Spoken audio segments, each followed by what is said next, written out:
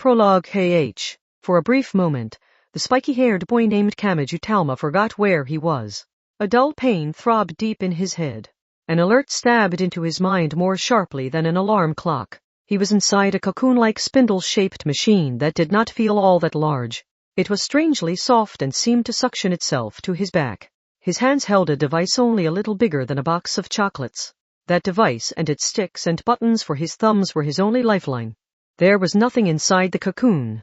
Even without a seatbelt, his body was naturally fixed inside the seat, and there were none of the monitors, buttons, and switches that would fill a fighter craft. Optional settings could alter the layout to one's liking, but the small device in his hands was all he needed to control the machine. But no one really knew if that lifeline was really there or not. The device, and even his own existence inside the machine, were uncertain. But he could touch it and it would respond accordingly, so there was no problem. The world rapidly opened up around him. He was not simply receiving information through a monitor. He sat inside the cocoon-like machine, yet he could clearly sense the heat of the air, a burning smell, and even some presences and killer intent that did not fall under any of his five senses. He finally remembered. He raised his heavy head and bit his rusty tasting lips. He outbutted what he needed to do. "Listen, Temjin," he groaned. "You aren't a tool of killing. I won't let you be one." He touched the device in his hands once more. He stroked the top of the sticks with his thumbs and confirmed its solid presence with his entire hands. He entrusted everything to it. And he spoke. "So help me out here. Help me save that girl." Chapter 1 Part 1. It was the first day of a rare long weekend. In a certain student dorm in Academy City's District 7, Index, a silver-haired nun in a pure white habit, rolled along the wooden floor. "Tao Mao, the BP thing isn't doing anything anymore. You're afraid of the microwave and get dizzy watching the dryer, so why are you using a handheld game system? In fact, it's rare to see you messing with any kind of machine." The spiky-haired boy who responded was Kamachi. Index was swinging around a mobile device just a little larger than a pencil case. "Some important person said each defeat in Virtual On only makes you more powerful, so I have to keep fighting and fighting to get stronger." Who in the world is that important person? They must have quite an aura to get Index of all people to do what they say. Not that I'm entirely sure what this Virtual On thing is. It seemed to be the latest fad, but Kamachi had never touched the video game and did not know too much about it. There were posters all over Academy City, so he just knew it had to do with colorful robots fighting each other. He glanced down at the mobile device Index handed him and messed with it for a bit. "Oh, it's got a firmware update window. Looks like you'll have to take it into the center, Index." "Firmware update, but I'm not growing any grapes, Tama." "I said firmware, not farmware." Kamachi sighed. "Well, I need to refill my credits soon anyway, so let's head down to the center together." You can't update it here, Talma? It says it won't let you mess with anything inside to keep you from modifying any of the data. The ultimate security was to disconnect all internet connections and remove all external memory, but that meant it all had to be contained to one machine and it could not communicate with anything else. Safety measures had reached the point of seeing how much inconvenience people were willing to put up with, but this portable device seemed to have tilted the scales quite far toward safety. "I don't play games much, but I still find this device in my hands a fair bit. It's not so much that holding it calms me down. It's more like I can't calm down without holding it. It's a train pass, it controls ATMs, and it lets you access recipes. And I definitely can't go without the coupon you get just by showing them the screen at the register." He used the hook-like strap to hang the portable device from his belt. "Okay, let's get ready to head out, Index. I'll make sure the gas is off and everything's locked up, so you go grab the cat." "Roger, Telma." Heh. I can't wait to see Balbatos again. All those names are pretty crazy. Maybe I shouldn't say this when you're a real grimoire library, but they sound like part of a magic spell made after drawing a magic circle on the ground. Balbatos looks so tasty. Taste what? Balbatos looks grape-flavored. Raiden would be blood orange, Spesinov would be vanilla and mint, and Greisbach would be lime cause it's green. It's so hard to choose rule. Oh no. Do you think they're gummies or sodas or something? Let's calm down, Index. I know it's rude of me to say anything when you're in gamer mode and I barely know anything about this, but based on the posters I've seen around, aren't the virtuaroids generally mechs? There's no right answer in cyber-imaginary space. And now you're throwing nonsensical terminology back at me? At any rate, I'm pretty sure you're the only person who would think those things are humanoid candy houses. Meanwhile, the two of them left the dorm room. On that long weekend morning, there was not a cloud in the sky and the streets were full of people since they did not have to go to school. There were all sorts of people. A girl was jogging perhaps as part of a diet. A boy was taking a large dog for a walk, and a young man was apparently broadcasting some kind of video because he slowly spun around while pointing the lens here and there. They all held the same portable device or had them attached to their waist. Those things sure have gotten popular lately. Not that I'm one to talk. The portable devices were not really handheld game systems or mobile devices. They were seen as small boxes that could do anything. It could measure your calories, carry music around, play movies, and relay a broadcast, so its classification changed depending on who used it. Just like people were starting to have trouble reading and writing kanji thanks to the kanji conversion on cell phones, some people were apparently having trouble with simple calculations and English words thanks to these. None of it can hope to match the jiggliness of the virtuaroids. How can they stimulate my hunger so much when they're just data? As I said, they might move around smoothly, but I really don't think they jiggle around like gummies or pudding. As soon as Kamachi shouted back at Index, a large shadow appeared overhead. However, this was not due to a thick cloud covering the sun. Two virtuaroids bigger than school buildings were glaring at each other and clashing sword against staff. One was Fei Yan. The virtuaroid did not look much like a robot. Thanks to its slender girl motif, its head parts were shaped like twin tails, and it had special armor resembling a miniskirt around its waist. Its primary weapon was the rapier-style close-range sword in its right hand. That sword was named Kindness of the Fool and could be used both at close and long range. The other was Angelan. This virtuaroid also had a girl motif, but its long ponytail and long skirt armor gave it a calmer look than Fei Yan. Its main weapon was a staff-like device named the Staff of the Pair, but it used various long-range projectile attacks rather than fighting at close range. In addition to simple destructive power, it gained an advantage by creating various interference effects and toying with the enemy. They must have had some special customization done, because neither one had its normal coloring. Fei Yan had a bright purple cheerleader-like coloration, and Angelan had yellow and black warning colors like a killer bee. Kamachi did not know the details since he did not use his portable device as a game machine much, but those seemed to be the names of the virtuaroids and weapons based on the posters he had seen around. The machines approached and struck each other a few times with Kamachi and Index at their feet.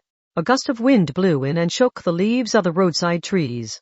With their weapons locked together, Fei Yan and Angelan fired welding-like beams of light at each other and slid to the side. Each increase in speed seemed to put some kind of burden on them, because the giant disc-like objects attached to their backs grew ominously red with heat. They expanded their path as if drawing a circle and finally moved behind the surrounding buildings. A few seconds of silence followed. Suddenly, they burst from behind different buildings and moved straight in for a clash with weapons locked together. With their firepower, a single stray shot could bring down a building. In fact, those overwhelmingly giant bodies would squash a human being with a careless step. Nevertheless, Kamachi sounded carefree as he looked up at their battle. Oh, they're really going at it. Cyber Troopers Virtualon. That was the name of this next-generation contest. At close range, the virtuaroids wielded swords and staffs that looked like metal towers. At long range, they fired countless beams of light that seemed to be sources of intense heat. As if to represent their great mass, each movement shook the road and created a blast of wind like when a subway train passed through the tunnel.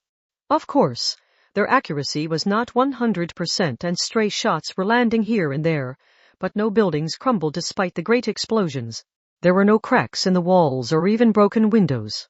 There were roadside trees, parked cars, and even a jogging middle school girl down below, but none of them were crushed underfoot. Some of the people were casually aiming their portable devices' cameras at them, some were shrilly cheering one or the other on, and some were walking through the streets in accordance with their own lifestyle, without paying them any heed. They all utterly lacked any fear toward those giant weapons. Opening one's portable device and performing a search or aiming it toward the fighting machines would likely provide more detailed information. Some of the people on the road wore cheap earphones that let Kamachi hear the voice they were listening to. Okay. The live DJ is here to manage the inter-district preliminary battles and link the videos together. This is DJ Nakamura Mary, the ultimate cosplayer you know for boldly attempting a doordre, costume with the giant cardboard origami that's become the norm for robot cosplay. I'm free, so send your work this way. That's called a kigurumi, you uncultured old hag. And try to think about the tournament's sponsors. You can't just advertise yourself on the job like that. Shut up, and call me a young woman, you goth lowly middle schooler. I have my own issues to deal with. Try to stay in character. As the preliminary tournament begins across all 23 districts, one battle in particular has gained overwhelming popularity in the live viewing numbers. It's this one here in District 7. It's a clash between two young ladies from the prestigious Takuwadai Middle School. They have an elegance all their own. As the spherical devices that acted as judges floated in the air, two shrill voices filled the air. Keep going, keep going. Win here and you clear the preliminaries and you have a chance to appear in the real deal. Stop that, Seton-san. Don't shake Misaka-san's shoulders. She can't see you with those goggles on, so it catches her off guard. Oh, whoops. But if we end up in the main tournament, we'll have to face some even more amazing opponents. Seton-san?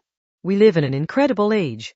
Level 4s and level 5s can fight it out in the streets without holding back. But the most unbelievable part is that level 0s like us can fight on equal or greater footing if we're skilled enough. I'm not actually a level 0, though. Yuiharu, I'll let that slide for now since I don't want to ruin the fun mood, but we need to have a chat later. A girl's scream reached Kamaju's ears from overhead. There may have been some cheerleaders or something on the building's roof. Despite the fierce fighting and intense bombardments, there was no tension whatsoever. In a way, that was to be expected. Just before a hit, something like a natural compression artifacts raced through it and cut it off. There was wind and shaking, but anything that would cause serious damage was cut off with top priority. That was why no one would be hurt and nothing would be destroyed. No one cared even when those extraordinarily large masses stepped over their heads. It felt more like riding an elevator than a roller coaster. It may have been frightening if one calmly thought about it, but no one was afraid because they knew solid safety standards were being followed. Yet I have no idea what kind of tech is being used to make the machines float up like in the games. This too was the same as an elevator. Even if people knew the general idea behind it, they did not know how many safety measures were in place or what standards it had to follow. They could not list off the inspection process either, but human beings still felt like it was safe. That was why the boy walking his dog and the young man broadcasting some kind of video did not tremble in fear as the giant virtuaroids fired beams of light, created a great cacophony of noise, and shook the ground. They were simply treated as a part of the background, so a lot of people did not bother to stop and look as they passed right by the feet of the bright purple cheerleader named Fei Yen and the killer bee named Angelan. What is it, Talma? Well, let me start by saying I know a virtuaroid is a virtuaroid and nothing more than a virtuaroid. By the way, what do you call that twin-tail one? Fei Yen. I thought so. That's what the poster said. But when I look up at Fei Yen from this angle, how should I put it? I feel like I'm doing something wrong. I feel like finding a proper part-time job would be better than this blasphemous feeling. The girl-style Fei Yen and Angelan were continuing their high-speed battle, and they would sometimes step over Kamaju and Index. And as previously stated, Fei Yen barely looked like a robot. In fact, its silhouette almost looked like a twin-tailed magical girl. Talma, that is a virtuaroid and nothing more than a virtuaroid, so the concept of a skirt and panties doesn't exist there. You couldn't peep if you wanted to, so it doesn't count. I know that. I really do. But when I look at Fei Yen from this viewpoint, I start to wonder if no one thought about the spec when it was shipped out. Come on, Talma, you're overthinking this. Fei Yen is Fei Yen and it's Fei Yen whether you look at it from above or below. See, look at those colors and jiggling movements. It looks so delicious. Drool. Index. Don't say Fei Yen is jiggling and delicious. It makes you sound like an incredibly unique sort of person. Kamaju and Index passed by below the two virtuaroids on their way to District 7 station area. The center they were headed to was the closest supplier for the portable devices. Everyone had. They were technically rented, but just like train IC cards, it was more like they were given away for free. There were a lot of restrictions such as only being able to update the firmware or refill the electronic credits at the center, but receiving such a useful device for an initial investment of 0 yen did a good job of ridding people of any complaints. Half of the center was a maintenance space for firmware updates, electronic credit refills, and customizations. The other half was filled with high-power stations.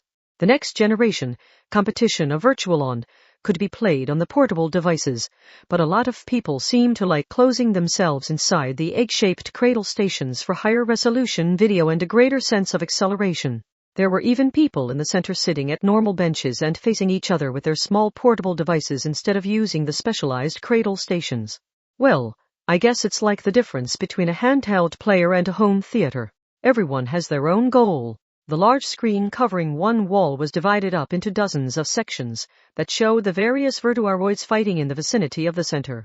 It looked like a screen showing security camera footage, but was it all of the tournament's preliminary contestants? No, answered Index. If you battle near the center, it'll be sent here and there unless you do something special. Why would they? Oh, I get it. They've opened up the channels for people who want to do a let's play. The place seemed busy as it ran the tournament and showed people around. Employees were running around the center while contacting people with their portable devices and displaying the latest battle results on a large paper on the wall. Based on the round-robin tournament display, that Fei Yan and Angelan from before seemed to have progressed quite far. At this rate, one or the other had a good chance of being chosen as District 7 representative. Hi, Kamiyan. What brings you here on our day off? Oh, were you caught in the rush to update to Ver 20.5? Come on. You've got to manually click that check for updates button every day. Agami, you work here? I don't care about the money. I just want to be as close as possible to the mo that's in season. No one can stop these pure feelings. Ahaha. Ooh, so this is what happens to someone who really does go after Feiyan. Don't be stupid. The real mo is found when you forcibly place Garayaka's girly motion patterns onto Dordre so that muscular construction machine wiggles cutely around. And of course, you've got to change the coloring and emblem.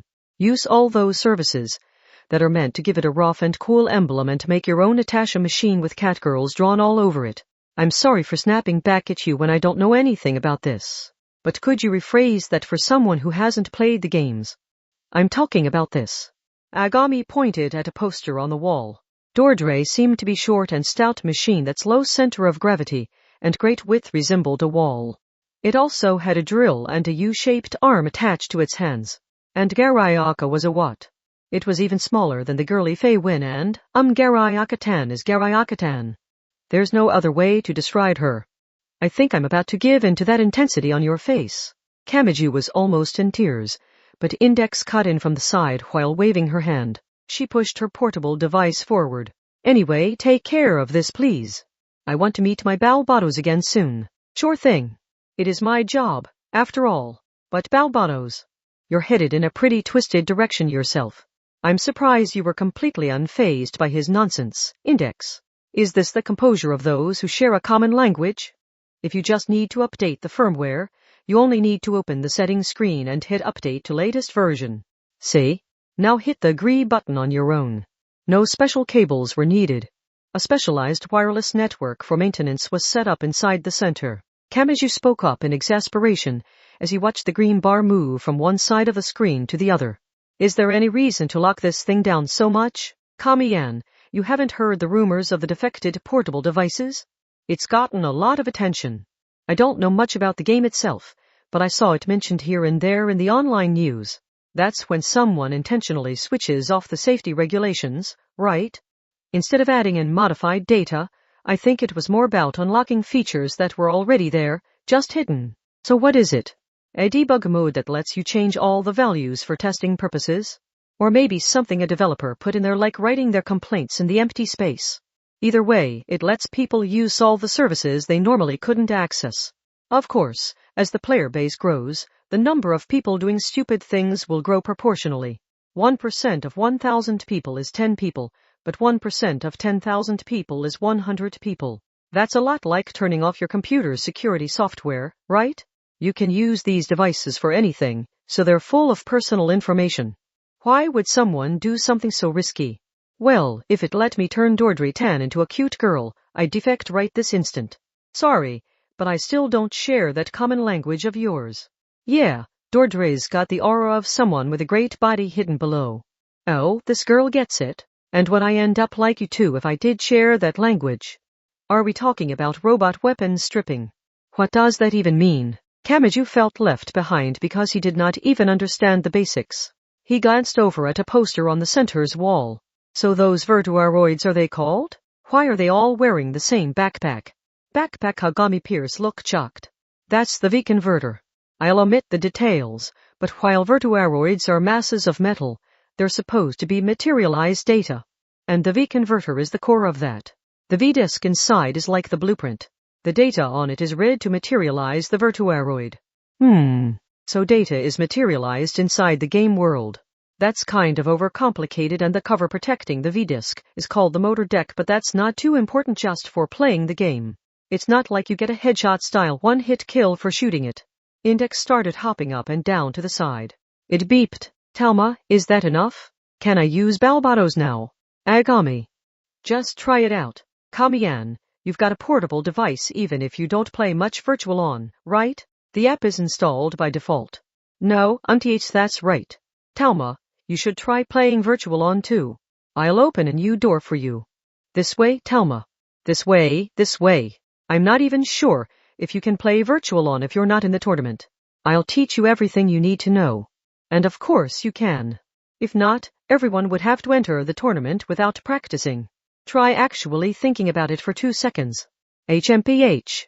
See? This is just like asking a cinephile if they want to see a movie to kill some time, and having them list off a bunch of artsy French movies. Oh, if you're trying to convert him, why not teach him the taste of victory by having him defeat a weak AI NPC first? The joy of fighting a human opponent has to come first. Agami Pierce waved and apologized. Sorry. I know you came all the way to the center, but all the high-end cradle stations have been reserved by the tournament participants. They really want the clear video quality and the low latency for you probably wouldn't know what any of that means, Kamian. Basically, less frame lag gives them an advantage. That's fine. If we showed that ignorant boy the high-end stuff, it wouldn't end well. If he starts thinking that luxury is normal, he'd never be able to use a normal portable device. Oh, this girl really does get it. Kamachi still had no idea what was going on, but Index and the Calico Cat took him out of the center.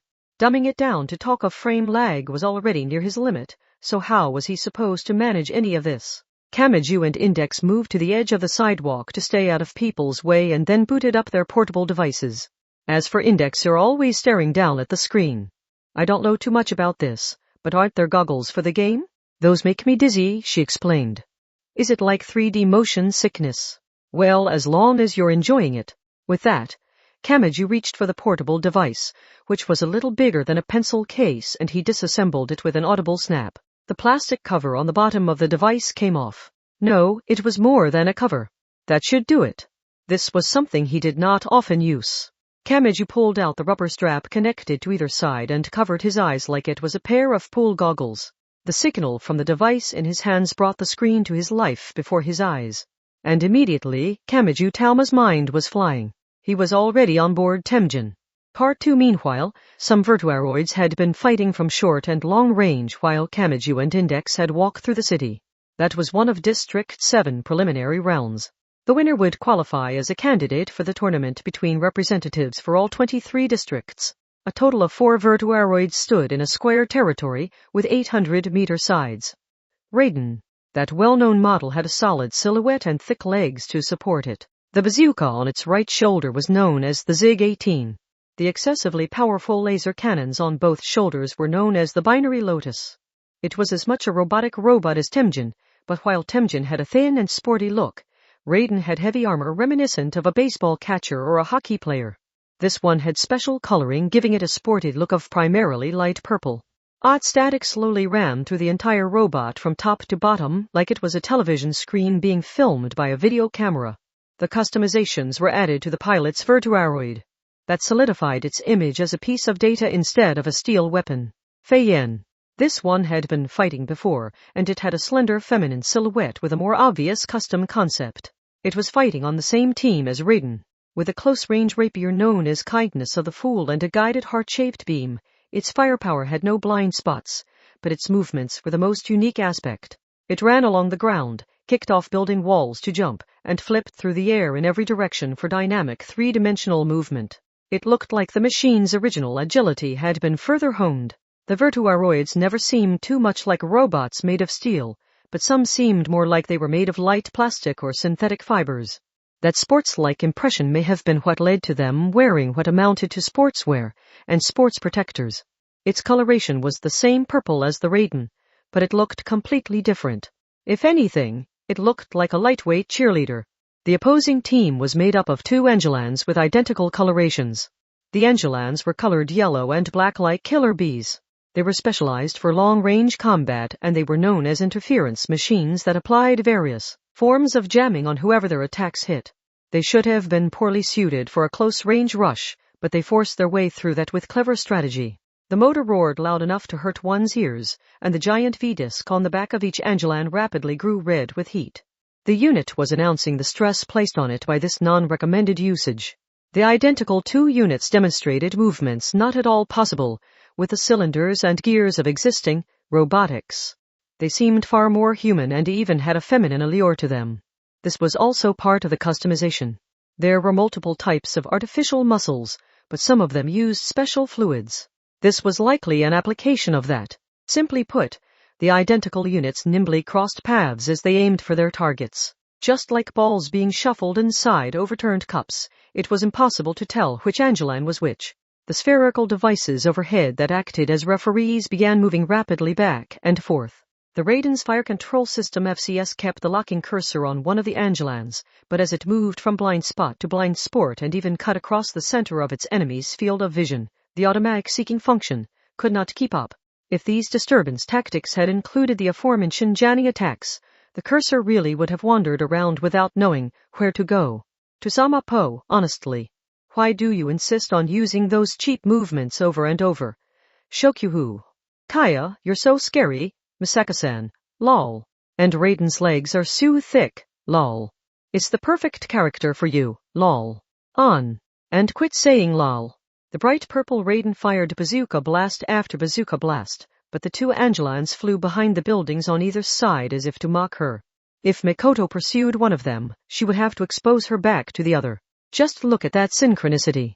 You've got to be controlling your partner. One-sama. It would be best to ignore your FCS's lock. Firing at them with straightforward manual control should raise your accuracy. I know that.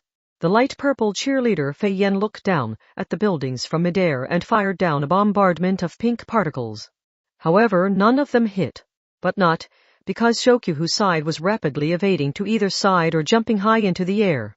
One of the yellow and black Angelans slipped through the gaps in the glowing rain as it ran toward the transparent wall that signified the edge of the combat area. Oh, honestly, it's going for a pit stop. It might swap out its equipment. The wall blocked the long-range attacks. She's down to the one unit, which is good for us. Let's take care of the remaining one before the other one returns. If we can take the lead in points, we can. Before Mikoto could finish speaking, a yellow and black Angelan burst in from the other side of the wall. It only just left, so why is it already one-sama? That's a different unit. The endurance has changed, hasn't it? Oh, honestly. Are all four members of her team colored the same and registered as Hive Eater? That's just confusing. Mikoto rampaged through Academy City while viewing the usual streets from an unusual height. In a way, it was like stepping into a different world, but she got carried away and charged forward with a high-speed dash. She pictured the path as points connected by straight lines and used the strength of her legs as well as the invisible repulsion to launch her unit forward, but an Angelan's staff stuck horizontally out from behind a building much closer than she had expected. Wah! Mikoto's Raiden's legs were swept out from underneath it and it tripped. An electronic tone sounded. District 7 selection candidate. Hive Eater has taken 2 points. Current score, 6-80. Hell. What cheap trick. One-sama, hurry up and recover. If you don't get up within 3 seconds, she'll get another point. She's already won 1 set, so we'll lose the game if we lose the set too. A killer bee-colored Angelan repeatedly fired on the fallen Raiden, and Mikoto did not bother getting up. I'll take my time and let you have this point with no time for that. She held out her bulky arms. Both shoulders opened up like portable parabolic antennae. Bluish-white particles danced out. So it's time you blasted off. Sound vanished. A massive beam of light swallowed up the killer bee. That attack was a symbol of high firepower. It was hard to hit with it, but a single hit could turn things around. Her opponent had not had time to dodge. The Angelan simply vanished within the light. But, that was a direct hit, so why didn't I get any points? If I know it's coming, I can respond appropriately. The sweet laughter sounded like concentrated honey. Unlike a certain someone's thick-legged Raiden, my Angelan is slim, so in a straight-on blast, I can slip into the slight gap between the thick binary lotus lasers fired from your shoulders. What? Curse those refs. Are they even checking the hit detection data?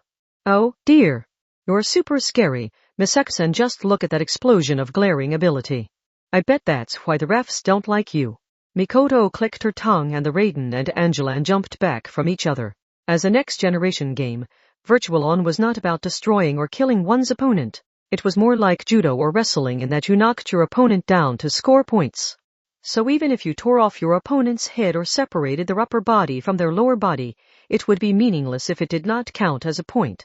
On the other hand, a blinding flash of light or a light leg sweep could earn points as long as it unbalanced your opponent and knocked them to the ground.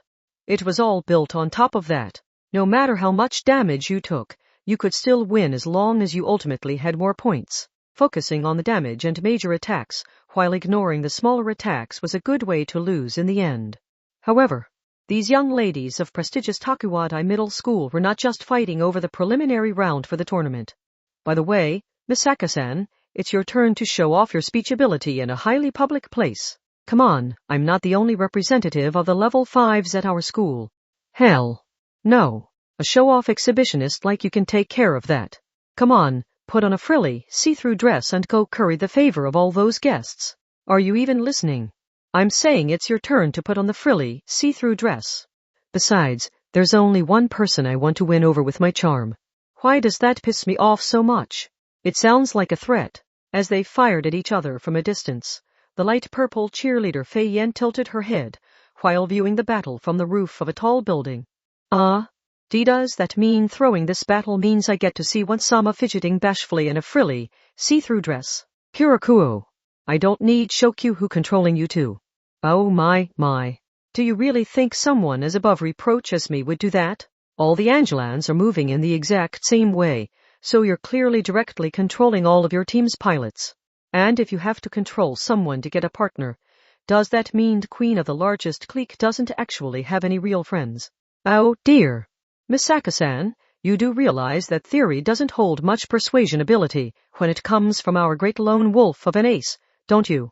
After a short silence, the two of them reacted to the other's provocation by rushing in for a direct clash.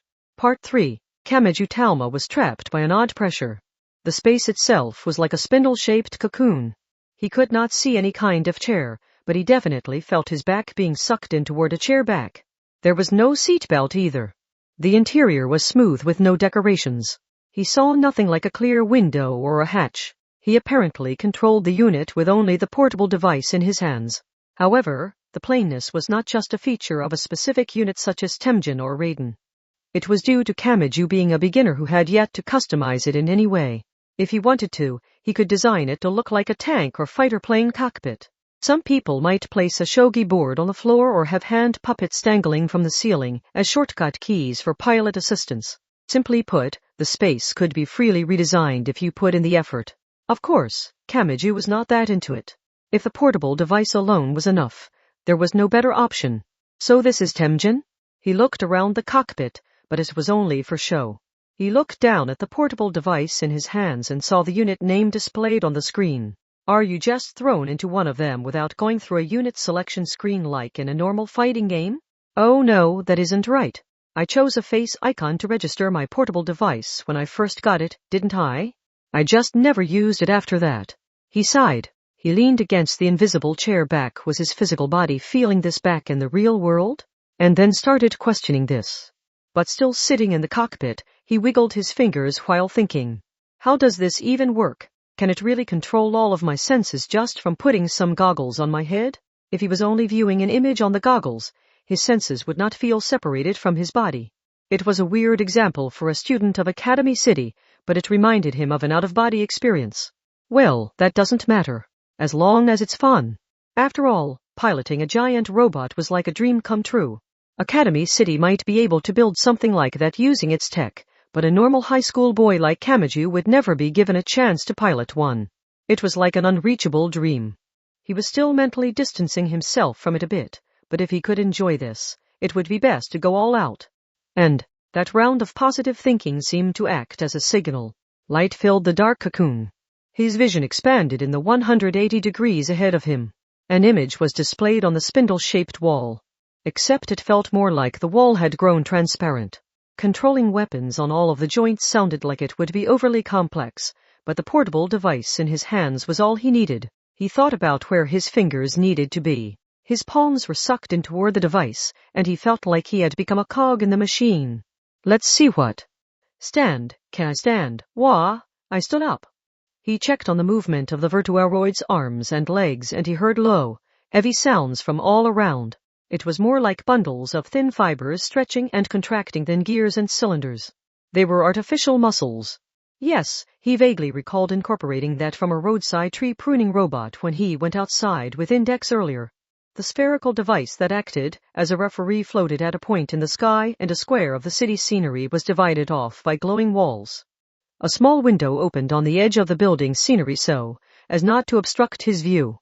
It seemed to be a video chat, and it displayed a girl's face. Yahoo! Username Talma Salma. Lalina-chan has successfully booted up. You'd neglected me for so long after initial registration that I was getting really sick of sleep mode. What is this? A transmission. I didn't approve that. Oh, dear. Has it been so long that I need to open the help menu? And to be clear, this isn't an external transmission.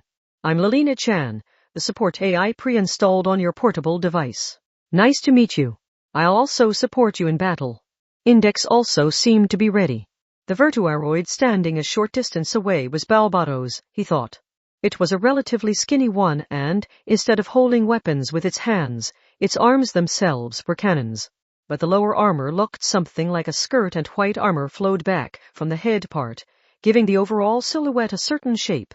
It looks like Index. What is that? You can customize them that much? That's one way to enjoy it.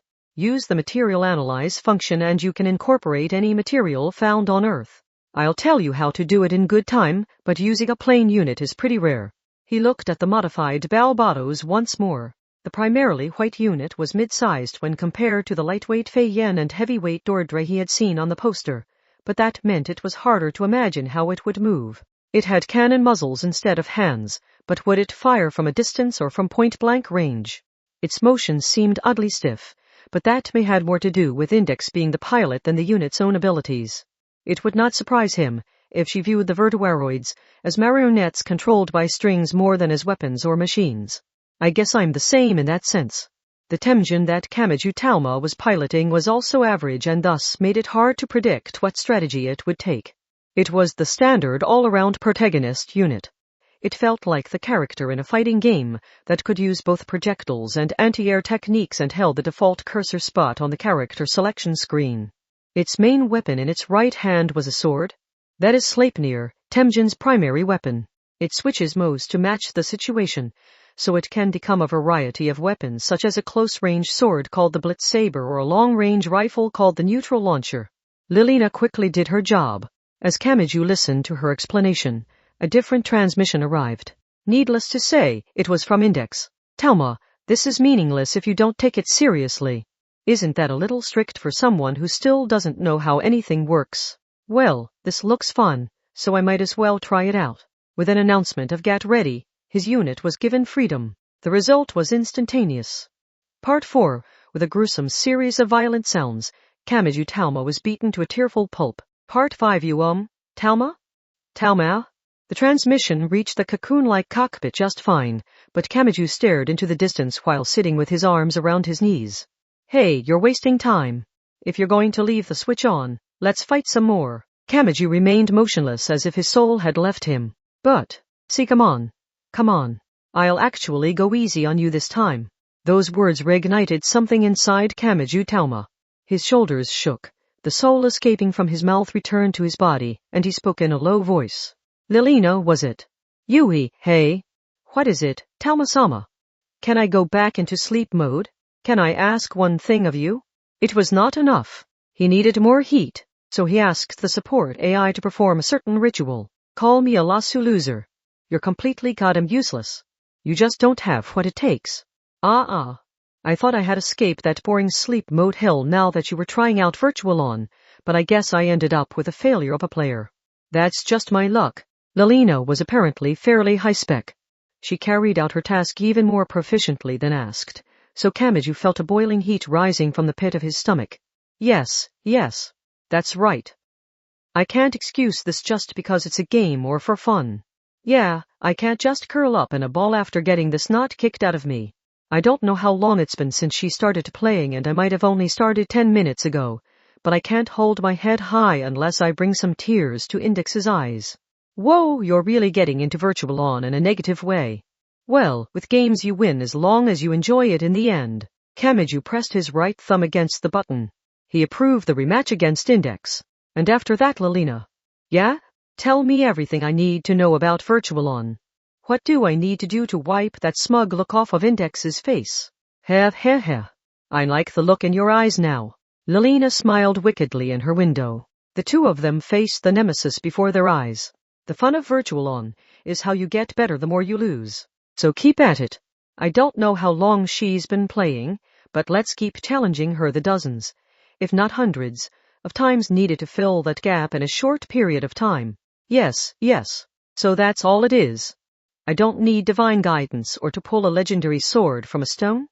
It's just a matter of experience. Then let's do it. I'll climb up to her level.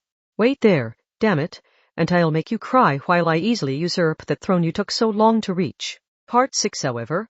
Kamachi Talma did not have explosive reflexes or kinetic vision, so no amount of resolve would let him defeat Index's Balbados right away. He had to learn everything from the ground up, all while being blasted, tripped, and kicked over and over. What even was Virtual On? In general, it's something like a serious battle with weapons, summed up Lelina. Once one side wins 2 of the 3 sets, the game ends. But unlike a normal fighting game, your primary objective is not wearing down a stamina or armor gauge. Forcibly wearing down your opponent like that will earn you some points, but the victor is determined by whoever has more points from legal blows, much like judo or wrestling. Overall, it's more like a sport than a fight.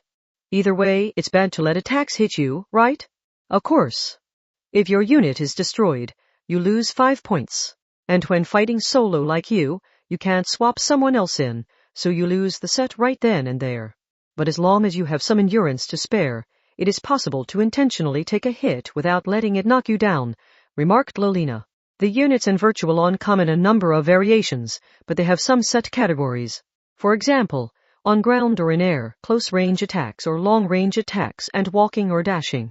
All of a unit's abilities can be seen as a combination of those categories. The nun-like Balbados that Index was piloting was staying well away from him. She kept her distance, and mainly fired glowing projectiles from the cannons that were her arms. Oh. I can't seem to dodge at all. She keeps hitting me, so I can't get close. You can't exactly expect to dodge when you walk around an open area without dashing. When the enemy fires, move quickly. And not just in one direction. Cut back and forth so they can't predict your movement. She's locked onto you, so she can just tap the button to hit you as much as she wants. He operated the portable device's sticks and buttons as told, but he still could not dodge very well. He was hit over and over until he was knocked to the ground and lost points for going down. His unit's endurance was also worn down, so the unit itself was destroyed before long. He lost in no time at all. He continued to the next set, but it too ended before he could accomplish much of anything. Yeah, can I get more than yeah?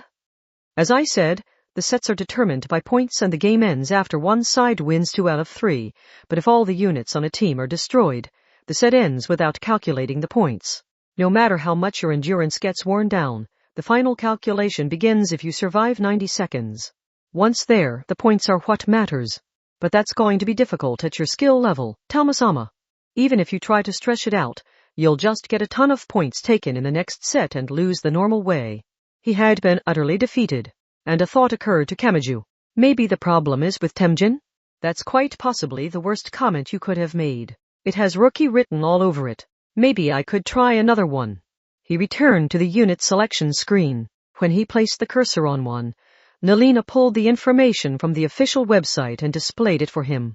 Some of them specialized in standard weapons like missiles or beams, while others used more twisted methods like psychological attacks. Oh, some of these look a lot lighter. Fei Yan, I'm a little hesitant to choose that one. But how about this cipher one? It's pointy like a jet. It looks fast and strong and its knees jut out. It's like a main character. Well, if that's what you want. And Fei Yan is a perfectly good unit. But I wouldn't recommend it when you don't know how to dash or jump. Naya. He was pummeled soon after beginning. He was easily destroyed before the points could even begin to matter. Lelina gave up on her real-time voice support and gave an exasperated comment. You know, the light and fast units generally have thin armor that allow damage through more easily and they go down a lot easier. You can't make use of their advantages when you can't dodge properly, so you might as well be an animal rolling over to show its belly. Then I'll go with a tough one that can take a beating. Agami mentioned one called Dordre. I'll try that one out. Ah, well, if you want. He was exposed to a downpour of long-range fire before he could even begin moving around. He was not destroyed this time thanks to the high defensive power, but for the entire 2 sets, he was either knocked down or unable to move as he was knocked back. Of course, that meant he had more and more points stolen and he had no chance of winning. No chance at all. Doesn't she realize this is supposed to be a game? The units with thick armor are generally heavy and have difficulty moving. And trying to find an easy way out is the wrong way to go about this. Even that extraordinarily large boss Jagarandi has a weak point. No Virtuaroid is a safe zone that ruins that balance. Ooh, don't give me that. Every unit has its pros and cons, so part of your strategy can be using a Virtuaroid well suited for taking on Balbatos. You're playing one-on-one here, but in a 2-on-2 game, you can swap out with your partner to have a better match for your opponent. But you need to learn the basics before doing that. You can't exactly pull your weight on a team if all you do is trip them up. He ended up returning to Temjin and practicing over and over.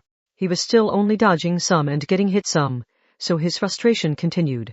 If you like, I can show you the training command log. All I see are rows of arrows and colorful circles and I have no idea what any of it means. Talma-sama, all you have to do is input the given sequence with the buttons and sticks. Some of them are inside red or blue frames. I said Virtual On is a game of points, right? The moves that will work in your favor are colored blue and the ones that will work against you are colored red. More importantly, you need to hurry. Dodge, dodge. But as he was hit more and more, something unexpected saved him. He just so happened to move behind one of the city's many buildings. Huh? Did I just cheat? It's fine. Using obstacles is one of the most basic techniques. But then we have to rely on the cursor for the opponent's location. So there's a chance that they'll move closer, circle around the obstacle and hit you with a major attack. And explosive weapons can be dropped beyond a wall to damage you.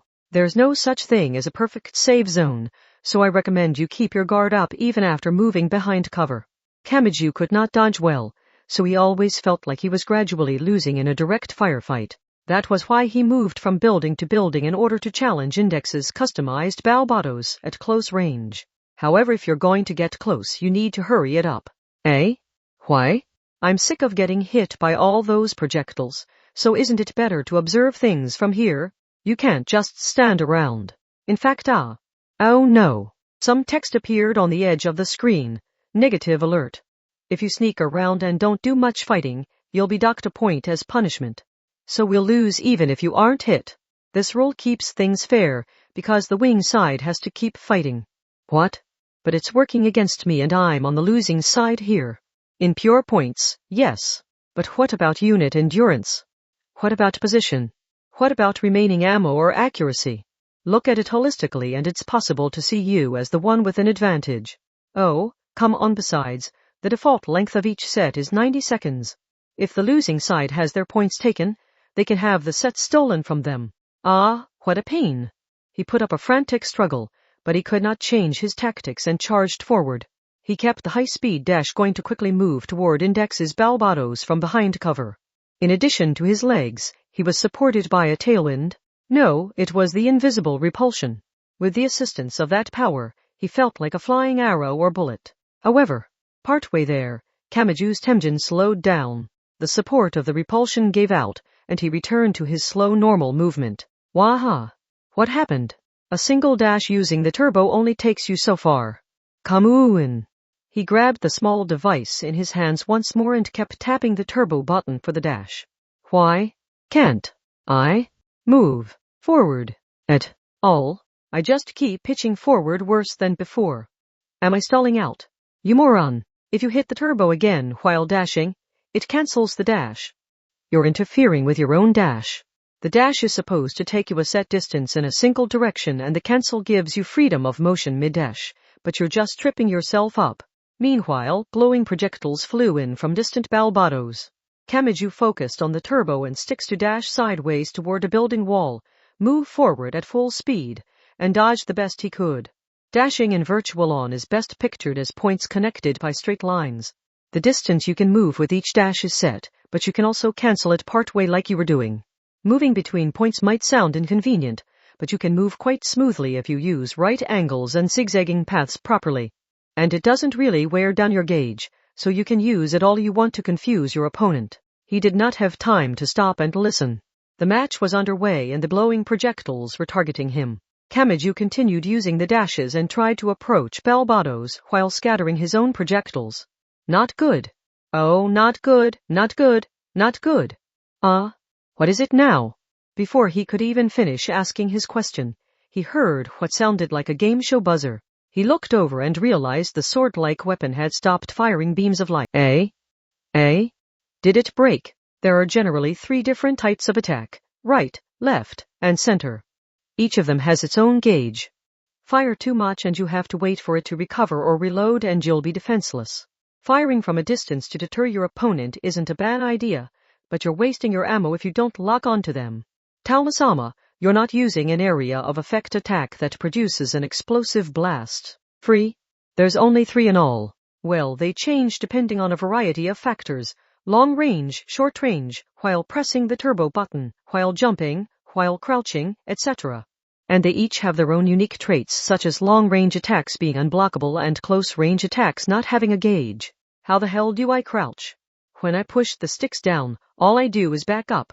I'll teach you how later. Oh, honestly.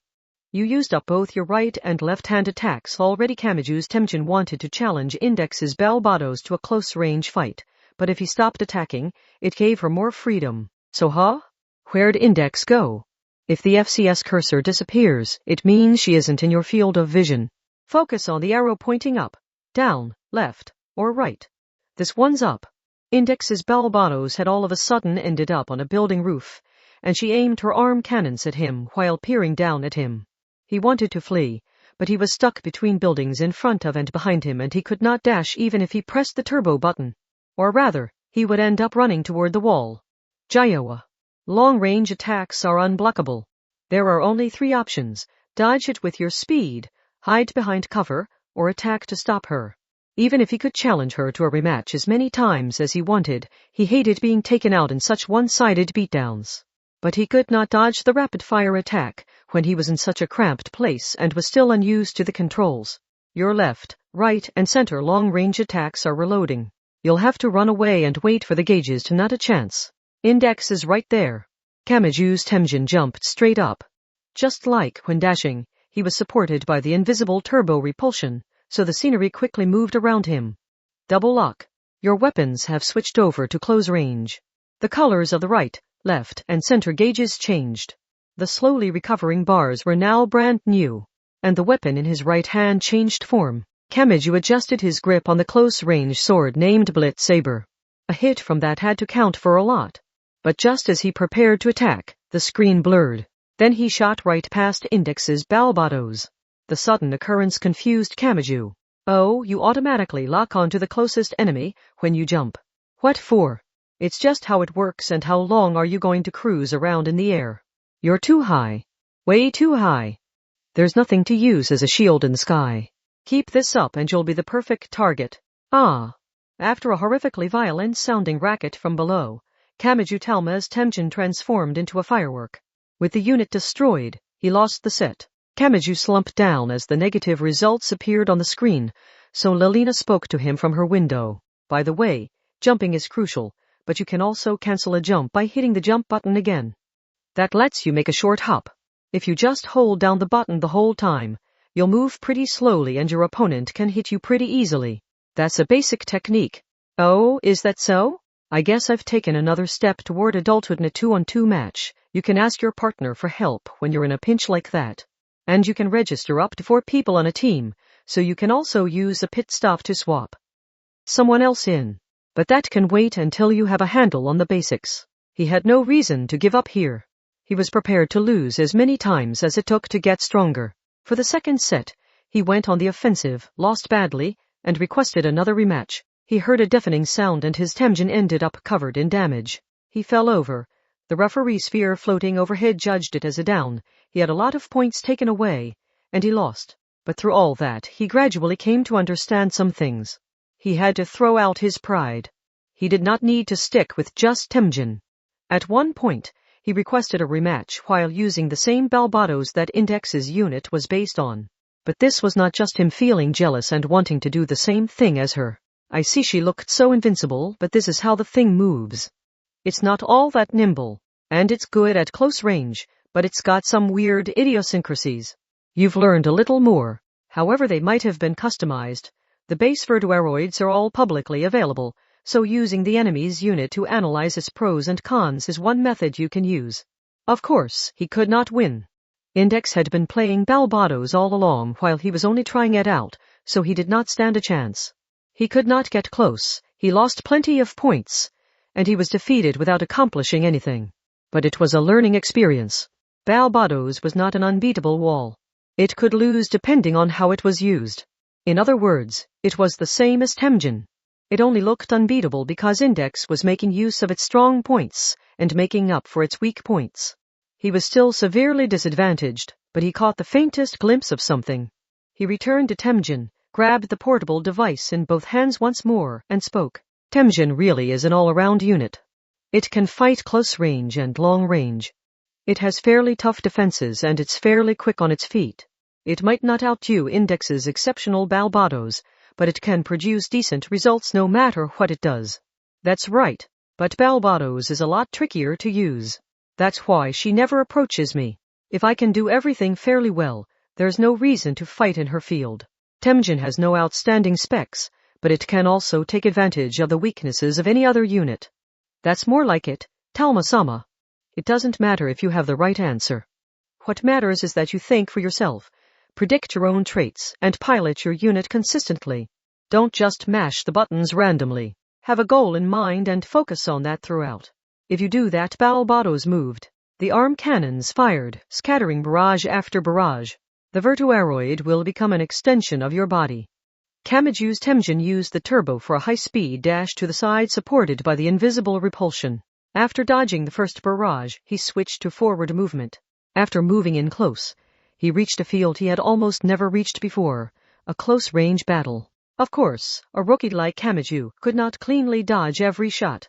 He still got hit, but it did not matter. Not as long as the damage he took was less than the damage he did with a single hit from the Blitz Saber. If his powerful attack knocked her over and qualified as a down, he would earn some points and take the lead. Destroying your opponent was just another way of earning points. Virtual-On was about earning points through legal blows instead of wearing down your opponent's stamina. The number of points was more important than the number of hits, so the damage was unimportant if he could win in the end. That was the fighting style he had chosen. It was not written in the manual and he was not following any kind of walkthrough. It may have been awkward and entirely misguided, but Kamaju Talma had still put together this fighting style on his own. You begin a dash by pressing the turbo button and pushing the stick in one direction, but if you bring the stick back to its neutral position and push it in another direction, you can change direction in the middle of a dash. That's known as a vertical turn, but if you incorporate it into your movements, you can easily avoid the attacks your opponent fires along the predicted points of your path. Oh, like this. You can break free of a lock by moving out of your opponent's field of vision. So the closer you get, the more easily you can break free by circling around Balbatos.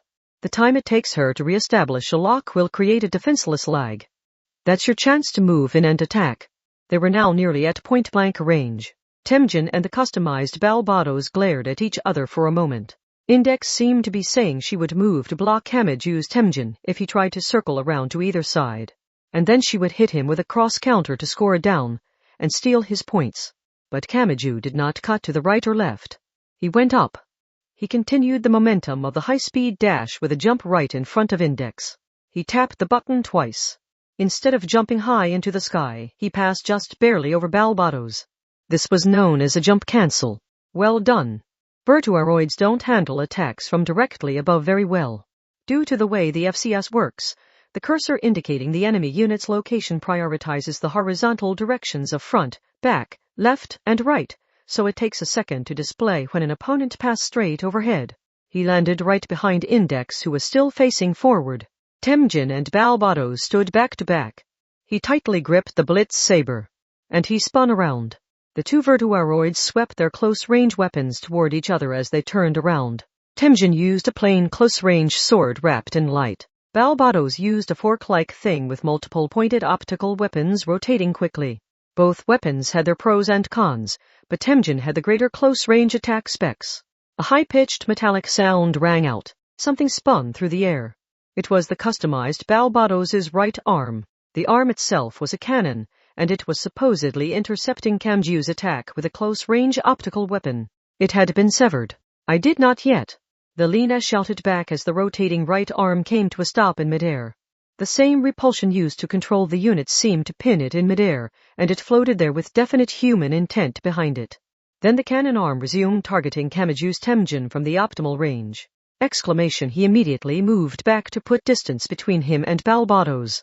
Rapid-fire attacks stabbed down into the ground and were deflected by what looked like compression artifacts. The two Virtuaroids moved apart, as Kamachi was forced to abandon the close range he had finally achieved. When he looked back, he saw the nun-like customized Balbatos' remaining left arm detach at the elbow and float up into the air. I forgot to mention this. Lalina gave a belated report. Balbatos' greatest selling point is its ability to detach its body parts, control them independently, surround its enemy, and simultaneously attack from multiple lines of fire. The arms are known as ARLs, or ejectable remote launchers.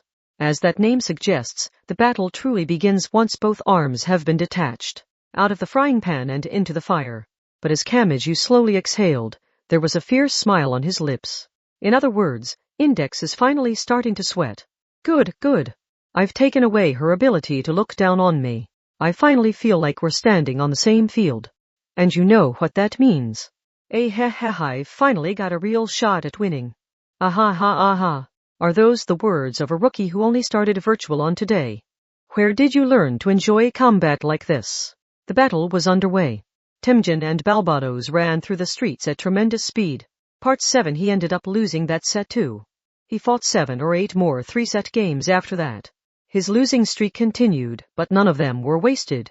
He learned to move his unit as he fired, to shift from a dash into a jump, and when to cancel both of those to intentionally throw out his speed and height. If he came up with his own objective or task and focused on learning, an idea always came to him. The button layout had initially seemed unintuitive and it had slowed him down, but he could feel himself starting to control the Virtuaroid more on instinct now. Even so, Index was on another level. She did not limit herself to a single strategy.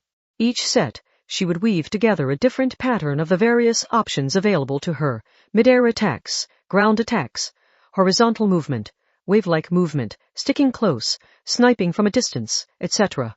That hinted at the great variety of situations she had experienced. She had played this game a lot, and her perfect memory may have been helping out too. The end arrived suddenly. Kamachi pushed the ultra-thin goggles up from his eyes. Stop, stop. Ugh, I can't go on. There's a prickling in my temples. I don't think this is 3D motion sickness, but let me take a break, But I haven't tried out my special whipped milk cream yet. How am I supposed to know what command that is when name it something like that? The two of them were causing a scene, but no one paid them any attention. There were a lot of boys and girls using portable devices around the center. Coming all the way here yet not going inside may have been an issue of style. Or perhaps they had felt an urge to play once they saw the preliminary matches on the screens. When they put on the goggles and operated their portable devices, something like a ring of pale light appeared over their head. It resembled a hula hoop and it moved down from their head to their feet before vanishing. I couldn't tell with the goggles on, but did those appear with us too? Index, do you know what that is? No, but it seems to be scanning their body in some way. He was a little curious about that, but it was not worth thinking about it too much. Besides, Kamaju's goal was to refill his portable device's electronic credits. The next generation game of Virtual On was listed as F2P. Kamaju did not really know what that stood for, but it apparently meant he did not have to pay anything to play the game. But the device could be used for almost anything, and some of those things required money. In Kamaju's case, that meant when he was riding the train or subscribing to a recipe magazine. I'm going to take a break by running my errand, but I'll play some more once I get back. MHH. Then I'll find a free challenger around here. Even during the tournament, they can't all be registered for the preliminary battles, and there are a lot of spectator players in front of the center. If I send them a message saying I want to see how my portable device is doing, most anyone will play a few rounds. After watching Kamaju wave and duck inside the center, Index puffed out her cheeks a little. There's no point if I can't show off to Talma. The calico cat on her head uttered a leisurely meow. That said, there was something she wanted to try out, so she sent out a portable device transmission. She let it search for an opponent. With a light beep, the first result appeared. HM? Index tilted her head at the name given. It was not written in fancy German, and it was not full of unusual kanji. In fact, the name field was entirely corrupted.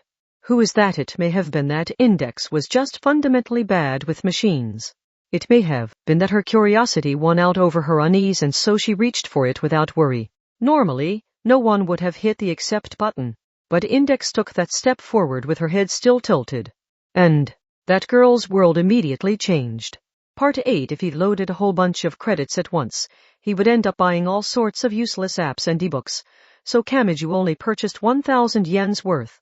Afterwards, he realized the atmosphere inside the center had changed. He felt a prickling on the back of his neck. It was a hostile aura, like an uninvited guest had marched right on in. The center had a monitor large enough for a movie theater, and it was divided into several small screens. The matches being played near the facility were being relayed there at random. Simply put, it was set up so people could do let's plays if they wanted to. And based on the corporate logos dancing in the corners of some screens, the ones that stood out the most could even get advertisers. When he looked closer, he realized everyone's eyes were fixed on one screen in particular. That seemed to be the source of the hostility. Kamaju was the only person confused by this reaction, and Agami Pierce called out to him. This is bad. Real bad. What is it, Agami? What is it? One of the defected players is here. Man, and normally, well, I'm not sure anything about them is normal. But regardless, the defected players generally disappear so they can't be traced or tracked, but this one's making an appearance right in front of the center. They've got guts. A defected portable device. For greater freedom and access to more services, those devices had their safety regulations removed. Accessing functions that should have already been there was one thing, but Kamaju felt no desire to go out of his way to step into dangerous territory. Agami Pierce used his thumb to point at the giant LCD monitor in the back of the center. Look at that blue cipher. It's a textbook example of someone who wants to stand out. The virtuaroid moving about on the screen was very thin and angular. Sharp points that were not quite wings and not quite horns jutted out from far more than just its back and shoulders. The model looked like it would be very fast. And that lightweight and high-speed impression was overturned by the brutal-looking close-range sword that was longer than the virtuaroid was tall. It was colored blue with yellow borders. That too was not normal. The username is corrupted, but people are calling them the Blue Stalker. I feel bad for the Balbados fighting them. Everyone was having so much fun with the tournament, but this person has to ruin it all. Oh, damn. The ref spheres are completely ignoring it. What kind of magic trick is this? Wait a second, yeah.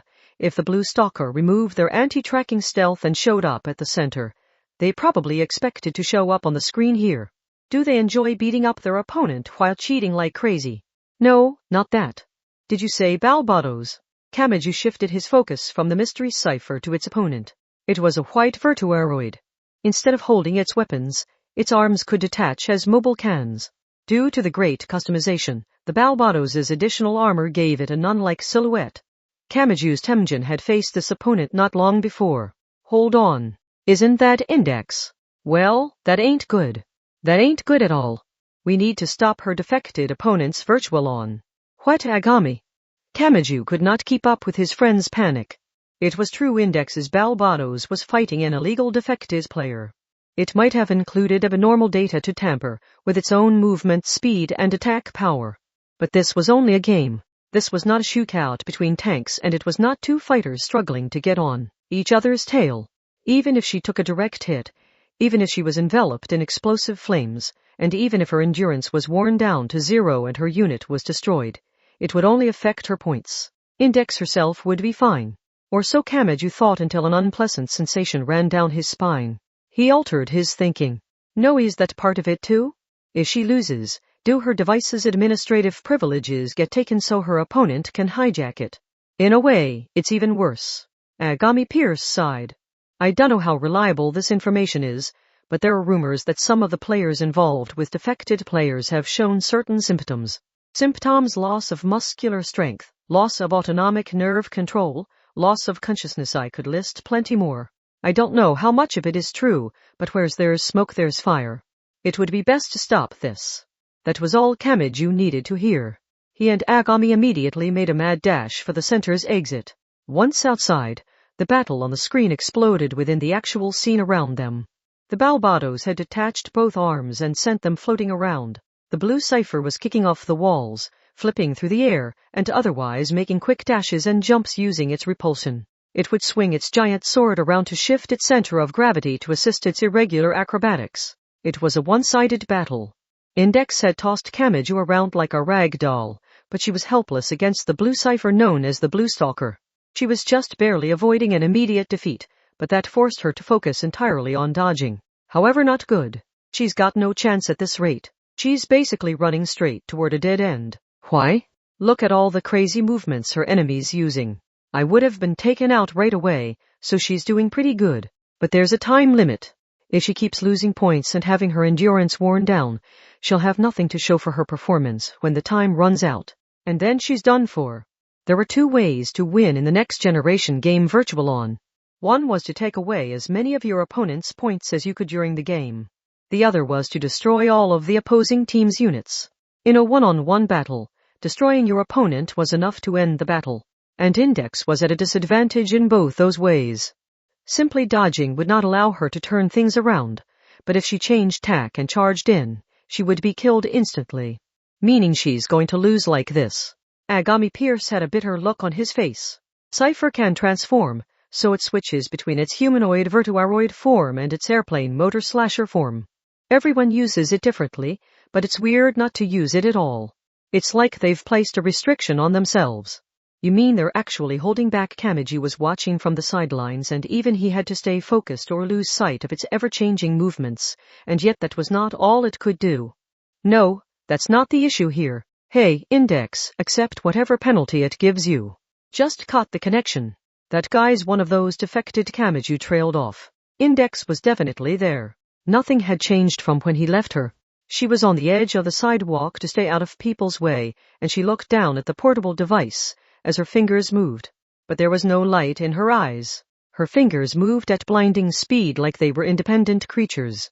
Hey, Index, finding this odd. Kamachi called out to her and shook her by the shoulders, but there was no response. Her head wobbled on her neck, so was she even looking at the screen? Excuse me a moment. Agami Pierce circled behind Index and suddenly placed a large bag over her head and the cat sitting on it. What are you doing, Agami?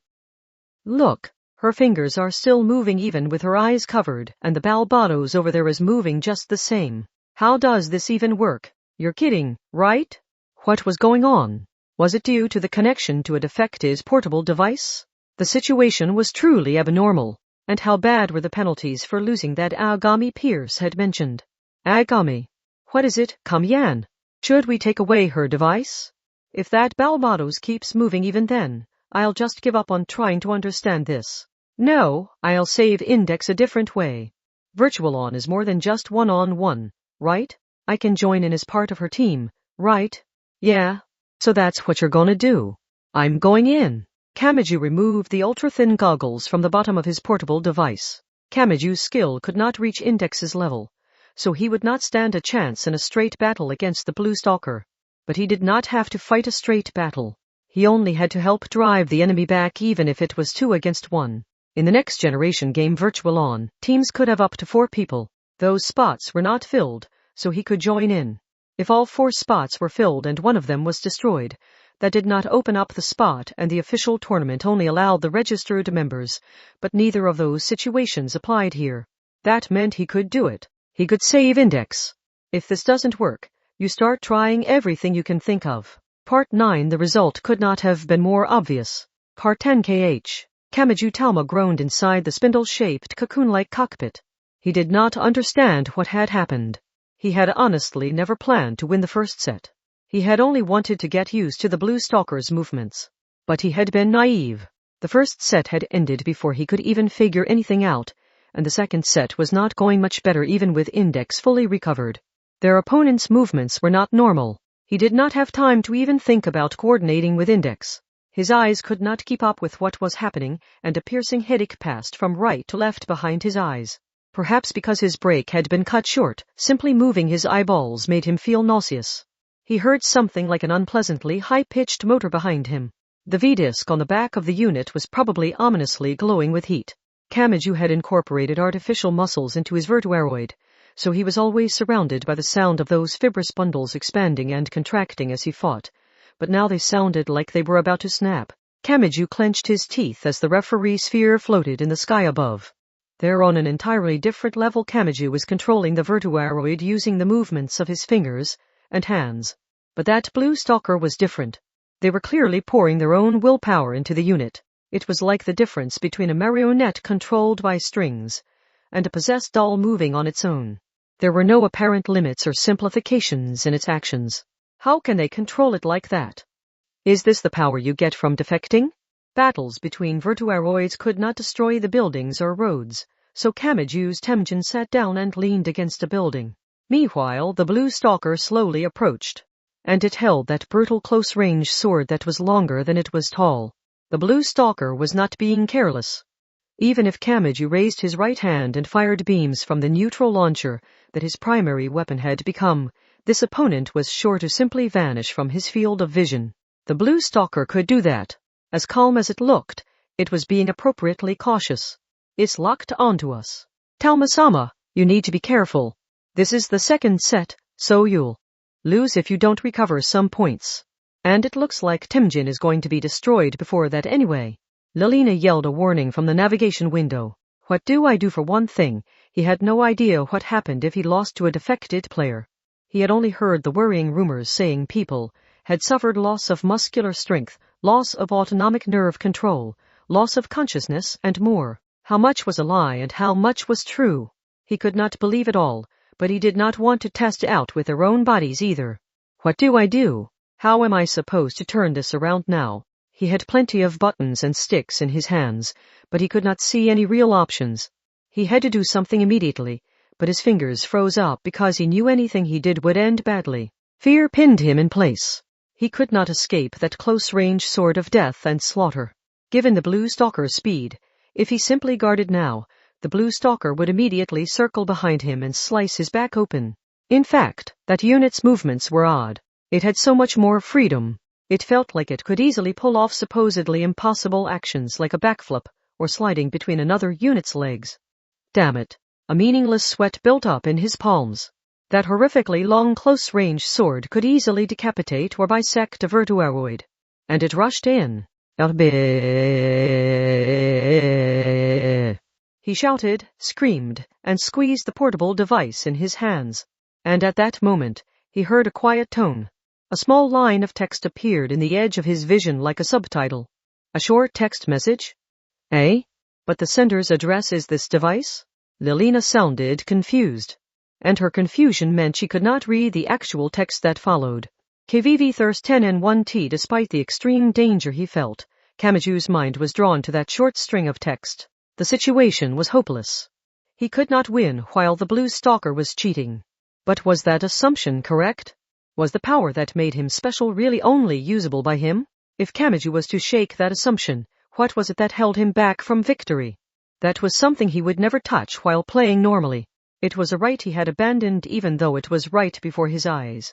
I'll do it. He felt like he was being tested. Kamachi focused more on the portable device in his hands than on the positions of Temjin and the blue cipher. Was the feeling in his hand real or virtual? He was still unsure. If I'm going to overcome this situation and if I'm going to find a way to save Index, I have to try even the most suicidal possibilities. KVV Thirst 10 and 1T. Question it. Question it. A moment later, Kamachi Talma snapped the portable device in half between his hands. He destroyed his controller. That was the opposite of what he needed to do if he was trying to win or even just play the game, but it felt somehow allowable in this cramped space. The various components hung in midair as if gravity did not affect them. The pieces of circuit boards and the LCD display spun while reflecting the light, and an especially tiny black chip was at the center. What had it originally been? A processing circuit, a transmission antenna, or something related to user authorization? Kamachi lacked the technical knowledge to investigate further, but his instincts told him it was the core. This was the heart that tied it all together. And the action he took was simple. He bit it. The chip was a quarter the size of a stamp, so he placed it below his canine tooth and immediately crushed it between his teeth. That settled something. It definitively sent him off course. Everything rapidly rewound in his hands. The weightlessly floating parts gathered back together. Even the damage to the portable device's exterior vanished and light returned to the LCD screen. It was good as new, except, that is, for the black chip. Immediately, Kamachi heard the roaring wind. He reflexively swung his head back like someone had thrown a ball toward his face. Temujin responded to that normal movement by bending backwards, just barely dodging the blue stalker's giant blade as it swung down like a guillotine. It all happened naturally and Kamachi only caught on after the fact. Huh? That was not possible. It should not have been possible. The vertuaroids were controlled by a lever that only allowed 8 directions of movement, so leaning backwards to dodge a blade was simply not an available option. And yet I did it? The 8 directions of movement had grown to the true freedom of arrows sticking out in every direction like a hedgehog's spines. In other words, he was the same as the blue stalker. He had defected. As soon as that term entered Kamachi Talma's mind, a great tension left him. His Temujin pushed on the side of the brutal close-range sword as it swung down alongside him. He used his shoulder instead of a weapon. The horizontal vector knocked the blue cipher a bit off balance, so he made a further attack to its face. Once again, he did not use the close-range blitz saber. He used Temujin's equivalent of a forehead. He used a headbutt. With a dull sound, the blue stalker bent backwards. Kamachi's attack had reached that ferocious opponent. It had hit. That was not a fatal blow. It had only opened a tiny bit of distance between them. And that was why Temujin adjusted his grip on the blitz saber. He gathered all his strength and aimed for the blue stalker, who had been pushed back to the perfect range for the sword. A great noise burst out. But the attack had not hit. The blade had been thrown off course. The blue stalker had not set up a mysterious barrier or magnetic field. In the moment of the attack, it had kicked at Temujin's knee joint. The diverted blade missed its target and the blue stalker jumped back. Wait. What is going on? I'm receiving a storm of improper button inputs, so why is the unit reacting? How is it moving like this? This is more than just a bug or a secret trick. The only way to explain this is that the next generation game Virtualon includes 2 or 3 times the amount of scripts that I have authorization to see. Lalina, if you have any questions, search for answers on your own. I found more than 174,000 hits, and the most common keyword found in the results is defected. This is not good. Of course, some of them are strange banner ads or sites clearly meant to redirect you elsewhere, so it's not exactly the most credible information in the entire world. Then I don't care. I wasn't the one that made this. Moan. Talma-sama? The portable device only had colorful buttons and smooth sticks. Could he really produce these movements with those? How could he move each limb, each finger, and even his head independently like this? Not even he knew the answer. It all felt backwards. It was less like he was doing things by operating the buttons and more like he was taking the actions in his mind and the commands came to him after the fact. He could display the training command log, but he felt like nothing in there would let him reproduce these movements. Yet he was doing it somehow. And if he could do it, then there was no reason to restrain himself. An explosive noise rang out. The giant V-disc on the back of the unit gave a scream as he pushed his movements past the limits. It grew red-hot like heated steel. He could not see it himself, but he could tell. The state of the unit reached him the same as his own body's senses. He did not wait around for his opponent to move. He was no longer a cowardly turtle. He could be a lion that freely hunted its prey. They stood alongside each other, glared at each other, and charged forward at the same moment. Both Temujin and Cypher became roaring wind. The colored winds filled the scenery as they used the asphalt road, building walls, roadside trees, and signs as footing to bounce around almost like pinballs. More and more deafening sounds burst out.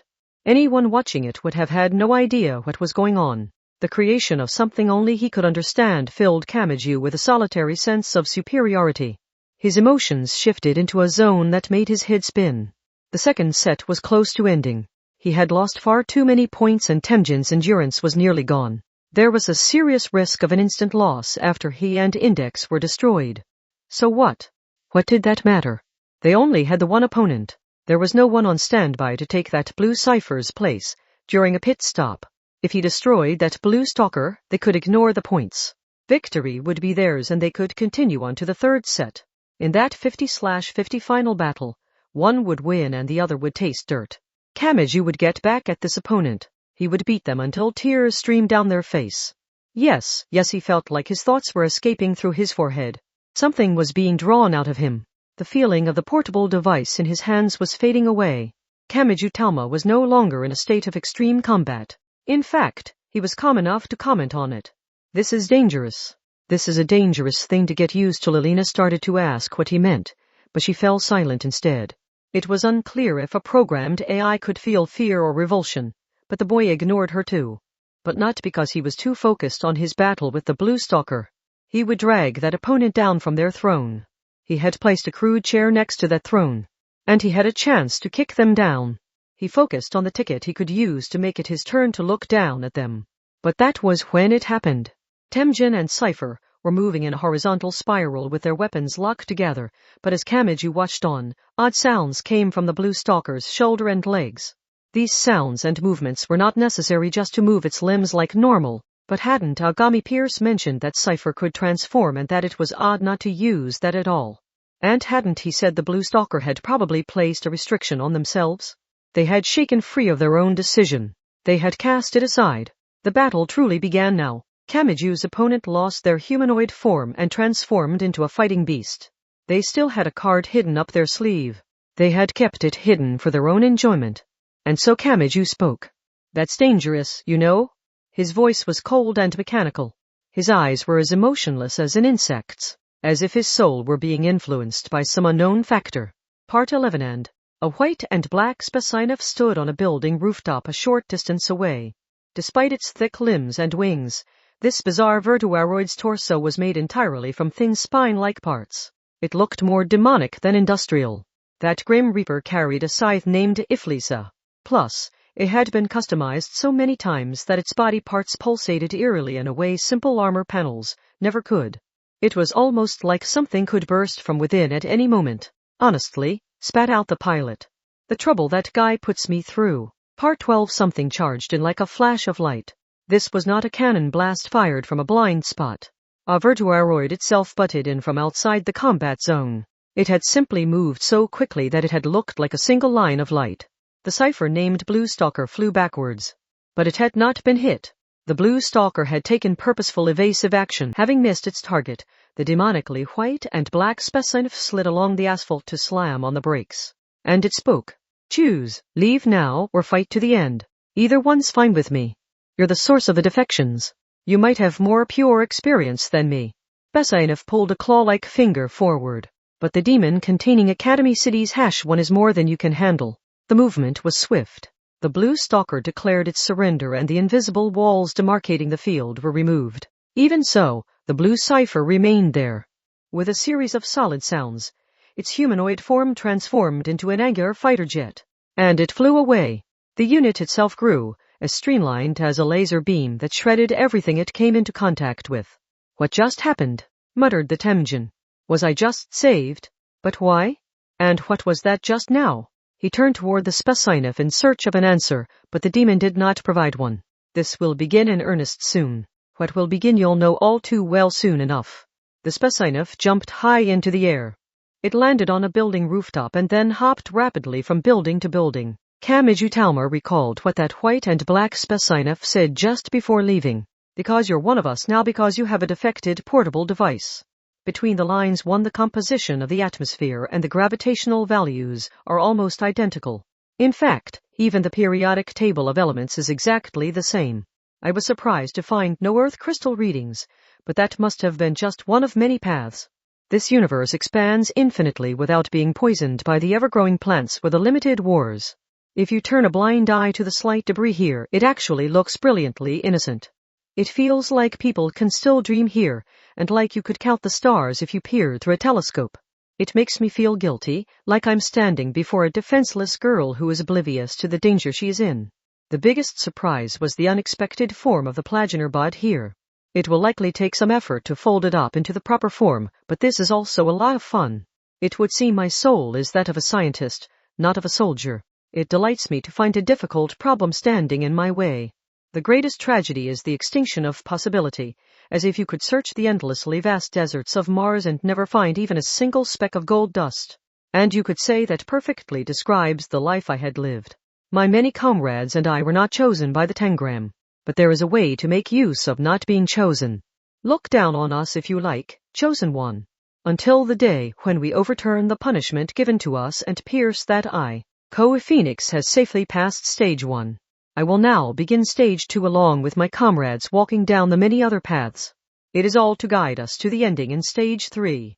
Chapter 2 Part 1 Masaka Makoto sat on a bench on an Academy, City District 7 building rooftop. She pulled the goggles up from her eyes and began sensing the cheers around her directly. Yes, we cleared the preliminaries, so we're the District 7 representatives now. That's amazing. I never thought we would get to stand on that stage. Seton Ruiko and Ueharu Kazari were trembling in excitement nearby. They went to the same school, but they were not wearing their sailor uniforms today. They wore cheerleader-style outfits colored a bright purple. Needless to say, it was the same coloring seen on Makoto's Raiden and Shirai Kuroko's Feiyen, which meant too I just remembered. What's that bashful fidgeting for? We're the representatives. The district's honor rests on our shoulders. Hold your head high. Makoto had been engrossed in her virtual-on battle a moment before, but she too was. Wearing a miniskirt, she had felt like she was inside a sealed, cocoon-like cockpit, but how had it looked to the people around her? Pant. One Sama's bare legs are completely defenseless, but I can sense one Sama's unique form of romance and how she keeps them tightly closed even in the middle of battle. I had a feeling this would happen. Makoto moved her leg to stomp on the face of Shirai Kuroko, the twin-tail girl crawling on the floor right in front of her. Seton was still excited and she made a suggestion from next to Makoto. Okay. Let's go have a victory party for clearing the preliminaries. We need to do something to celebrate the occasion. The usual family restaurant works, right? Let me go change first. You can't. This uniform is District 7 trademark now. Makoto sighed. Shokyuhu Misaki, Takuwadai Middle School's other level 5, came to mind. Now, which would do more psychological damage, wearing a dress and giving a speech on stage as a representative of their year, or walking around town in a cheerleader costume on the weekends? As Makoto stood up, while grabbing Shirai's collar for trying to get an even better low-angle look from the floor, her portable device emitted a quiet beep. In fact, all of their devices did. Instead of an email or voice call, it was a request for a chat service that allowed a real-time exchange of short messages. Furushina, I saw your match. Congratulations on qualifying for the main tournament. Oh, how about we invite Ririn-chan? She's the one that introduced us to Virtual-On in the first place. Seton smiled and made that suggestion, but the response was an apologetic one. Furushina, I would love to join you, but I would have a hard time figuring out where anyone is in this crowd. Yeah, I suppose that is true. Anywhere near where the Virtuaroids were fighting would get incredibly crowded. It was enough to render the city nearly unrecognizable even to residents like Makoto and the others. Even if they searched each other out while continuing the chat, there was no guarantee they would find each other. After all, they could easily miss each other even if they were waiting inside the same train station. Furushina, I have a terrible sense of direction and I'm no good with crowds, so I'll enjoy the celebration from here. Eh? Even with your portable device's navigation? Furushina, the 3D makes me nauseous. I can handle this text chat, but I prefer to avoid using any of the more graphical services for long. If you say so. Makoto did not ask any more questions. They had tried to meet up a few times before, but they always just missed each other due to crowds near the meet-up spot.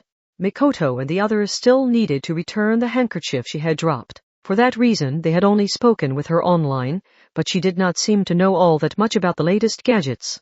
They had first met her when they reached out a helping hand after seeing her having trouble with some light flaming on an SNS. Overall, she was the small animal type. She did appear to be attempting a variety of things, but some people needed more distance than others. It was possible this was the most comfortable distance for her. She seems a lot more like a proper underclassman than Kuroko. It had been a truly lucky find that she had introduced Virtualon to them. It was possible even she was surprised. Let's get going, Wansama. That fight was quite mentally taxing, so it's important we eat something sweet and relax. No. We've got to come together as a team for tomorrow. We need to come up with all sorts of formations. Oh, you mean we're going to ignore the food and dive straight into strategizing mode? The four girls chatted as they left the rooftop. They all held portable devices. They spoke about Virtualon as something perfectly normal. Part 2. Once the battle with the cipher named Blue Stalker ended, Kamachi, Talma, and Index were released unharmed. The white and black Spesinov was nowhere to be found. Only after pushing the ultra-thin goggles up onto his forehead did Kamachi remember that he could even do that. He no longer felt the extreme realism that had seemed to dive deep below his skin. The portable device he held was unharmed. There was no sign of it having been snapped in half. He saw the usual scene of District 7 in front of the center. Index. That's right. Index. Are you okay? Biwo, Mka. WH, what is this? I can't see. Is this a bag? Kamachi suddenly remembered they had done that to her. Index managed to get her head out of the sack, but the calico cat only stuck its head out and mewed. It seemed to like the enclosed space. Meanwhile, Agami Pierce blinked in confusion. Kamiyan, how are you feeling? Are you really all right? Eh? Well, I feel just fine. I was really shocked when you suddenly disappeared. Kamiyan. I thought you'd been kidnapped by a teleporter. Disa what? You just up and vanished. Want to check the center's security camera? It was like a magic trick. Do you know what a ring scan is? No. When you play Virtualon, a ring of light appears and scans you from head to toe. Well, you might not be able to tell when you're playing with the goggles on. I think it's used to display your body when you move around in the cockpit. Oh, he had seen that in front of the center. He recalled the ring of light that appeared over the heads of the boys and girls as they played Virtualon. So that's called a ring scan? But that only appears once at the start. I've never heard of the scan suddenly starting in the middle of a game, and I've definitely never heard of the player's body disappearing into it.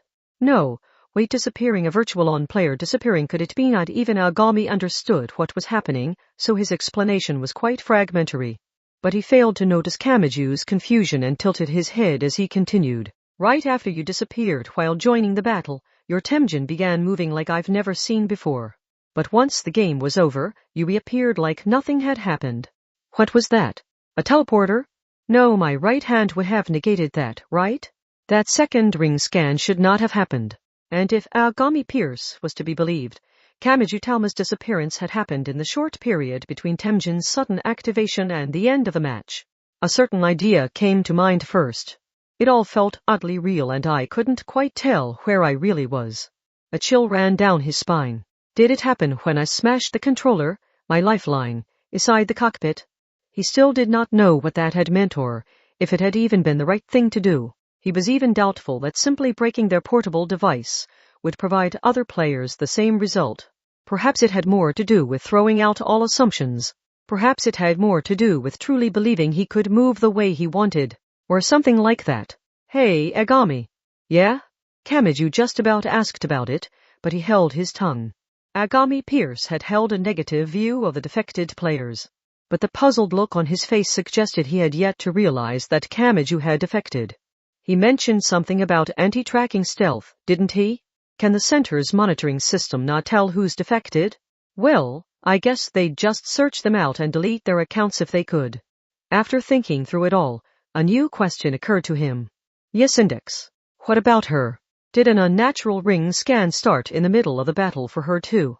No, it was only you, Kamiyan. Talma, what are you talking about? It was only me? Index, did anything happen while you were fighting that blue stalker? How should I put this? No. There were only some times when Balbados's movements were a little unstable. Unstable? It was like the movements were catching on something. I would move the stick, but it only strained and wouldn't react like I wanted. Was that it? Kamachi could not say for sure, but had he resisted that odd feeling by taking things a step further and breaking his portable device, while Index stayed put and returned to the rules of the next generation game? Was that the source of the difference? Kamachi's physical body had entirely vanished, but Index had simply continued operating her portable device like she was possessed even when her vision was blocked. But in that case Agami might be wrong about the change occurring when you fight a defected virtuaroid. Kamachi looked down at the device in his hand. Does it actually begin when you realize you can do more in that cockpit than just operate the virtuaroid via the portable device? Well, I had a little help getting there thanks to the Blue Stalker's unfair movements and that weird corrupted message. Question it. That mysterious message had been sent to his address from his address. But he seemed to remember something similar happening when reporting on a system error. For example, the automated email sent back when an email could not be delivered. It might have been something happening inside his own device with no connection to the Blue Stalker. But this was different from an email delivery error. He had no idea what the portable device had read from him to trigger that message. The next generation game Virtualon was only the tip of the iceberg. A massive amount of data and scripts were hidden below the surface. His intuition told him the defection was not adding anything to the system, it was switching off the security to use the system's full functionality to some end.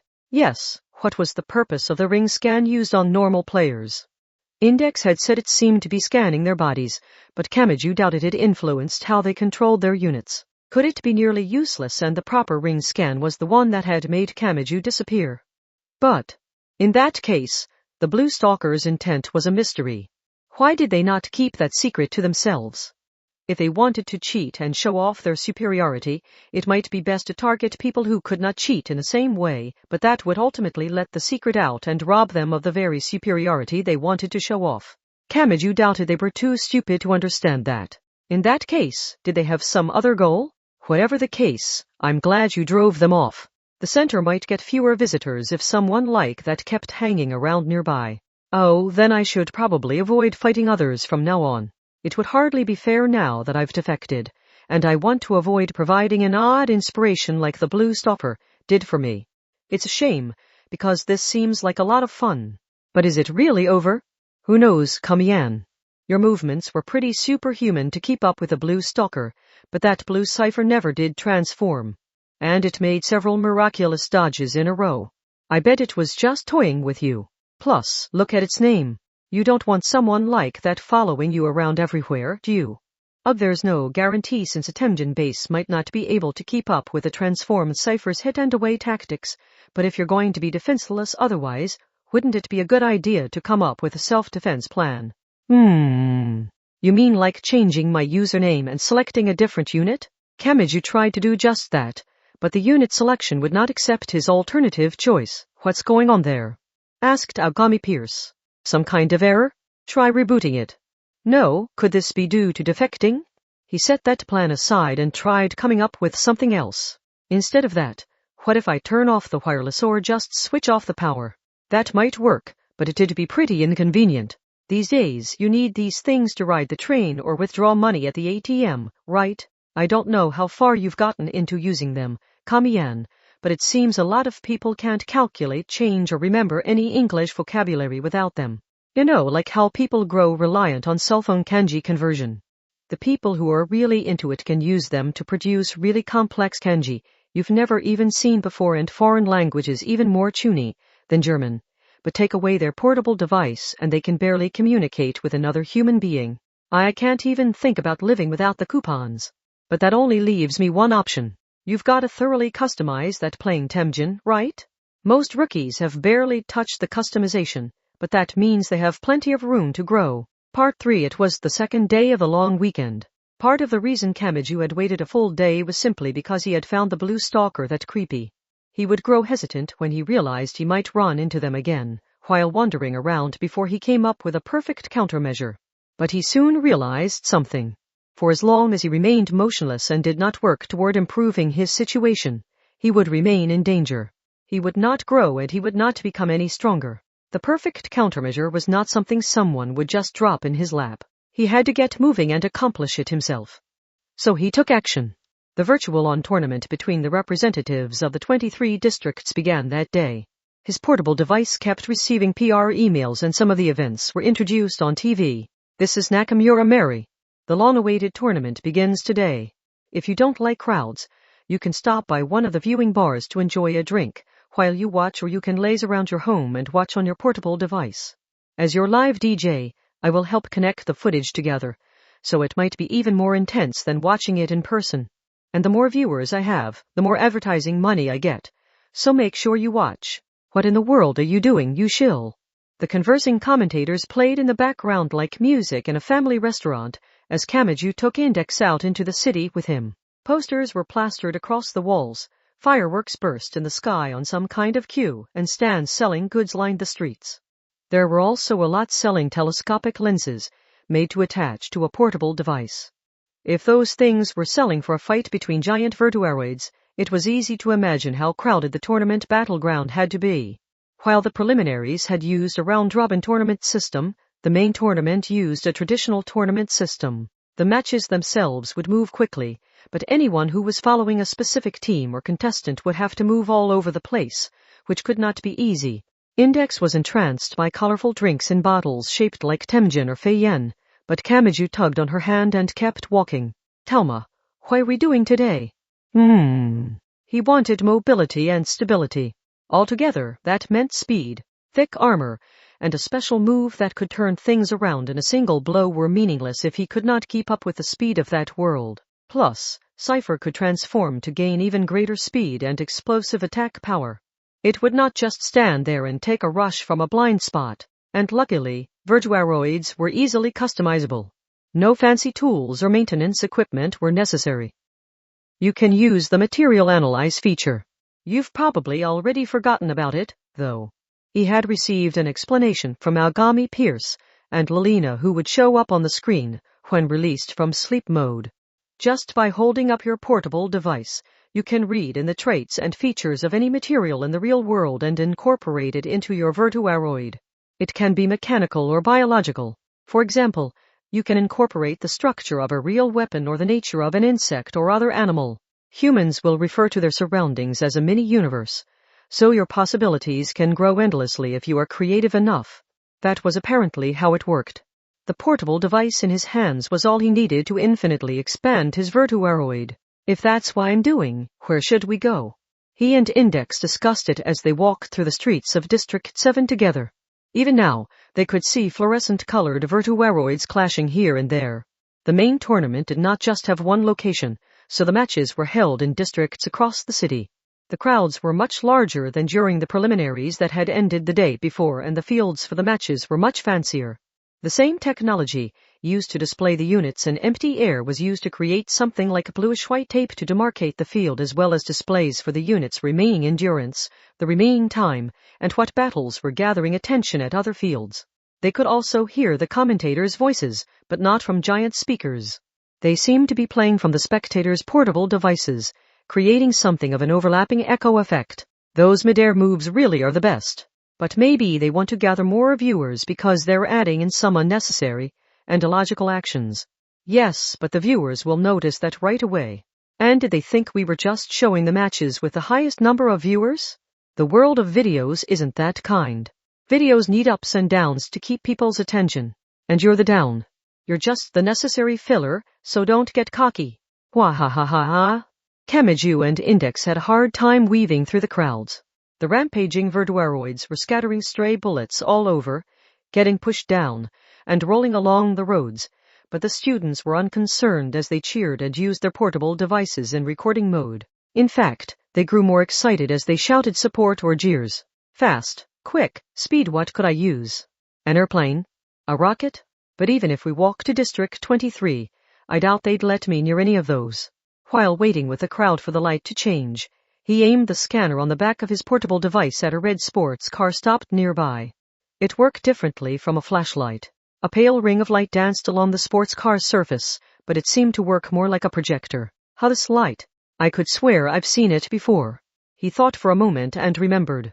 It reminded him of the ring scan light that passed over the players' bodies when beginning a match. A small light flashed and Lelina, who provided navigation and alerts during a game, appeared on the screen. Okay. Material analyze complete. Please give the new data a name and indicate a stored preset. Go. Name the data sports car red. Create a new preset and name it preset A. That's pretty plain. There is no good reason to give them confusing names. That would just make it harder to find what I want later. Temjin, Raiden, and the other Virtuaroids each had their own basic specs. They could have high speed, powerful close-range attacks, a low jump height, poor brakes, and more. But the material analyze was separate to that. How does this work? Simply put, the scanner attached to the device could read the traits and features of a material and incorporate them into your own Virtuaroid. You could make up for a weakness by giving speed to heavily armored Dordre, or you could further expand a strength by giving even greater firepower to Raiden. The possible combinations were endless, and that was one reason why there was never a single best choice of Virtuaroid. It could be anything from a shortcake to the thick wall surrounding Academy City. Some players had even earned a visit from Anti-Skill by carelessly posting that they had incorporated a Japanese sword or explosives. I guess I'll start by scanning everything that looks fast.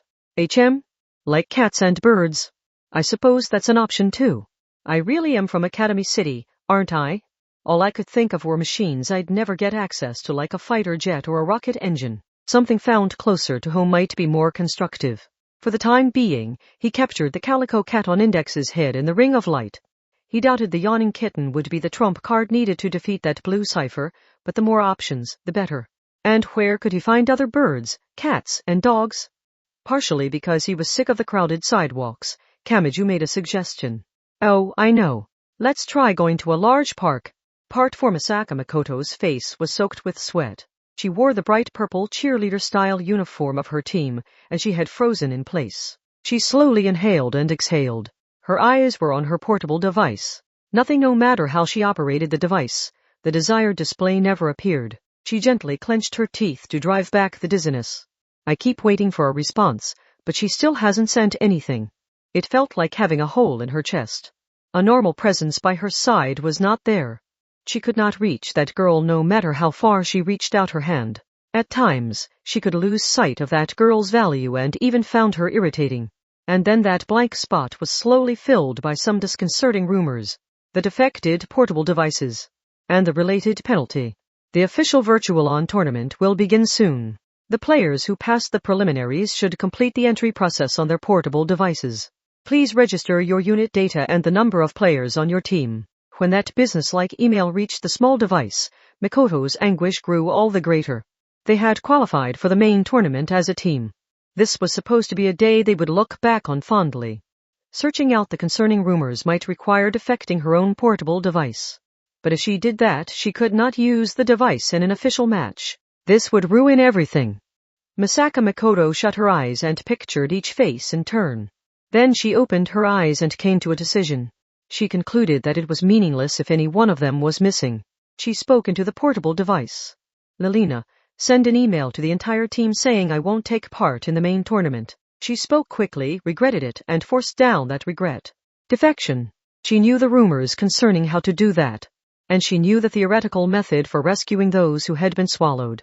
If anyone in Academy City had any sense, people would be doing the same thing elsewhere. She first had to defect and contact someone who had started ahead of her.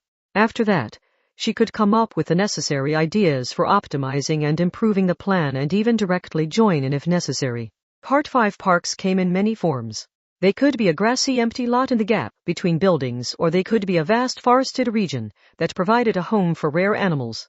The District 5 Nature Park that Kamachi and Index arrived at felt a lot like an outdoor event site. Green surrounded a large man-made lake in the center. An indoor pool and a tennis court were located further out.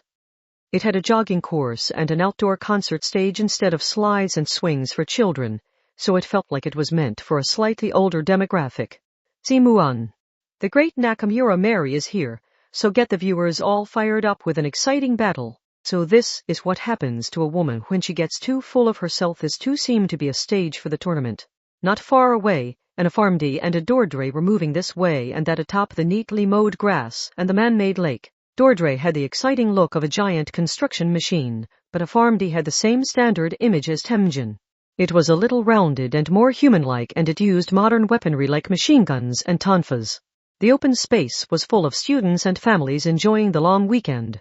Kamachi sighed after taking refuge in a wooded area with a more obstructed view.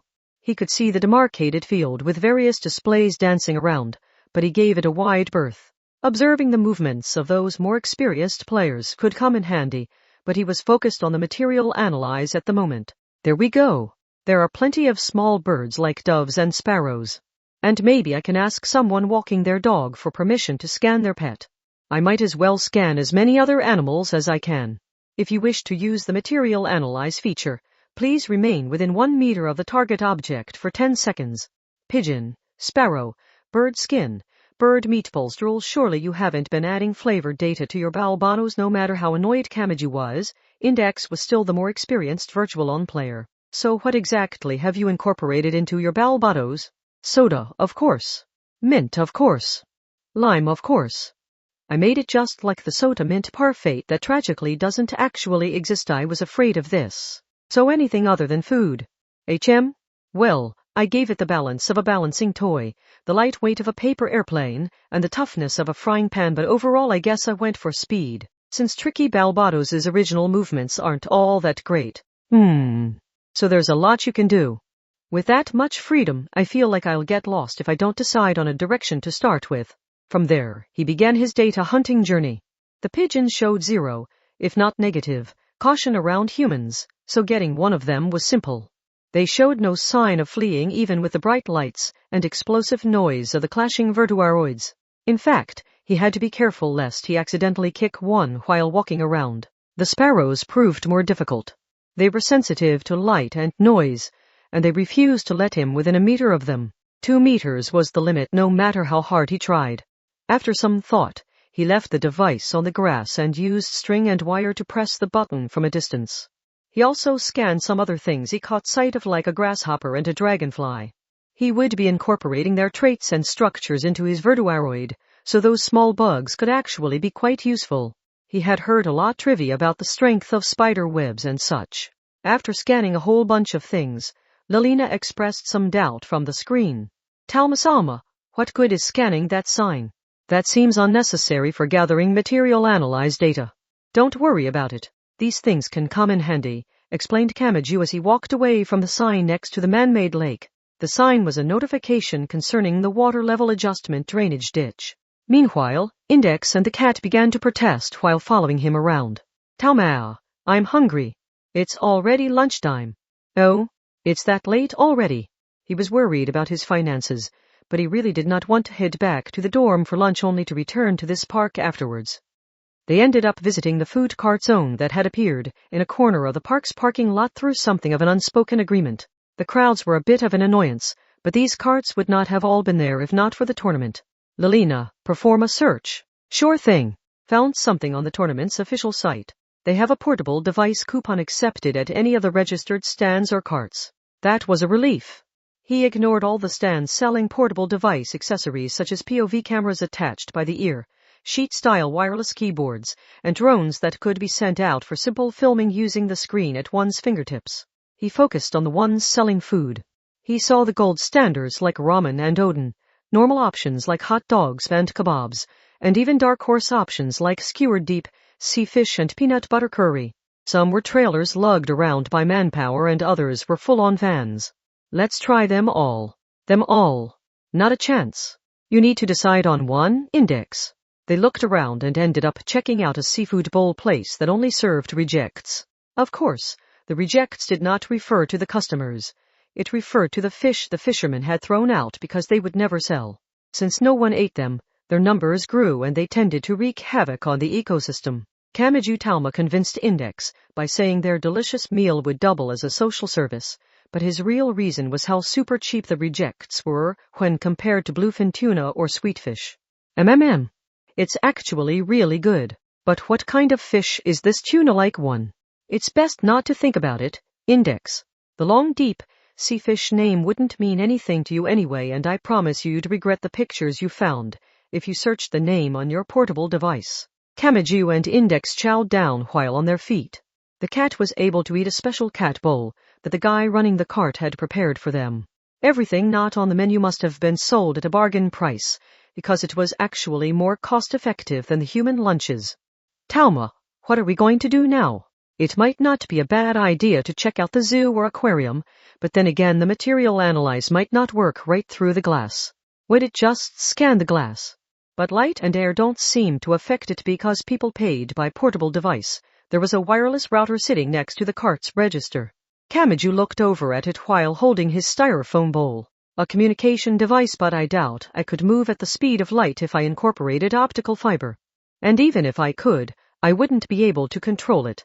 Ah, that was yummy. Thanks for the meal. It makes Kamachi a little sad you turned away from me and faced the guy at the cart when you said that after they finished their lunch. Kamachi took his and Index's bowls to a garbage can a short distance away. But if that blue cipher really does show up again, how am I supposed to fight? Fire a long-range barrage to cut off their escape route? Stay close and keep attacking so they don't have time to transform. The material analyze adjustments I choose will change depending on the answer. He opened the appropriate menu on his portable device and found 20 to 30 scan data files, from the cat and pigeon to small bugs. But they were essentially ingredients. What would he expand on and what would he throw out? He had a feeling those decisions were what mattered most. Kamachi Talma had no way of knowing thanks to his amnesia, but the way Lelina spoke to him was like the aquatic mammal that had come with the word processor and spreadsheet software of an older age. Is something the matter? I am awaiting further inquiries. It's nothing. I can just leave the data management to Lelina. I've heard some people do it all manually, though. Maybe I should study up on all this. But if I go for it without knowing what I'm doing, I'll probably screw it all up. He reached the recycling trash can while still deep in thought. Due to the crowds for the tournament, it was about to burst. But Kamachi Talma, the house husband king, had honed his lazy housework skills through life as a student, so that was not enough to bother him. He shoved the styrofoam bowls right on in. That was when someone spoke to him from the side. Mumble, no, they may not have been speaking to him. But he still turned a curious glance in that direction due to the location. An impressive pile of garbage bags had formed right next to the trash cans for burnable and non-burnable trash. The clear bags seemed to contain grass clippings and fallen leaves, so they lacked the raw stench of kitchen waste. Even so, was this any place for a girl to dive on top of the garbage bags and fall asleep? Her bright hair was halfway between gold and silver, which he thought was called platinum blonde. Her hair was long, but the bangs covered one of her eyes and hid half her face. She was short and her slender body was covered by a blue outfit consisting of a white blouse with a large ribbon on the chest, a miniskirt, and a deep blue vest. Overall, it made her look like a ballerina or a figure skater. Although the pleated skirt was awfully short. If that was all, he might have simply gasped. But this girl was brimming with an inhuman beauty that could almost be called fairy-like. But Kamachi covered his face with his hands. The location could not have been worse. She felt as out of place as a teddy bear floating in a muddy river. He honestly considered leaving. He even turned around, but then he faced her again. He knew this was none of his business. But why is she sprawled out like that? And with such a ridiculously short skirt? Can't you give me just one thing? Just one thing that makes me think she won't be in trouble if I leave her here. People tended not to gather in the trash area, but this was the day of the virtual lawn tournament and there was a thick wall of people not far away. And to make matters worse, someone could appear at any moment and yet it was a gloomy, deserted area. He did not want to imagine what would happen in a strange collaboration between this defenseless girl and someone who lived a less than admirable life. Once he finally resigned himself to his fate, Kamachi grabbed the shoulder of the girl sleeping peacefully in the pile of garbage bags. If an ally of justice arrived now, this visual would likely earn him a punishment. Hey, wake up! Why are you collapsed here? Zzz, mumble. She woke up. Surprisingly, her eyes were ruby red, and they did not appear to be color contacts. He could see no concern on her face, so it did not seem that she had fallen victim to an urban legend about having one's organs taken after drinking too much. She looked like she had chosen this bed herself. Still sprawled out on the garbage bags, the girl blinked her red eyes and spoke to him. Why yawn? What in the world happened? She shook her head, shaking her bangs in the process. When Kamachi looked down at her face again, a strange sensation ran up his spine. He recognized her. Huh? Lilina F-Way? What is it? Do you need something? Two voices replied. He compared the face seen through the portable device and the face on the screen. The two girls looked exactly the same. There were differences in their clothing and coloring, but their appearances were shockingly similar. Confusion briefly fell over Kamachi, but after he chose not to write it off as a coincidence to just give up on thinking, three possibilities came to mind. 1. This girl had entered the real world from a portable device. 2. This girl was a cosplayer who had modeled her clothing after Lilina. 3. This girl was the model on which Lilina was based. Well, 2 or 3 would be the sensible choices. Then the girl said something else. Are you mistaking me for someone else? What? My name is Ririn. Furushina Ririn. My name is not Lilina. She did not seem all that interested. It almost sounded like she was answering a wrong number in the middle of the night. She doesn't seem interested in the tournament or virtual on either. Does that mean she isn't a cosplayer? That left possibility 3. This girl was the model on which Lilina was based. But if she was the model, then was she somehow connected to the developer of the next generation game Virtual On? Virtual On was quite popular, but there were a lot of mysteries concerning who had made it and when. It felt like running across a living legend. Mumbo, wait. Not there. Don't go to sleep on the pile of trash. There are plenty of better options. Like a bench. I might not look it, but I'm a celebrity who can't sleep in a bed with hard springs. Aren't you just driving up prices through inflation, you celebrity? Anyway, get out of there. He grabbed her arm and tugged, but much to his surprise, she did not budge. Yes, picking up an entirely limp human being took a surprising amount of effort.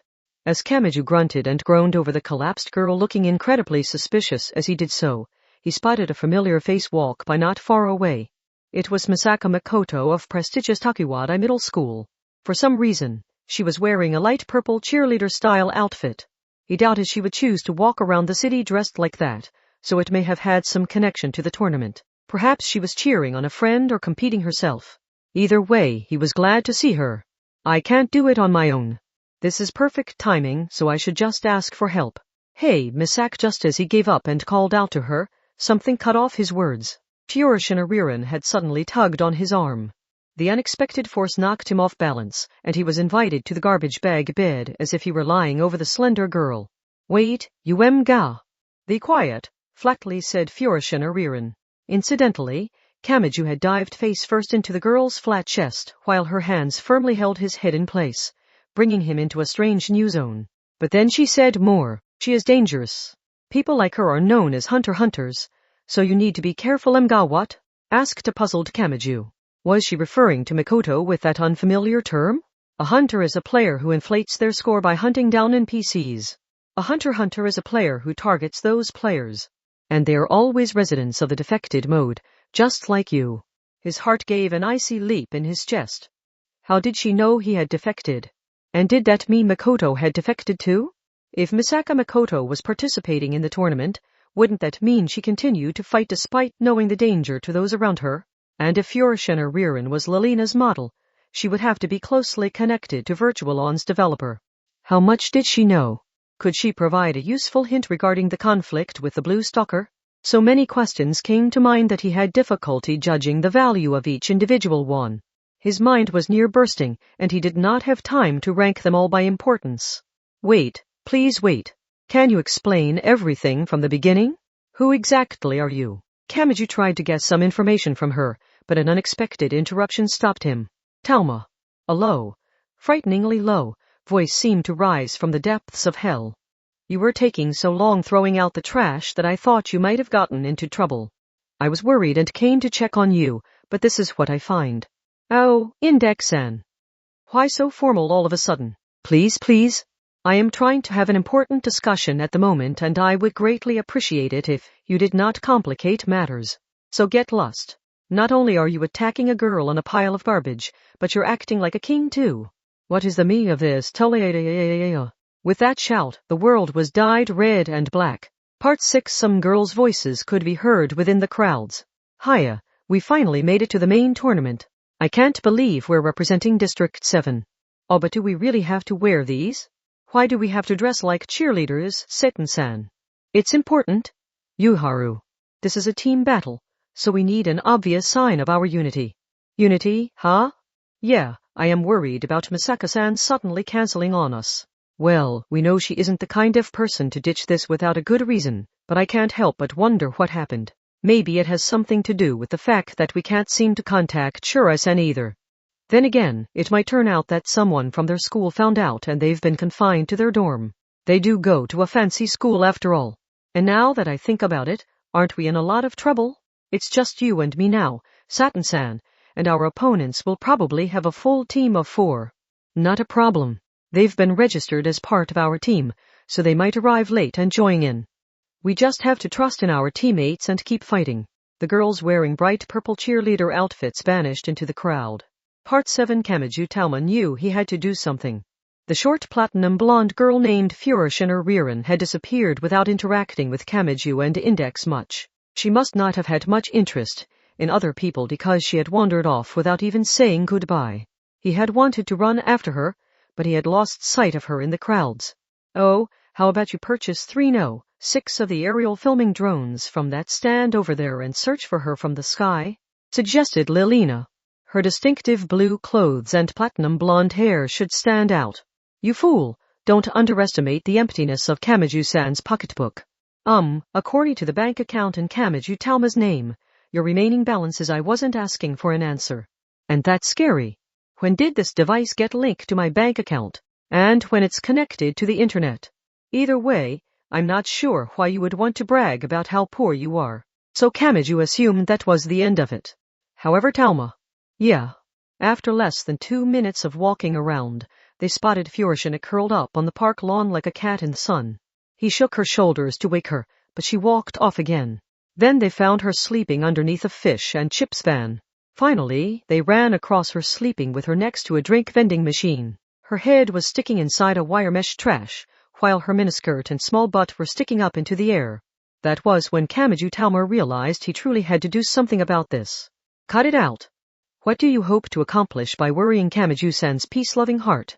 An F-way Furushina Ririn looked his way after he pulled her head from the trash can, but the eye visible past her long bangs looked unfocused and her cheeks were red. And her reactions were incredibly sluggish. He was certain she was not listening. Just like the homing instinct of a drunk, she was moving entirely on reflex.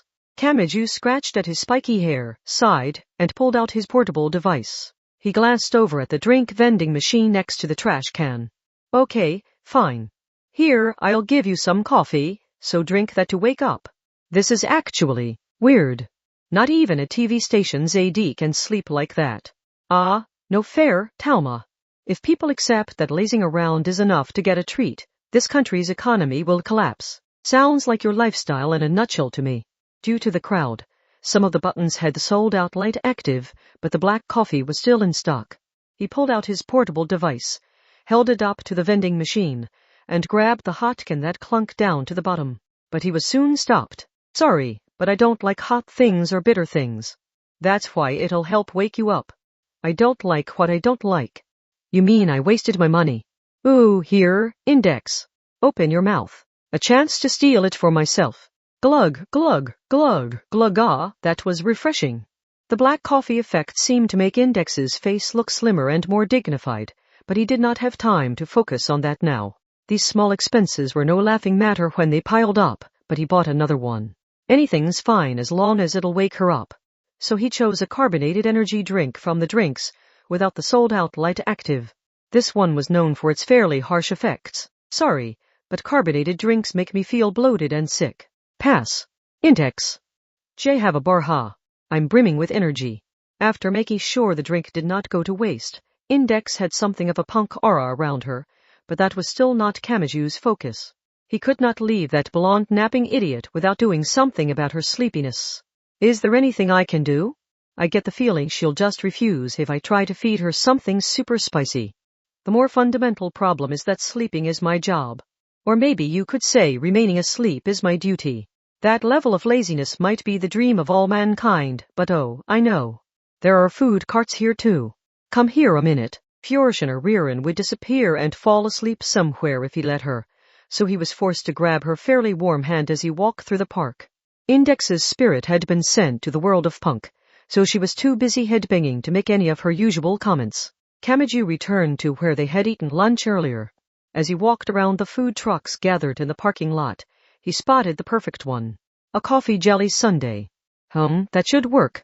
I'm a bit worried about this price that looks inflated for the tournament, though. Coffee is piper-tts, almost all syrup and whipped cream. Can you please meet me halfway here? Kamachi forced the issue and prepared to hold his portable device up to the reader on the counter. At that very moment, Furushina puffed out her cheeks and narrowed her visible eye while still looking nearly emotionless. In other words, I can avoid the bitterness by keeping that from working. Immediately afterwards, an odd tone sounded from his portable device. Wah! What? I'm getting an error too. Is something wrong with the communication base? No, this app doesn't exchange data. He looked around and noticed a small commotion. The virtual-on tournament itself seemed to be continuing without issue, but the portable devices in this section of the rest area had all ceased functioning. Ahira Werber. What is with these packets? Lilina's eyes were spinning on the screen. Could it be? Are you hacking the device with some kind of electric or data esper power? He asked the girl. I'm not sure what you mean by esper power, Nio. Tell Mishama, this portable device should theoretically be immune to any attack method reliant on the SH standard binary-based von Neumann architecture. It does not matter if it comes from an equation or esper power. Then what's going on? Kamachi felt shocked anew, but Furushina Ririn did not hold her head high. In fact, it drooped down. She was preparing to fall asleep. It should give me some time to. Unfortunately for you, Furushina, Kamachi-san keeps a 5,000 yen bill hidden in his sock for times like this. And if you don't fix this bizarre problem right this instant, I'll give up on the coffee jelly sundae and bring you a piping hot hell with the blackest coffee I can find. I'll pour it down your throat whether you like it or not, so choose wisely. Limp Furushina's red eyes dilated slightly. That was all. Huh? It's back. It scares me that I have no idea what happened. Everything was back to normal. Unsure what had happened, Kamachi looked around, but mumble, CZZT Talma. I'm about to be crushed here. He had to do something about Furushina Ririn, partially because she was leaning all of her weight on Index. To do that, he needed the caffeine of the coffee jelly sundae. So he ordered one. As the Kamachi household's finances were driven into even more dire straits, he held up his portable device and purchased the necessary item. The three of them sat at one of the simple tables, put together for the food cart customers. They were quite crowded, but they managed to find space to sit. A lot of people had their portable device on the table to watch the matches while they ate. Seeing people watch it on a video site while sitting within the actual battle stage was an odd sight. Sob. This is Nakamura Mary. The next standout card is over here. Here we have the Comet Strikers, team that looks like out-of-control trucks after adding skates to ultra-heavyweight Dordre to forcibly give it some mobility. And their opponent is the Killer Trench team that uses FRMDs with the improved disturbance abilities thanks to stabbing their shields into the ground to mass-produce obstacles.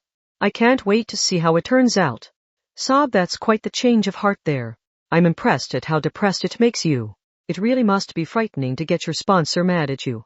It was time for the coffee jelly sundae. The spiky-haired boy was unsure of the difference between a parfait and a sundae, but this looked like a wide container with lots of die-shaped pieces of coffee jelly poured in, vanilla ice cream and whipped cream piled on top, coconut syrup dumped over that, and finally a stick-shaped cookie stuck diagonally in. It also looked like a mass of calories that would last someone stranded in the mountains or a desert island until rescue arrived if they ate it bit by bit. Simply put, it was the enemy of girls everywhere. I've turned into something of a bad guy for ordering that for her. Well, just eat it. You can tremble in fear once your mind is functioning again. You need to find something to worry about, even if it's just your weight. The napping girl has reached the next stage. Lazing around gets you a veritable house of sweets. Don't you recover now? And again, that's your normal life. And the napping girl is snoring with her face inside the container. Don't ruin it like that. Hearing a strange bubbling sound from where Furushina Ririn's face was submerged in the ice cream, Kamachi quickly grabbed the nape of her neck and lifted her head. He had bought all that coffee jelly to wake her up, and yet she was about to use it to give herself eternal slumber. Come on, look this way so I can wipe off your face. NFHH? This handkerchief sure is getting a lot of whipped cream off. If I tied you to a tree, I bet you'd attract rhinoceros beetles even if she had a small face. It was still impressive that the sundae was large enough to contain it all. She would have had difficulty finishing it all herself, so they all shared it in a casual family hotpot style. Chomp, chomp. Munch, munch, munch. Thelma, that clump of vanilla there is mine. This will be entirely useless if you eat it all. And Furishin is about to fall asleep again since you're excluding her. The girl seemed to have almost no independence. Or rather, any time not focused on her would be entirely wasted. Kamachi finally grabbed her spoon, scooped up some coffee jelly, and developed a delivery style of culinary culture. Index grew somewhat irritated as she watched. Thelma, I didn't think I was going to see the old-fashioned say-ah here. I'm well aware this is a legendary art that had supposedly faded into the mists of time, but there's no other option here. I have to take one for the team.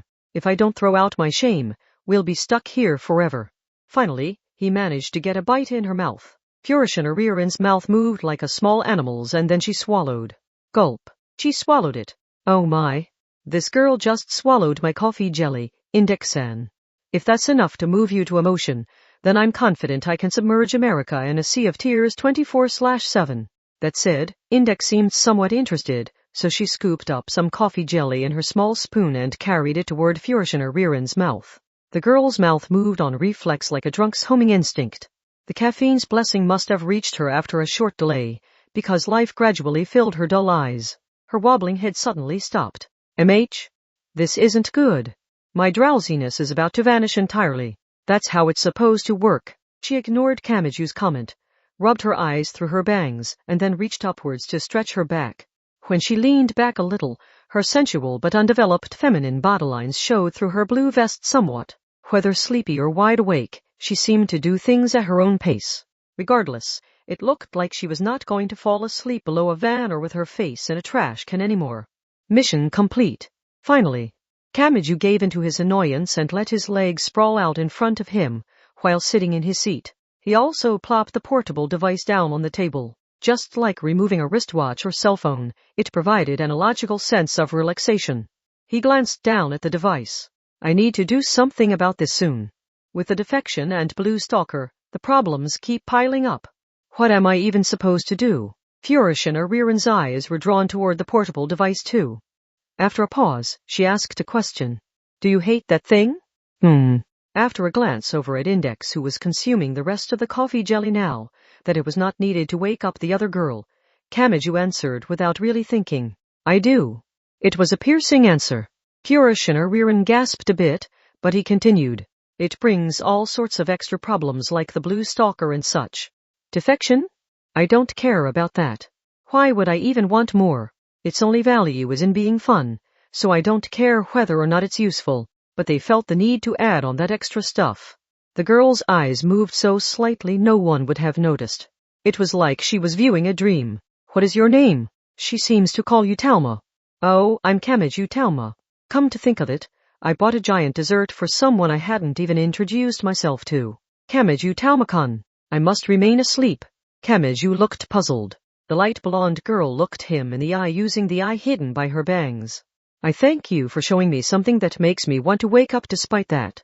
Part 8. Kamachi could not remember what had happened, but the next thing he knew, Furishin-Ririn was gone. She would apparently appear, and wander off randomly whether she was feeling sleepy or not. She had a surprisingly ephemeral presence for how much of an impact she left. Kamachi was returning the empty coffee jelly sundae container to the food truck. Unlike the styrofoam bowls from before, this was an expensive-looking glass container. He had Index wait for him at the table, not because he was spoiling her, but because taking her through the food cart zone would only increase their expenses. And that was when he ran across someone. Huh? Yamasaka? After casually speaking her name, he recalled what Furishin-Ririn had said earlier. She was dangerous. She was known as a hunter. What are you doing here? Are you watching the tournament? More importantly, Kamachi took a step back with a quizzical look on his face. What's with that get-up? Are you a cheerleader? Mikoto followed his gaze down to her chest, her navel, and below. She quickly covered her miniskirt with both hands. She rubbed her thighs together and blushed. I have my reasons. Like friendship or unity or something that started as a bit of fun but turned into representing District 7. She snapped back at him, but she seemed to be her usual self. He could not tell what had made Furishin so concerned. Mikoto spotted the portable device attached near Kamachi's belt. Oh, so you're playing virtual on, too. I only started recently, though. I really don't know what I'm doing yet. I see. So he's a beginner. Then he wouldn't be deep enough into it to defect. That's good. Misaka? Nothing. She shook her head, stuck her flailing hands in front of her face, and kept him from getting close. If I have time later, I can show you the ropes. But oh, well, you know what my school is like, right? I'm afraid what would happen if it got out I had a guy's address registered. Unlike a cell phone, a lot isn't known about how the data is managed, so it might be automatically linked to some SNS and the list might be stored somewhere else where the door manager could see it. Oh, I see, was all he could find to say. Kamachi himself wanted to avoid playing against normal players since he had defected. Defecting happened when you destroyed your controller while playing, but he had been inspired to do so while fighting the blue stalker who was a defected player. That might not happen again, but there was still a chance of him leading someone else to defect. And if he knew the risk, he wanted to avoid forcing that on another player. Well, I'll be going, said Mikoto. Oh, right. What is it? If you see any other girls dressed like this, could you tell them I'm here? She clasped her hands in front of her face and made an odd request. Kamachi looked puzzled. It's not like I know anyone else from Takuwadai. They're not actually Takuwadai students. But if I get into the details, I'm afraid it would give you a connection to them and cause an unwanted miracle to happen. Then again, you have a way of expanding your group of friends no matter what, so that might not help much. Well, it doesn't matter. Just please do that if you see them. Sure. After that casual response, Kamachi felt a need to say more. But, Misaka, if things get really bad, come talk to me about it. I don't want things to ever again end up like they did with that experiment. Don't think you've missed your chance, because you didn't come to me earlier, and don't assume I'll get involved on my own when things get worse. As soon as things look bad, come tell me about it. It's never too late to get a helping hand. Yumikoto started to say something, but she swallowed the words. And she smiled. Understood. I won't hesitate to get you involved next time. It doesn't matter if you're lined up at a ramen shop or if you're fighting for a one per customer pack of eggs. You made me promise, so don't you cry about it later. Sure. Kamachi and Mikoto waved goodbye and parted ways. After getting rid of the trash and taking a breath, the familiar girl was gone. Only then did a fundamental question occur to him. What was she doing here anyway? He had no answer to that question. He belatedly looked around the area, but the familiar face he spotted was not Mikoto. Hi there, Kamiyan. I hear you've gotten a defected PD and taken a step off the straight and narrow. He turned that way and saw short hair dyed blonde, thin blue sunglasses and gold accessories jangling from the neck. It was Tsuchimakato Matoharu. He was one of Kamachi's classmates just like Agami Pierce, but he had another face as well. He was a magic side spy who had infiltrated Academy City from outside to monitor the city from within. He was also a double spy who had worked his way into the underside of Academy City, where he acted as a vanguard of the science side. Kamachi's mouth flapped. What? How do you? How much do you? We'll both be much happier if you don't know the details, Naya. More importantly, Kamiyan, do you really understand what kind of situation you've wound up in? Situation? Where does the danger lie and who's the enemy? Where shouldn't you go and what shouldn't you do? What does defecting really mean? There are a lot of questions needing answering. Now that he mentioned it, Kamachi did not know any of that. In his mind, gaining a defected portable device gave your virtuaroid much greater freedom, but losing came with some kind of dangerous penalty. And during battle, there was a risk of causing your opponent to defect if the situation was right. He had no proof of it, but that vague understanding gave off the same pressure as a minefield. That was why his only plan was to avoid randomly challenging anyone else, while finding a way to defeat the blue stalker, who was likely to return for a rematch. What was the penalty? How exactly was it triggered? Open the search engine called Lord of Lords, change the overall search settings to a video search, and type in the Phoenix. With a defected PD, you should just barely manage to pick up on the site. The Phoenix? The administrator doesn't give a crap about the right to be forgotten, so it's a cruel site that gathers and saves any posts, videos, streaming broadcasts, records, leaked classified data, or personal information that was requested to be deleted. If you find it, then search fate of a defected PD on the site itself. That should get you all the data you want, Kamiyan. However, Tsuchimakato added a but. A light sharper than a knife stabbed out from behind his sunglasses. That secret plotter continued to drive home a point. Do not search for anything else. Don't mistype a single character. That place is a crucible of malice and home to the people who enjoy the internet's dark side. If a normal person stays there for too long, it'll seriously destroy their personality. Don't forget that, Naya. You mean it's like Kanekun or Marisan. Make a mistake and you could star in your very own creepy online legend, Kamiyan. And be very careful from here on out. Nichin and that group should be taking action soon, Naya. Kamachi was left entirely speechless. What had he gotten himself involved in? And how deeply? Wasn't affecting no more than turning off his own security settings to let Temjin move more smoothly? He heard a cheer erupt in the distance. Something major must have happened in the Virtualon tournament. But that enthusiastic heat only made this place feel all the colder. Tsuchimikado waved and left, but Kamachi remained motionless in front of a food cart for a while. He felt a cold weight in his stomach that should have been full of coffee jelly. He looked down at his portable device. Accessing some strange site felt like throwing himself into the Antlion pit, so he was hesitant to take that first step. But he would definitely fall behind without enough information. If it was just him, that would be one thing. But what if the depthless problem surrounding the Blue Stalker also reached Index and the others? I guess I have to do it.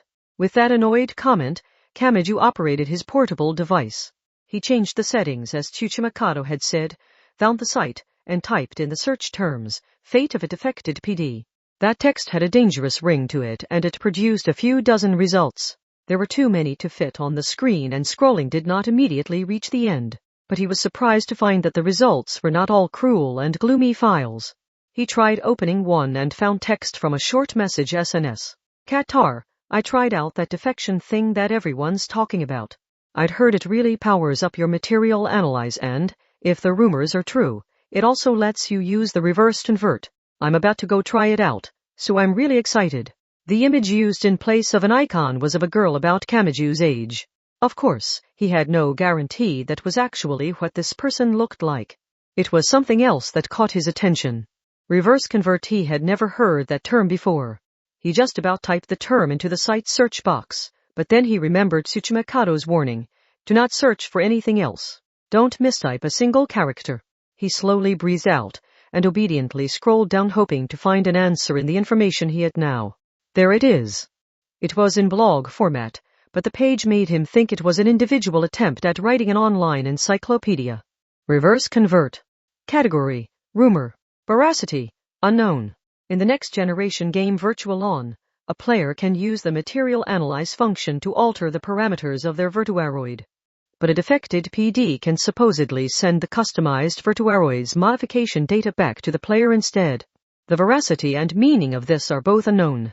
Is it similar to inputting an RPG's str, int, vit, avi, min, and luk stats into the human body, or is it more like drawing out the magic and skills directly? How the supporters of this rumor define it greatly changes what must be proven wrong in an argument against them. However, how the material analyze applies adjustments to the Virtuaroids is still mostly shrouded in mystery, so it isn't hard to see how that black box led to rumors of how it might affect people instead. If this were entirely true and worked with the material analyze, it would go beyond the plain Virtuaroid. If the data acquired from the real world could be inputted into your unit and then returned to the player, would it mean any material, traits, or conditions from the real world, such as bird feathers or the weight of iron, be incorporated into the human body? Returned to the player? Kamachi spoke it aloud, possibly, because he was having trouble processing it in his mind. So is it like leveling up in a game and becoming stronger in reality? But Virtualon isn't an RPG where you train your body. It's about robots. It would definitely cause problems if playing Virtualon made him grow to colossal size or able jump up to a high-rise building's rooftop. He wanted a clearer definition of what this meant. Then again, this was Academy City. Well-defined paranormal phenomena were common here. The word Virtuaroid referred to a great variety of units and every one was different. He had selected several of them while fighting Index, and some had powerful attacks, some had thick armor, and some had high speed. There were simple ones like a Farm D, which specialized in hand-to-hand fighting using nimble footwork, but there were also ones like Angelan or Spesinov that gave physical form to the psychological or directly interfered with and attacked it. What if that kind of power was directly drawn out? That would mean more than just multiplying one's physical strength, allowing them to stop a metal bat with their skin, or letting them run faster than a car. What if they could reach the kind of power that could only be described as paranormal? Wouldn't that mean the creation of a new system separate from Academy cities? Esper powers and magic can't coexist due to the side effects between them, but this could be dangerous if those side effects don't exist. Academy cities, students found a great variety of ways to make use of a single power such as fire or water. So how far would things branch out if they could mix multiple powers? For example, what if Misaka Makoto gained the power to freeze her target's feet to hold them in place before she fired her railgun? For example, what if Kamachi Talma gained any power at all to go along with his fist? That possibility briefly crossed his mind, but Kamachi shook his head. That seemed somehow wrong. Even if he could easily acquire a new system, and even if he could crawl up from being known as a level 0, something was not right. If he gained a power too easily, he would rely on it too easily. If he had not faced that power over a long period of time, he would not know how to restrain himself. And if he started using it like that, he would fail spectacularly at some point. If he broke his own bone, it might just mean a pricey bill, but if it bared its fangs against those around him, he could end up doing something unforgivable. Plus, even if he could use the material analyze on himself, he could not predict how it would affect him or how far it would spread. He might combine the sturdiness of steel with the litheness of a wild beast, but that would not be thoroughly endurance-tested and debugged like a corporate product. He would be incorporating it into his own body right away. The risk to himself and others was endless. It sounded so ridiculous that he might have laughed it off if he had simply heard the rumor. But Kamachi knew he could not do that. Yes, there had been an unnatural ring scan after he had defected, and he had apparently disappeared. Depending on how that worked, this could be very bad indeed. He continued through the data and found a series of posts from a message board. Unconfirmed info thread 19 post 113. Is the reverse convert really as convenient as they claim? Then again, there are some people getting all worked up over the possibility of it tearing down the current hierarchy that overemphasizes Esper powers. Post 114. Yeah, but the risks are huge. It isn't normal to take on characteristics of other plants, animals, and machines via your unit's traits. It should be obvious to anyone who gives it 2 seconds of thought, but only people who can't do jack on their own will fall for this reverse nonsense. Those losers deserve to lose. Post 115. Plus, it's not like you would only get the positive data from your unit. If you incorporated a fish's gills with the material analyze and then use the reverse convert, would you suffocate? In fact, wouldn't doing it with other animals screw with the layout of your blood vessels and pretty much always kill you instantly? Post 116. I don't know about anything that extreme, but check out the video sites. When someone makes a ton of rough plays and the refs stock them tons of points, things get bad. They apparently fall into a state a lot like sensory deprivation. That might mean something's being taken out of them, but it sounds dangerous when you add a personal reality into the equation. Real dangerous. Post 117. Personal reality. I thought only the talentless would rely on the RC? Post 118. It's actually no laughing matter. Oh, if you don't know, sensory deprivation refers to being blindfolded and having your arms in tubes for a long period of time so your ability to think fades away. As they keep making rough plays and their debt piles up, their senses gradually dull and they end up in a similar state. And that'll lead to a collapse of their entire personality. In the worst cases, it might mess up their motor nerves and autonomic nerves, leading to loss of muscular strength and organ failure. Post 119. Nice essay there, lol. But there are a lot of different kinds of organ failure. Is it gonna kill their appendix? Post 120. It's the ones who laugh at it that go pale when they watch the video for fun. Video sites. Go pale. Kamachi's fingertips started feeling heavy. Ominously, this was the result of searching the site for fate of a defected PD. The closer he got to the heart of the matter, the greater the pressure grew. He focused on the video files in the dozens of candidates available to him. He soon found what he was looking for. Is this what they were talking about? It had likely been uploaded to some video sharing site or another. The window displayed the same girl seen in the short message SNS icon. However, something was wrong with her. It was grainy footage. It looked like someone had filmed it with a cell phone or portable device, instead of a specialized camera. The shaky footage appeared to be at a center somewhere, and a large group of boys and girls were surrounding something. The cameraman was one of the onlookers. That girl was at the center. She was slumped down on the road and unable to stand on her own. Her fingers clawed at her chest, her neck, and every other part of her body. Something not quite a voice, and not quite a noise escaped the corner of her lips. Someone autonomic nerves and organ failure. Wasn't that what the posts on that message board had said? Fight off, cough, wheeze, please help. She lacked something. And if she lacked something, it must have been taken away from her. The footage was grainy and blurry, and Kamachi did not have any special video analysis software. But the odd tension escaping the small device told him all too well that this was not fake. As the onlookers watched on in horror, a few of them finally prepared to fight her. Was that what she wanted, or was she simply so weak that lying down could easily cause her to suffocate on her own saliva? She could not walk herself, so she had to be carried to an egg-shaped cradle station inside the center. Eventually, the actual virtual-on match began. But, hey, what's going on? That girl isn't moving. This is bad. The negative judgment took away some of her points. She can't fight like that. The ref doesn't like how she's relying on long range and being too careful. No amount of shooting will help if she can't score down, and she's only losing points in the meantime. Her command log must be growing entirely black. And if she loses any more points, that's enough. We need to get her out of there. Cut her connection. People quickly gathered around the cradle station. They slid open the door, and they found something strange inside. Or rather, they did not find what should have been there. The cradle station was a small room with no other exit. And yet the girl had entirely vanished from within. It quickly disappeared, but a slight ring of light was visible for a moment. It looked like a hula hoop, and it disappeared like it had been no more than an illusion. Come to think of it, hadn't Agami Pierce mentioned an unnatural second ring scan? The ring of light had passed over Kamachi from top to bottom, and then he had vanished. The size more than the shape reminded Kamachi of something. That thing on the Virtuaroid's back. Was it called the V-Disc? As a beginner to the game, Kamachi did not know what that meant, but the documents gathered for him contained a text that answered that question. Well, it's only part of the game's setting, but it seems like the Virtuaroids aren't just normal robots. The data in the V-Disc on their back is materialized and remade into something tangible. Kamachi frowned. The text and explanations seemed to jump around because, while this was generally an amateur-compiled encyclopedia, it was made to gather the corresponding keywords from blogs and SNSs all across the internet and combine them as smoothly as possible when the cursor was placed over it. You could always just call it big data, but this was only the most trusted opinion at the moment, and that did not mean it was absolutely correct. Once more posts were made, this text would change. It was only a piece of reference material and could be dangerous to simply accept.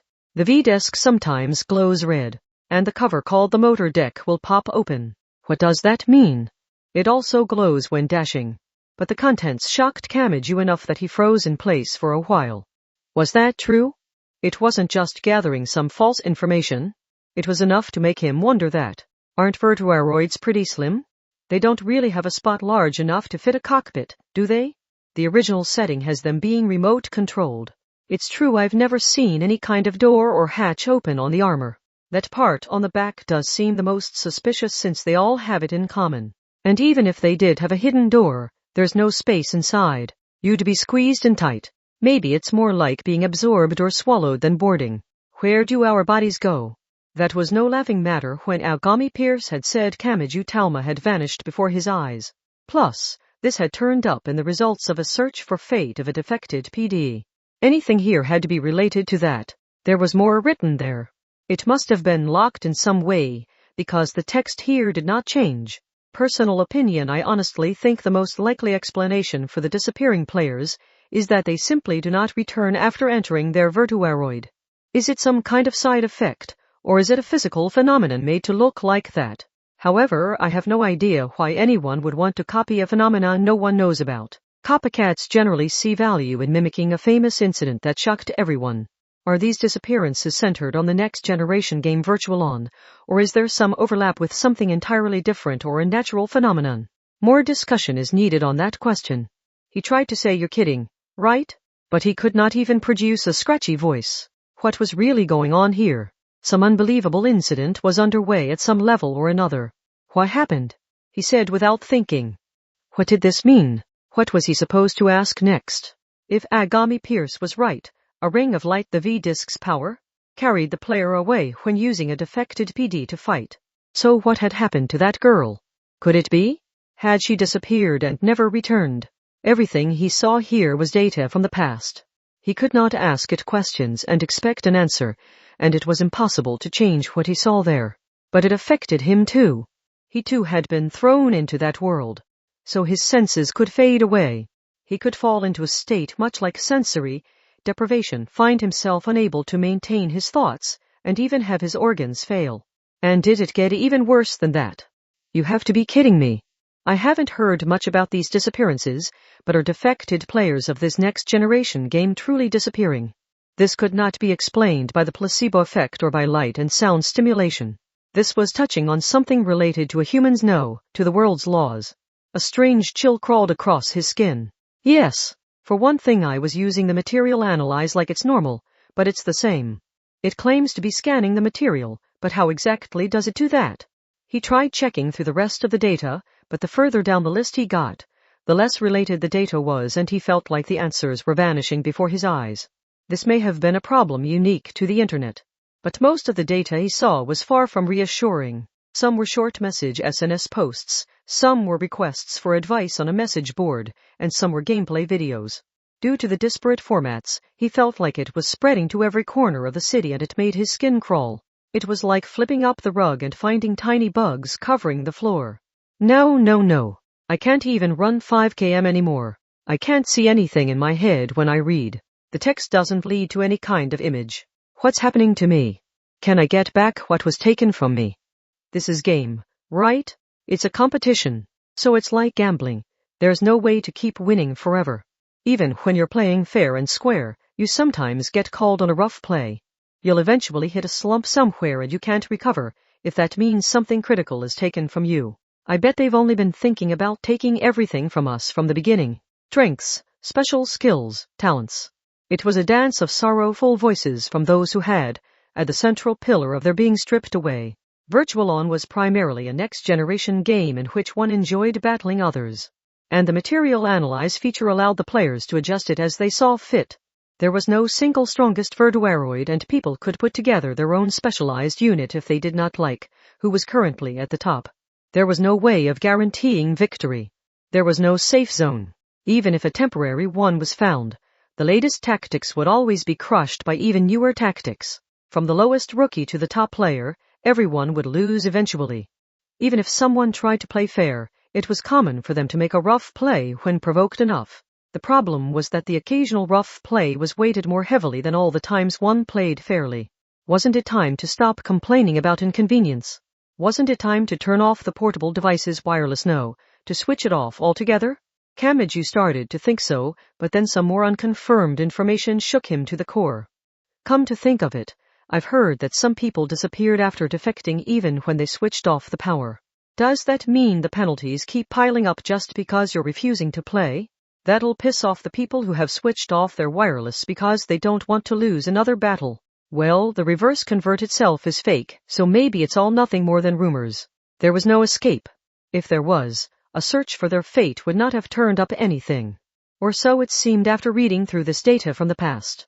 Part 9. Not all parts of the city were bustling with activity for the Virtual On tournament. Seedy darkness filled the depths of an alley. A rhythmic clacking noise rang there.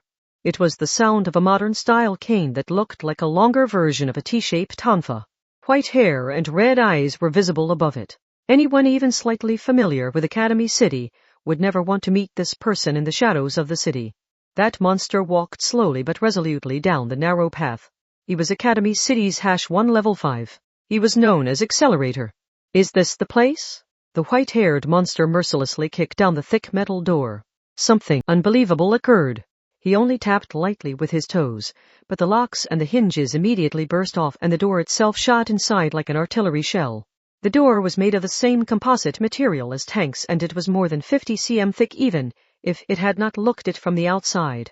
The locks had a total of 16 bolts. More importantly, this was not just a back entrance. This space was architecturally positioned so that it was impossible to set foot inside without prying open the kind of door found on the bank vault. He ignored all of it. There were no windows inside. A lot of LCD monitors must have been lined up like in a day trader's dealing room, but they had all been smashed to pieces as the door shell flew by a second ago. And beyond the bent door, the crushed contents of the sandwich uttered a messy groan. It was a young man. Due to living in an air-conditioned room year-round, he must have lost sight of the season. He was wearing a shirt and shorts that might have been indoor wear, but might have been outdoor wear. Who hired you? Are you here to delete a VIP's disgraceful data? But it's too bad for you. This is only a terminal. The online assets, that shared culture of knowledge, can never be infringed by anyone. I can't believe this, muttered Accelerator. I have no interest in your life. Cut the crap and don't bother looking into any of this. All you have to do is answer my questions, and I'll free you from this shitty situation. Understand the rules? With that said, Accelerator looked around the room just once. Most of the monitors were spewing sparks and useless, but there were some other notable things in here. There was a logo on the wall. Accelerator had seen it here and there on the internet, and this man may have designed it himself and printed it out. The Phoenix. That cruel hidden site claimed its objective was to preserve, release, and share the disgraceful data found on the internet. Who are you spreading this data for? What are you? The man trailed off. The hand not holding the modern-style cane was suddenly holding a giant scythe taller than Accelerator. It had nothing like a sheath, and it was far too large to hide. It seemed to have simply appeared from thin air. No. Wait. You can guess what this means, right? Well, if I wanted to, I could use my vector manipulation to control the electrons in your head, but if I've got a specialized tool, I might as well use it. Accelerator slowly shook the scythe's tip as he spoke. Isn't Specina a vertebraroid that specializes in psychological attacks and hits the enemy with various status disorders? Wait just Abamorgja. The tip of the scythe-shaped weapon named Iflisa merely touched the collapsed man's forehead. His language capability collapsed, his expression faded, and his body grew limp in only a few seconds. The -1 had clearly caused a paranormal phenomenon separate from his vector manipulation. And it was from a different system than Academy City's Spur development. To top it all off, he displayed no side effects whatsoever. This really isn't funny, spat out the white-haired monster while resting the scythe's handle on his shoulder. The man sprawled out on the floor was now a faucet of words. It was time to get the needed information out of him. The -1 asked the exact same question again. Who are you spreading this data for? There was a dramatic difference. The man revealed the information with empty eyes. It was happened so smoothly it was actually creepy. It was less like he was being obedient or cooperative, and more like he had been deprived of food and sleep, and then kept from resisting through violence or drugs. No one hired me. I had a small goal in letting it be known I was gathering articles on the defections and revealing that hidden data. Out with it. Assets. He spoke normally. There were none of the phony niceties found at a bank ATM. But that created a mismatch that left no sense of a human will behind the words, so it filled the listener with an intense impression that something was wrong. Virtualon rapidly spread across Academy City, right? But you can't start that kind of movement for free. With the portable devices, the specialized centers, and how the information was advertised and spread, someone paid a ton of money to get that done. It's the same as airing lots of ads during prime time. I heard an interesting rumor saying the user known as the Blue Stalker had started it all. Makes you wonder just how much money they've got, doesn't it? Of course, Virtualon has gained an insane amount of attention. Do you call it the power to spread information? I mentioned TV ads before, but the billboards and banners at that tournament have gone way beyond that level. They've gained control of a very large market share. The more money you spend, the more you can earn. Construction companies, general trading companies, and famous corporations must want to contact them. They've spread their roots more than you can imagine. Even though the information was being forced out, the man spoke with more and more intensity. It may have been his own nature influencing how he obeyed the order. I've managed to get my hands on information proving that they've got a hell of a sponsor. It's a certain old man, an Academy City VIP. He's intentionally kept himself off the board of directors and away from other power structures, but that lets him spread his business like crazy. So why is he giving the Blue Stalker mountains of gold to make Virtualon a success? How does he benefit? This is something that VIP wants to succeed no matter what. If I can find his Achilles heel, I might be able to get my hands on the leftovers of an unbelievably large mountain. And to do that, I need to gather all sorts of information. And without anyone suspecting my true motives. Such nonsense, spat out Accelerator as he glanced toward the wall. Several photographs were pasted there with red threads and pins connecting them. It likely diagrammed the flow of money. There must have been no data on the blue stalker, because there was only a black piece of paper as a placeholder. Then there was the old man in question. The formally dressed gray-haired man looked so spotless you would think he had been born wearing a custom-fitted suit. He did not give off any hint of malice, and he had the kind of roundness that would look at home feeding pigeons in front of a museum. But no one in the world was truly innocent. The more someone looked like they were, the more effort they put into the illusion. I guess I'll give him a visit next.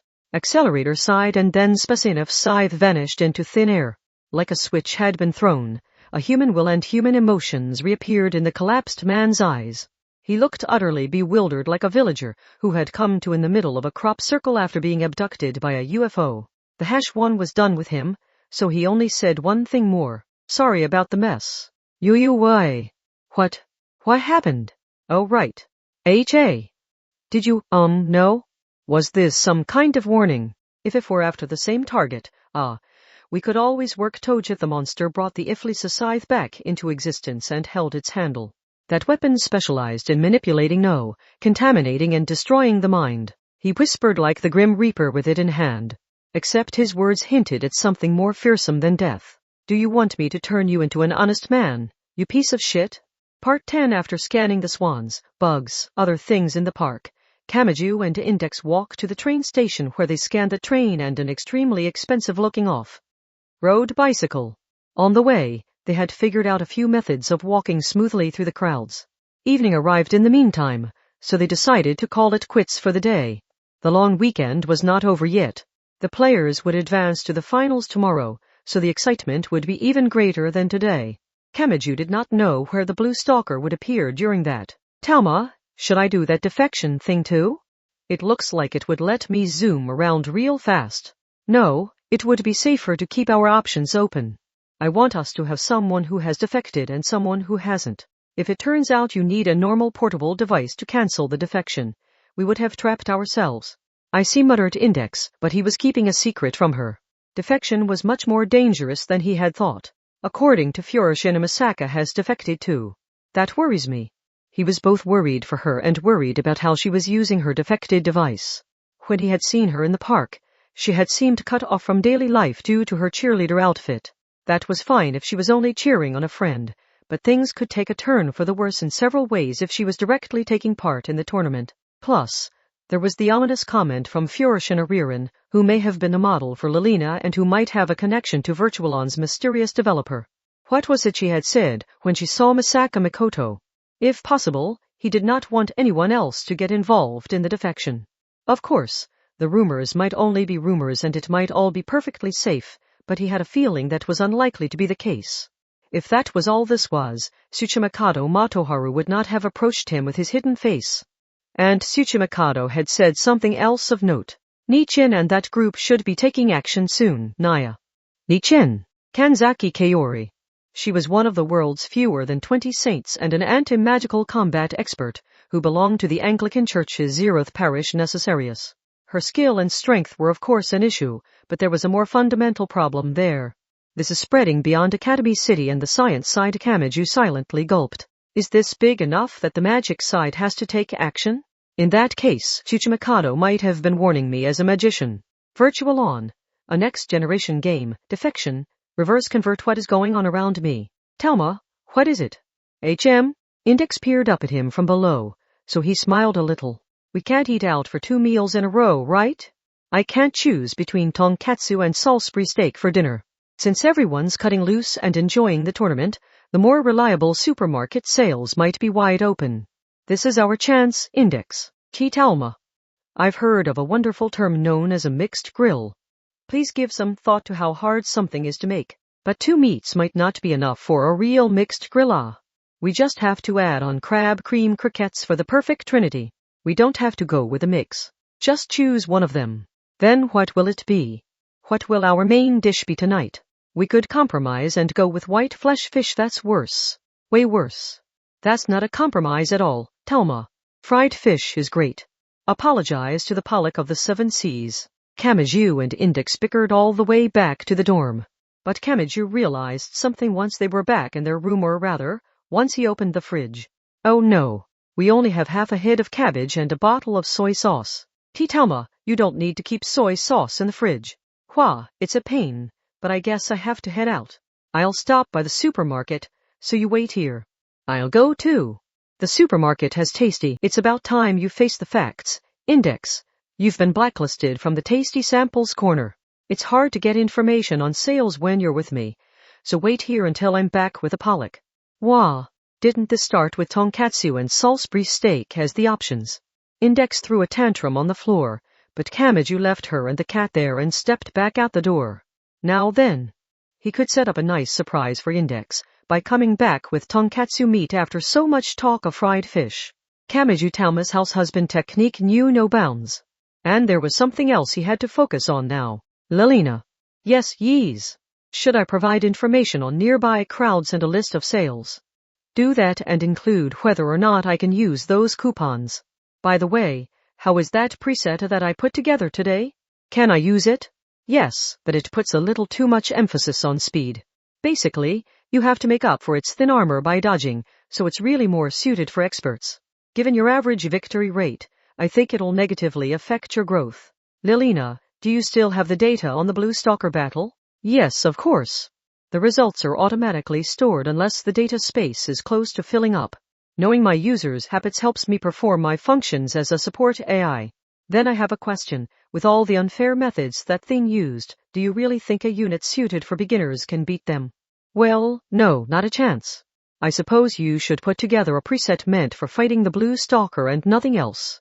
He took the elevator to the ground floor and walked through the orange-dyed streets. Since you left your partner back there, I assume you're planning to do more than just chop. I want to see how preset A is doing. If I can use it, that's great. If I can't, I can figure out how I need to alter it from here. But if I say that in front of Index, she's sure to insist I experiment on her. Yeah, and you ended up defecting due to your battle with the Blue Stalker. Lelina, can you search for those the ones controlled by the CPU? NPC? Yes, that. Can you search for NPC virtuaroids? I don't have to worry if they're programs. Yes, sir. Leave it to me. The small screen displayed a map of the nearby area, and it was quickly filled with red dots.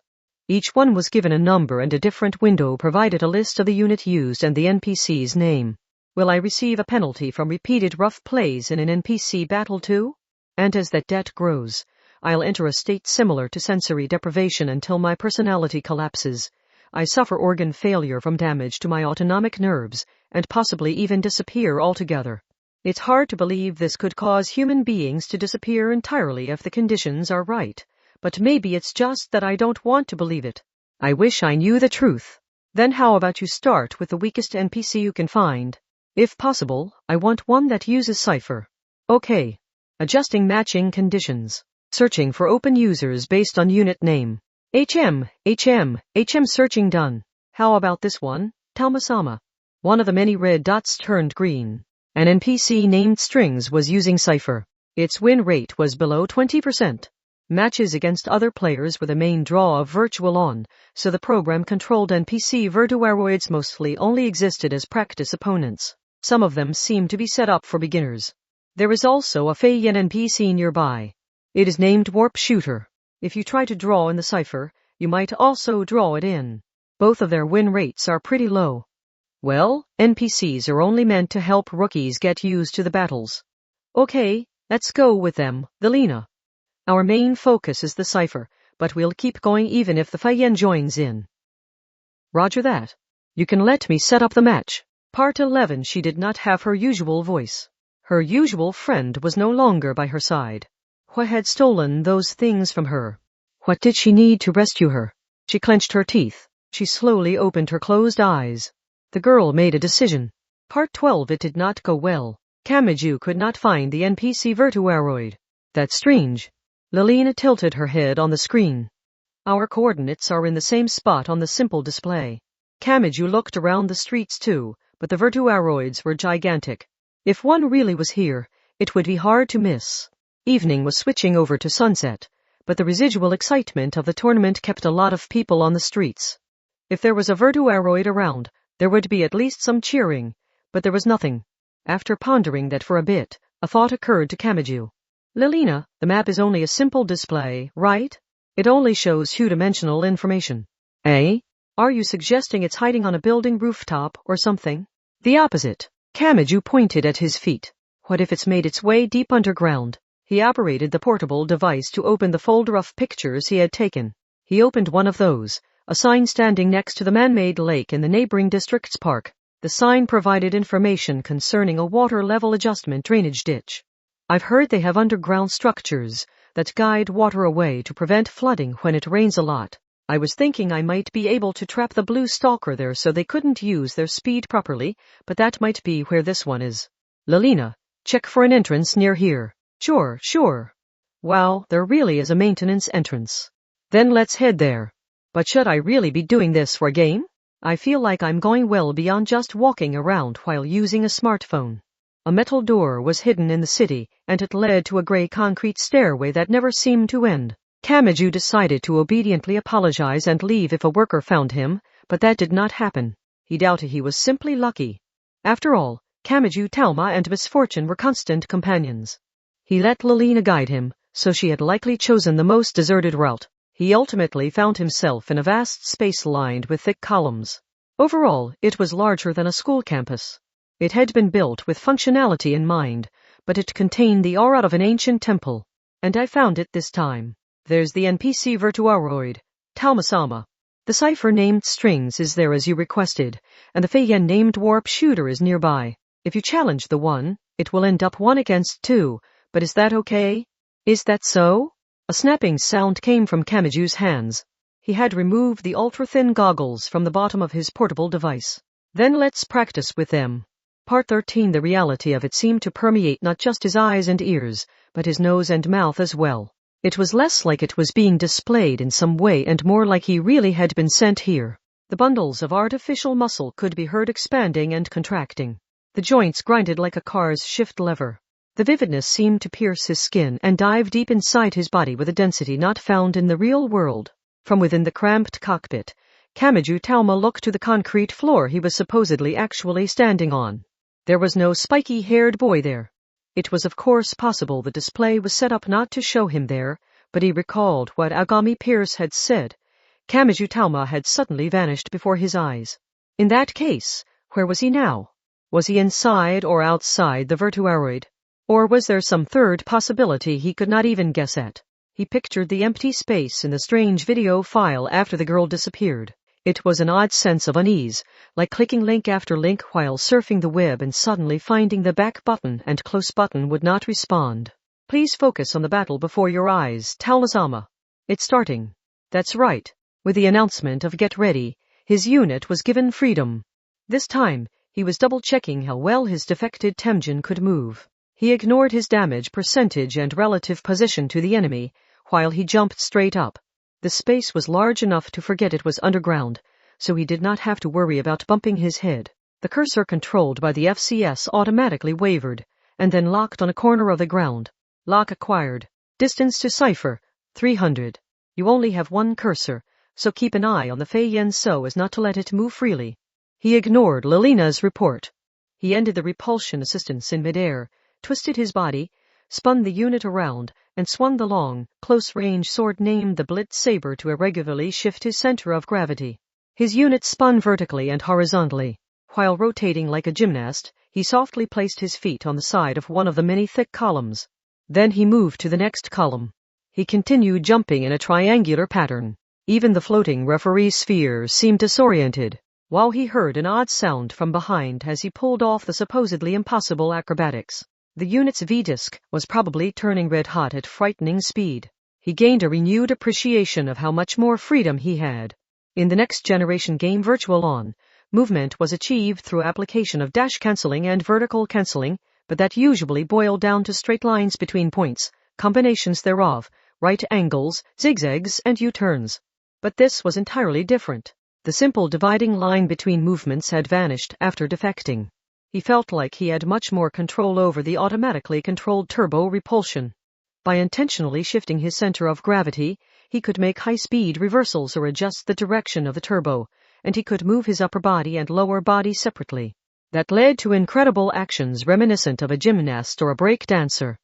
Movement direction usually came down to the 4 cardinal directions, the 4 diagonals, and up and down using jumps, but there was no such limitation after defecting. Arrows of freedom stuck out in all 360 degrees like a hedgehog. Instead of being able to do anything as long as he came up with the idea, it felt more like his ideas took form directly. This would be why a normal vertebraroid doesn't stand a chance. It's like all the other pieces are stuck to the chessboard squares and can only move on their turn, but this one piece can move anywhere at once in real time.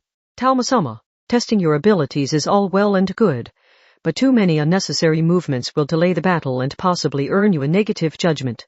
And we are here to practice, so there is no need to attempt a flawless victory. As long as you do not trip and fall down, hits are not a major issue.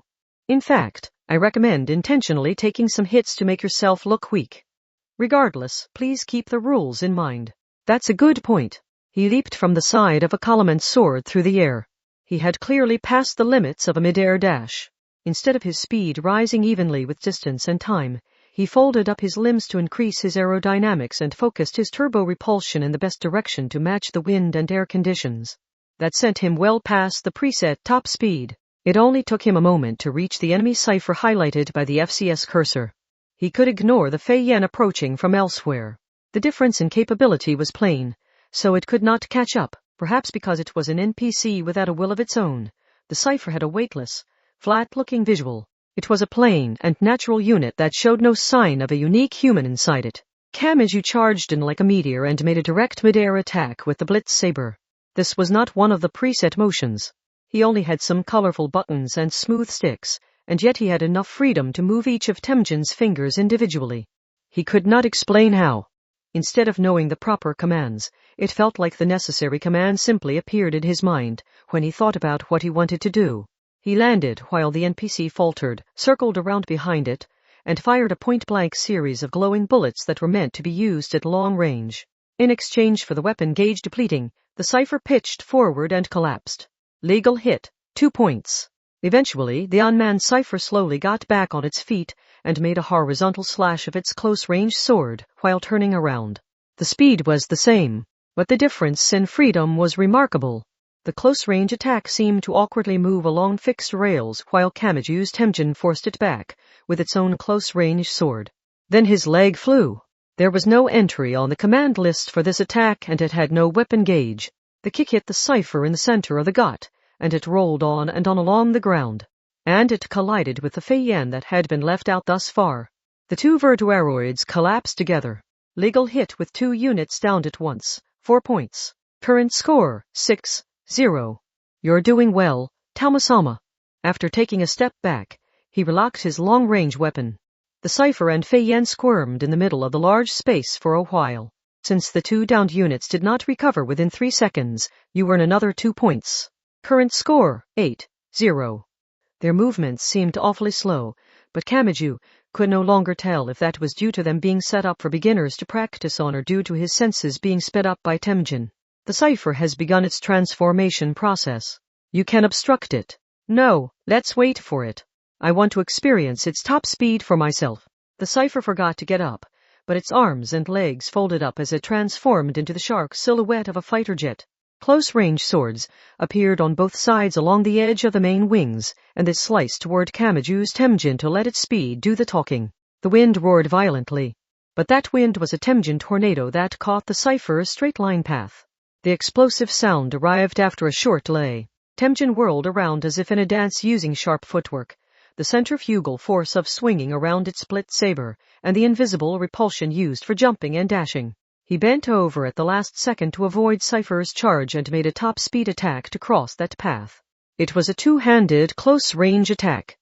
It felt more like hitting a home run with a bat than slicing with a sword. With a deafening metallic noise, the Cypher was sent flying. Due to its original speed, it ended up in a crushed state halfway between fighter jet and humanoid and at once more hit the Fei Yan and sandwiched it against a nearby column.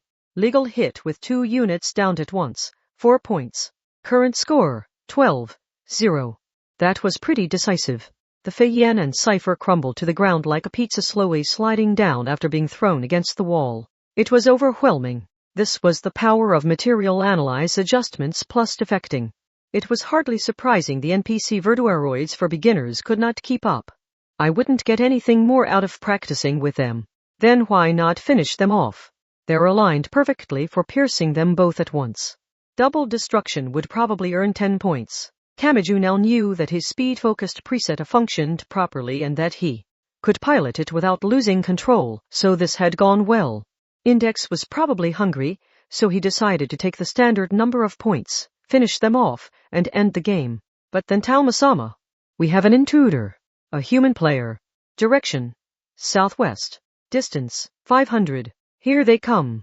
A gigantic beam of light surged by and scorched the air. Kamachi's Temjin moved just before it arrived. He rotated like a figure skater, flipped around, and just barely dodged the high-power laser weapon. He clicked his tongue as he guessed at the direction the shot had come from, and circled behind a column.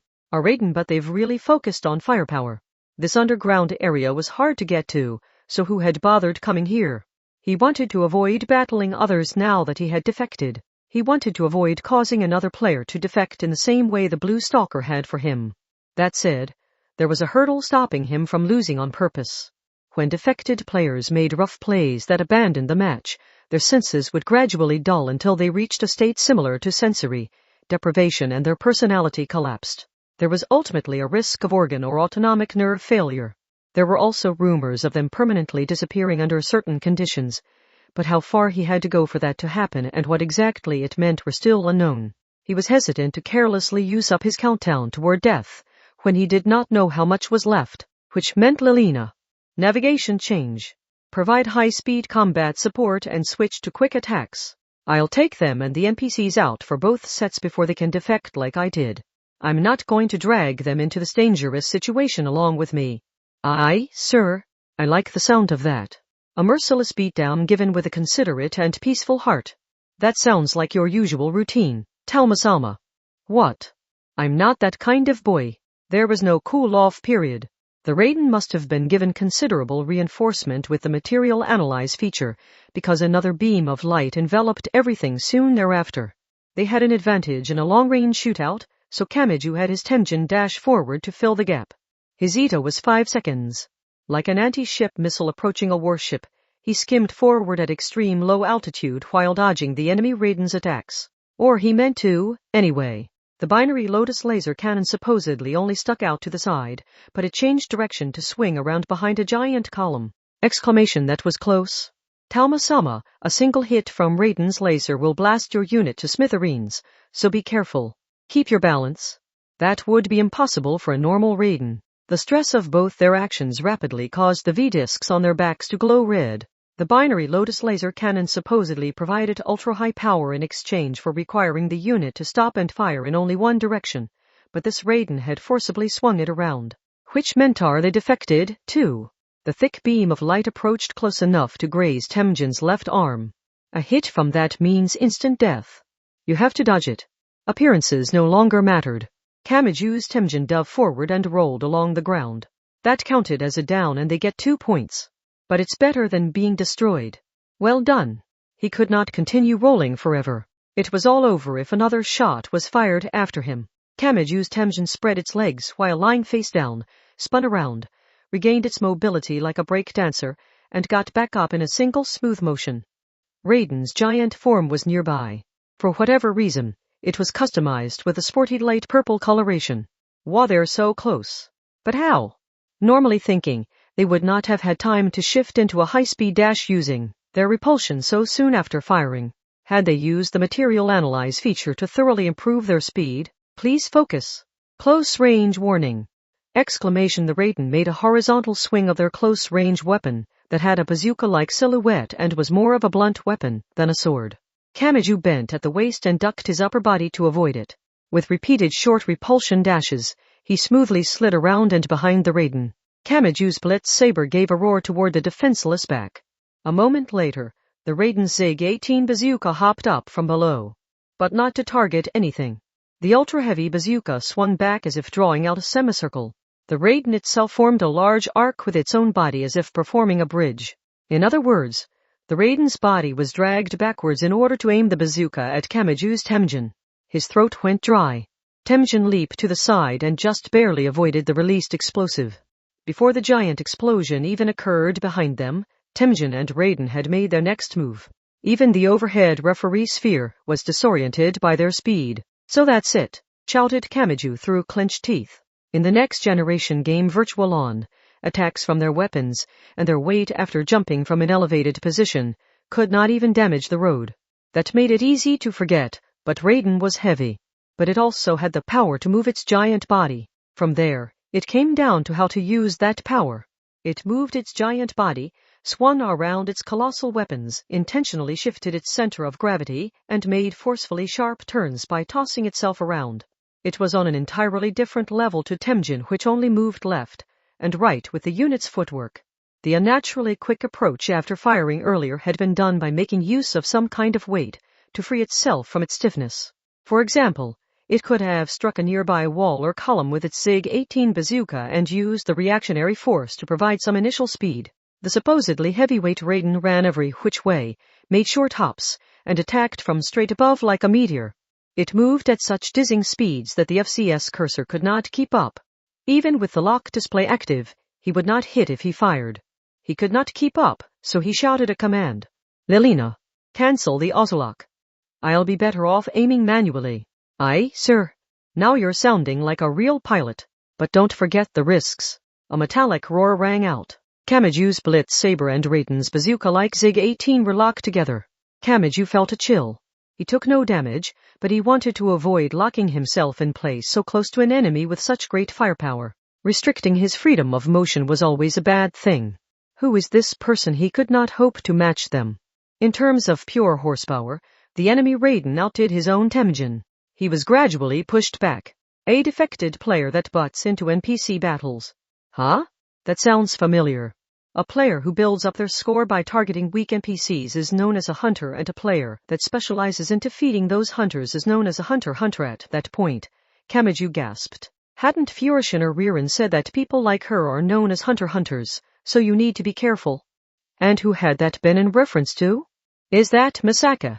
He also recognized the purple coloring from her cheerleader outfit when he saw her in the park. He received a communication request as if to answer him. But she may not have known his identity. "I don't know who you are." The chill in her voice was enough to tell him that. "And it doesn't matter what you're trying to do here." But she paused briefly and seemed to shove something toward him with her words. "If you continue to use my friend as your stepping stone like you did here, I will tear you apart in Virtual On until you break." The equilibrium shattered. "Don't say I didn't warn you." "Wait, Misei." The Raiden pushed Temujin's Blitz Saber away. She then launched a powerful kick toward his gut. Kamaju moved back to negate the impact and had his hands full, simply maintaining his balance. Meanwhile, the Raiden once more opened the binary Lotus laser cannons like parabolic antennae on her shoulders. Fear clenched Kamaju's heart as the color white filled his vision. But she apparently only intended to blind him. She swept it away from him, perhaps to drive home that this was a warning. The next thing he knew, the Raiden had vanished from his FCS cursor. Misaka Makoto was nowhere to be found. Her friend.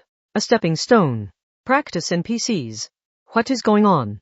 He received a response from an unexpected place. Maybe she meant this? I was reviewing the records from the previous NPC cipher and Feiyen, and look at this here. Lelina opened a new window and called up a battle record video.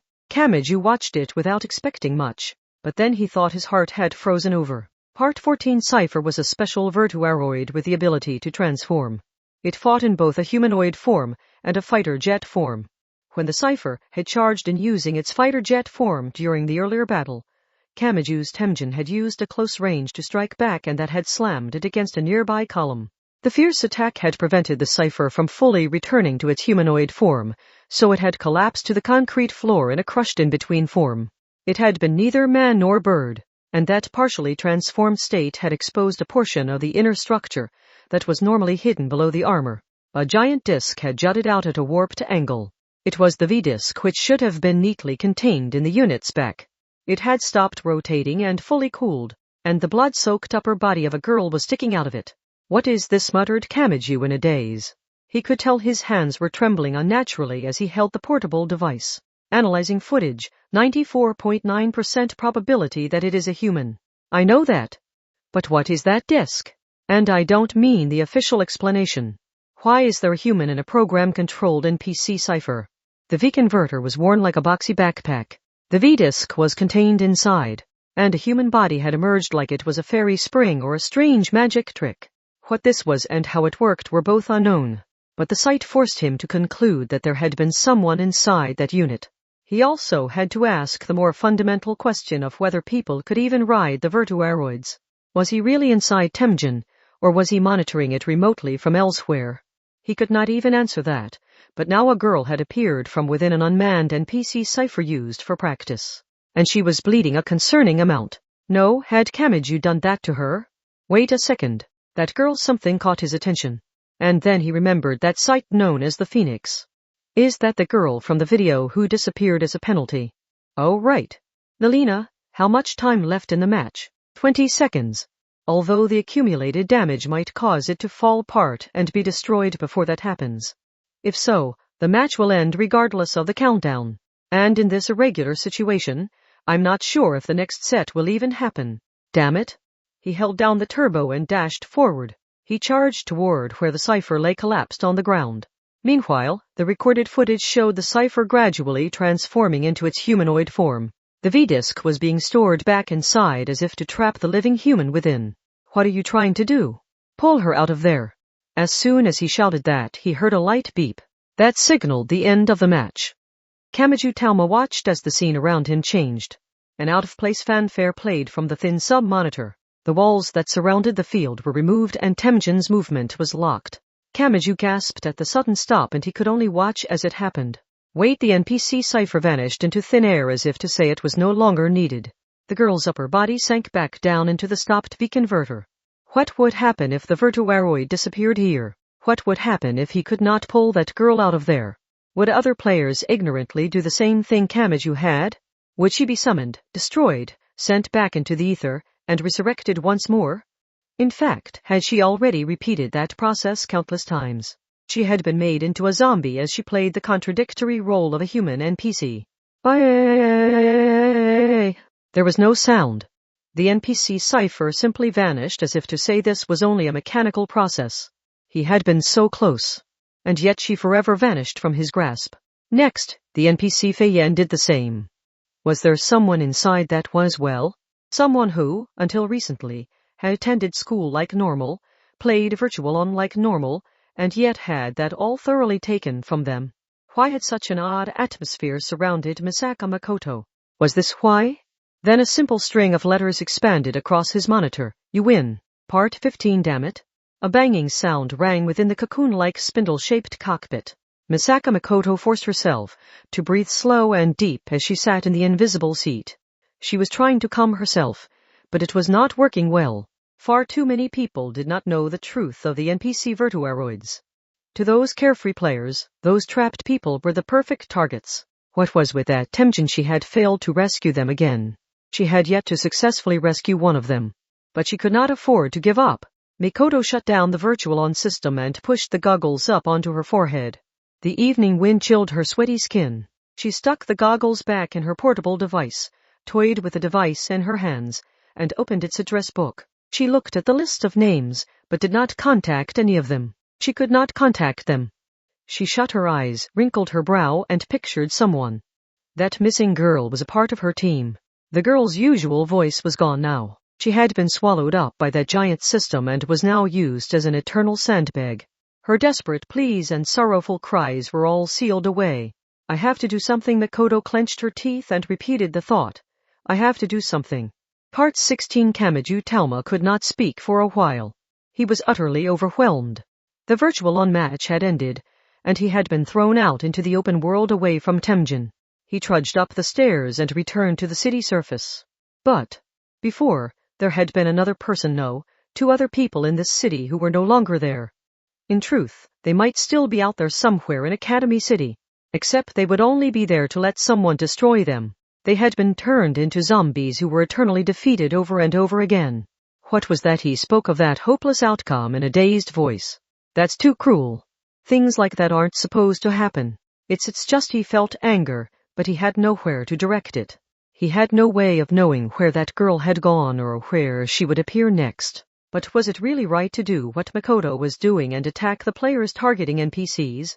He knew firsthand that forcing others to keep up with his defected virtuaroid could trigger a new defection. Lelina. Yes, what is it? Misaka said something about not using her friend as a stepping stone, right? Misaka-san? Searching list of names HM? He realized that the previous one-sided transmission had never included the name Misaka Makoto. I mean that purple Raiden that intruded on our battle. Oh, link made. I can respond appropriately from now on. Talma-sama. Was that girl the friend she mentioned? Kamachi thought for a bit. No, if everyone who drops out after defecting ends up like that, just how many players have been turned into NPCs? It's possible that a unit other than that Cypher or Fei-Yen holds someone much closer to Misaka. It could be someone else from Takiwada Middle School. It could be someone who was always by her side. It could be someone who lived in the same dorm.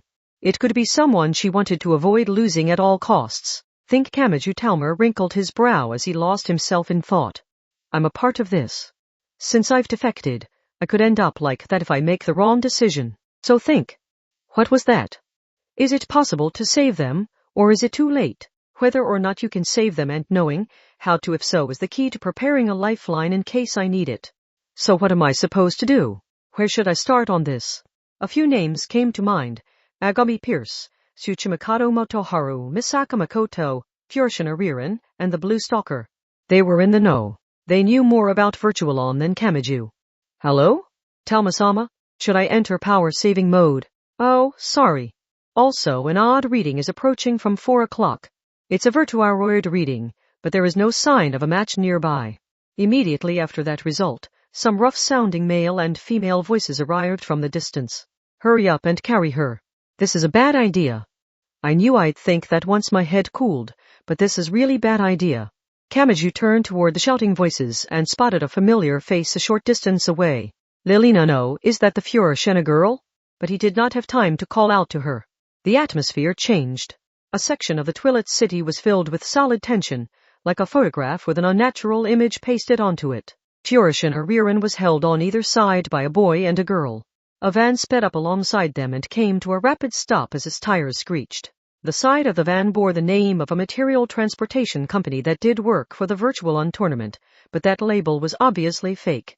Kamachi could tell Furushina Ririn would be stuffed in the back seat in no time. Wait. What's going on? Did she get herself in trouble again? I have turned video recording on, but should I send the license plate number to Anti-Skill? Please do. That means I've got to buy some time for the grown-ups to show up. Wait. Talma-sama, what are you doing? Fortunately, the van's path took it toward Kamachi after getting Furushina Ririn on board. And there was a reason Lelina grew so frantic despite being a voice processing program. Kamachi had ducked into an alley, grabbed a metal pipe from the ground, and returned. Wait. My infrared sensor is telling me that van is moving at an estimated 60 kph. You'll die. Stand up to that and you'll die. At least let me back myself up to the cloud first. Don't be so sure. Kamachi held the blunt weapon like a baseball bat. The van made a lot of noise as it approached. You don't have to smash the hunk of steel to pieces. As long as you hit it, you can stop a car. Just as the target vehicle was about to pass him by, Kamachi Talma swung the metal pipe horizontally like some kind of joke. At first glance, it looked like he was sacrificing both his arms. But, a moment later, the bumper detected an impact and the van's airbag triggered. There was nothing the driver could do. The airbag in the steering wheel prioritized the driver's life and showed little concern for anything else. The large balloon blocked his vision, and his arms were knocked outwards. In other words, the van lost control. It briefly swerved in an S shape but could not regain its balance. It collided with the support pillar of a nearby wind turbine and came to a stop. Kamachi raised his left hand to his right shoulder and spun the entire arm around. Let's get started. You natural monster, wouldn't that normally dislocate both your arms? It's not like I pulled off some crazy stunt like negating the blow by matching the center of impact. I'm only a normal high school boy, so the most I can do is let go of the pipe just before impact. With that, Kamachi ran over to the crashed van. He spotted something spherical floating in the sky overhead. A virtual-on referee. He found that odd, but the van and Furishin Ririn inside came first. He saw no sign of anyone exiting the van. Thanks to the impact from the airbag, I don't have to worry about the driver. That just leaves however many people were in the back. I hope it was just the two I saw earlier. But even if there were 3 or more, he had little to fear when they were crammed inside that small vehicle. They would be unable to move properly no matter how many there were. The risk of death would only shoot up if they managed to get out and surrounded Kamachi. With that in mind, Kamachi pressed against the crushed van's rear sliding door. Either it had not been locked or the lock had broken in the crash because it opened surprisingly smoothly. And inside a smooth, oddly lustrous, and quite large gun barrel awaited him. Other weapons surrounded the shoulder of the boy, who had shoved Furishin Ririn inside. It looked a lot like a submachine gun, but perhaps due to how smooth it looked, it seemed oddly ethereal and unreal.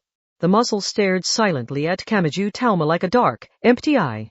More than the gun itself or its strange smoothness, it was the scent that most insisted this was a weapon. Kamachi named the verduaroid that first came to mind. It was standard, but it had a rounded, more human silhouette. It preferred modern weapons like machine guns or tonfas. A farmd. Immediately afterwards, a string of dry gunshots rang out. He initially began to raise his right hand, but he instead used all his strength to swing his head to the side. He could not analyze what it was that made him do that. Perhaps because the immediate danger took the form of a gun instead of an occult sword or staff. It really was a farmd. That machine pistol was known as the decas gun system. But that choice paid off. He felt scorching heat on his skin. Bullets had grazed his right palm, the tip of his little finger, and his cheek. Red blood welled up from his right hand, which could negate supernatural power. I can't negate it. Damn it. He did not know how it worked, but did this contain some kind of unknown power with enough interference or sheer quantity to force back his imagined breaker, just like stale Magnus's in Essentius? He scrambled away from the sliding door. He had heard rumors of the reverse convert. As a reward for defecting, it might be possible to incorporate a farmd's nimble footwork, specify psychological contamination attacks, or other similar powers into your own human body. But even so, can they really just pull out the weapons? That seems way too direct. His opponents did not calmly exit through the door. Kamachi heard a loud bang and the van's entire roof burst outwards. It looked as easy as tearing through a wet candy box. A girl with short hair poked her head up, presumably by standing up within the van. Something seemed to flash around her, and then something floated near her shoulders. A mass of metal made from 3 pentagonal prisms appeared over each shoulder. It isn't just a farmd. Are the verduaroid's weapons really appearing here in the real world? But how? And why? An unpleasant term appeared in Kamachi's confused mind. Reverse convert. You can't be serious. It lets them do that. The idea of returning the traits and features of a verduaroid to the human had never quite clicked with him. That was because Virtual-On was not as human-based as an RPG or baseball video game. But this was far too straightforward. They could draw out the weapons and make that firepower their own. He did not have time to confirm what was true and what was not. If what that girl had was what Kamachi thought it was, it belonged to a small verduaroid with thick armor thoroughly placed around it and with 2 small arms, and 2 large arms that made it look like it had been taken inside another larger unit. Greifswaffe, and that's its distinctive shoulder units known as the Greis units. A large guided missile launcher. Damn it. As soon as he yelled that, all the guided explosives were launched at once, leaving trails of smoke in their wake. Part 17. The short-haired girl clicked her tongue. Her vision was obscured by the explosive flames and the dust she had scattered, but the FCS cursor that appeared in her vision was still moving. No one seemed concerned about the explosions. That was thanks to the Virtual-On tournament. Beams of light and explosions shook the city almost constantly now, so no one was going to give this any special attention. Lilina, what happened to the enemy target? Eh? All right. There is still a reading, so he's still alive. I think. You think? Eek. He is alive. Correction. He is alive. She clicked her tongue again. She lightly kicked off the van with her feet. She floated up. No, she flew. But this phenomenon was not reliant on her defected PD or a verduaroid. She was using outer travel. her own Esper power that controlled ionized particles to support her body in midair. It was classified at level 4. Did a defected PD look attractive even to someone with that much power already?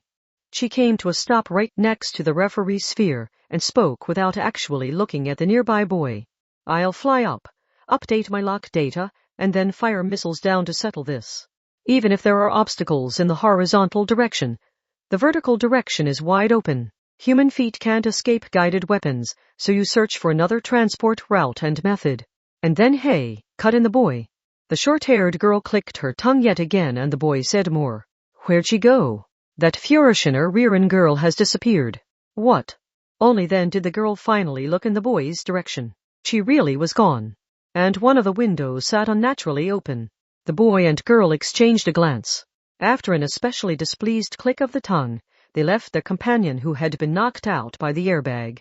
The boy with a PharmD's machine pistol stepped out onto the ground, and the short-haired girl with Greifswald's launchers near her shoulders flew up into the sky. They began their pursuit from 2 different directions. Part 18. What was that? Kamachi Talma had fled into an alley. Even during the tournament, there was no sign of anyone back here. He pressed his back against the filthy wall and gulped. What was that? What was that? What was that? Analyzing video recording, the reading was undoubtedly that of a virtuaroid. However, they do not follow the system of Virtualon as a next-generation game. If you're going to explain this, can you make it a little simpler? I'm saying there are no walls demarcating a field and there are no safety regulations. The only reason they have not destroyed the surrounding objects, by which I mean the city around them, is because they don't want to leave any more evidence than necessary. But if they lock onto a target, that target will be blown away with the weapon's full firepower, huh? Kamachi looked down at his aching right hand. One of those referee spheres was floating in the sky overhead, but he was not being given a penalty. The system was being utterly toyed with. And since a PharmD's gunfire had grazed him, he could not doubt its destructive power. If he was hit with a sword, he would be bisected. If he was pierced by a laser beam, he would burst into flames. This was the reverse convert. The virtuaroid adjustments were sent back the other way. It was rumored this could tear down Academy City's Esper development hierarchy. More importantly, Talma-sama, if we are assuming you are up against deadly virtuaroids, then you are still in danger here. A lock will remain in effect even through walls, so they will know where you are. You're kidding, right? If you are focusing on direction, you need to escape outside of the enemy Greifswald and a PharmD's field of vision. There is a risk of them re-establishing a lock through a building, but, if you make use of height differences by fleeing into an underground mall or waterway, you might be able to confuse them. Are the weapons really all they can pull out? If they bring out a full virtuaroid, I'll be crushed underfoot. At that very moment, someone grabbed his shoulder from the side. His eyes widened in shock, but when he looked over, he found Führerschein. I really would have preferred sleeping, said the platinum blonde girl. Whether it's to flee or fight, you need to get moving if you want to survive. There are a number of strategies in Virtualon, but standing still is not an effective one. Eh? What? Wait, here they come.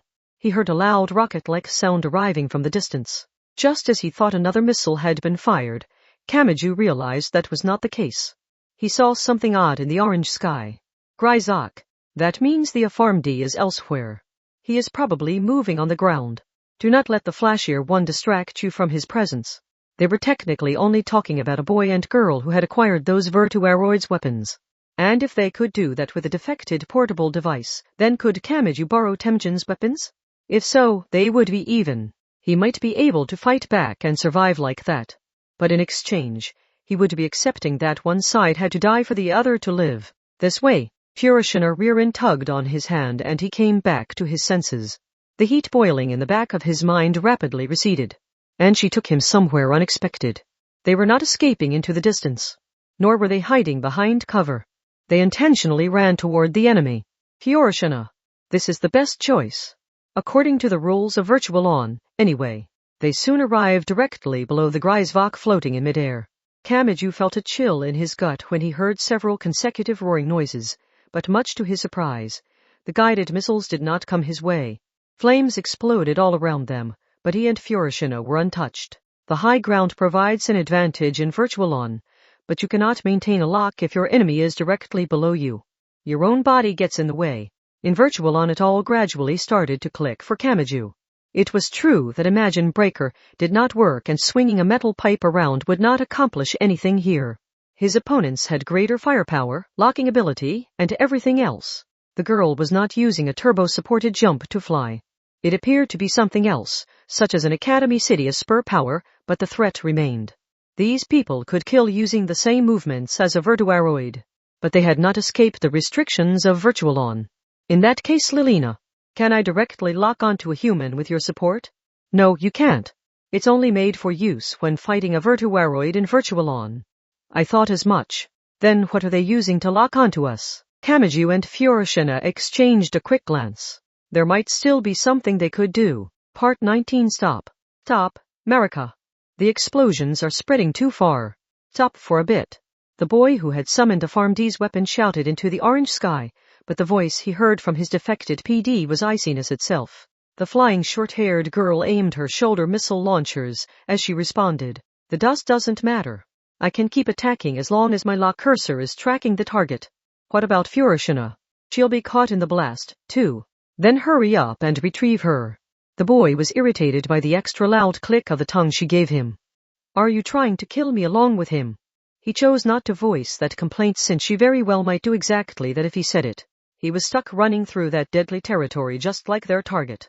Even now, tons of missiles were being launched from overhead. Their surroundings remained unscathed, but those deadly flames would selectively destroy either enemy or ally. He would have to dodge Marika's missiles on his own. What the hell is going on? This was supposed to have been an easy job. Find the girl in the photo, nab her, and take her to the designated location.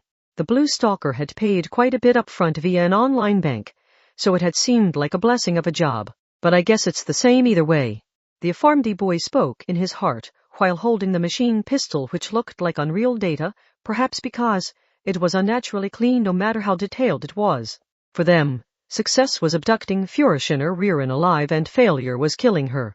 Their own deaths had not even seemed like a possibility because they could produce a unilateral slaughter just by standing in front of someone. His FCS cursor was still active.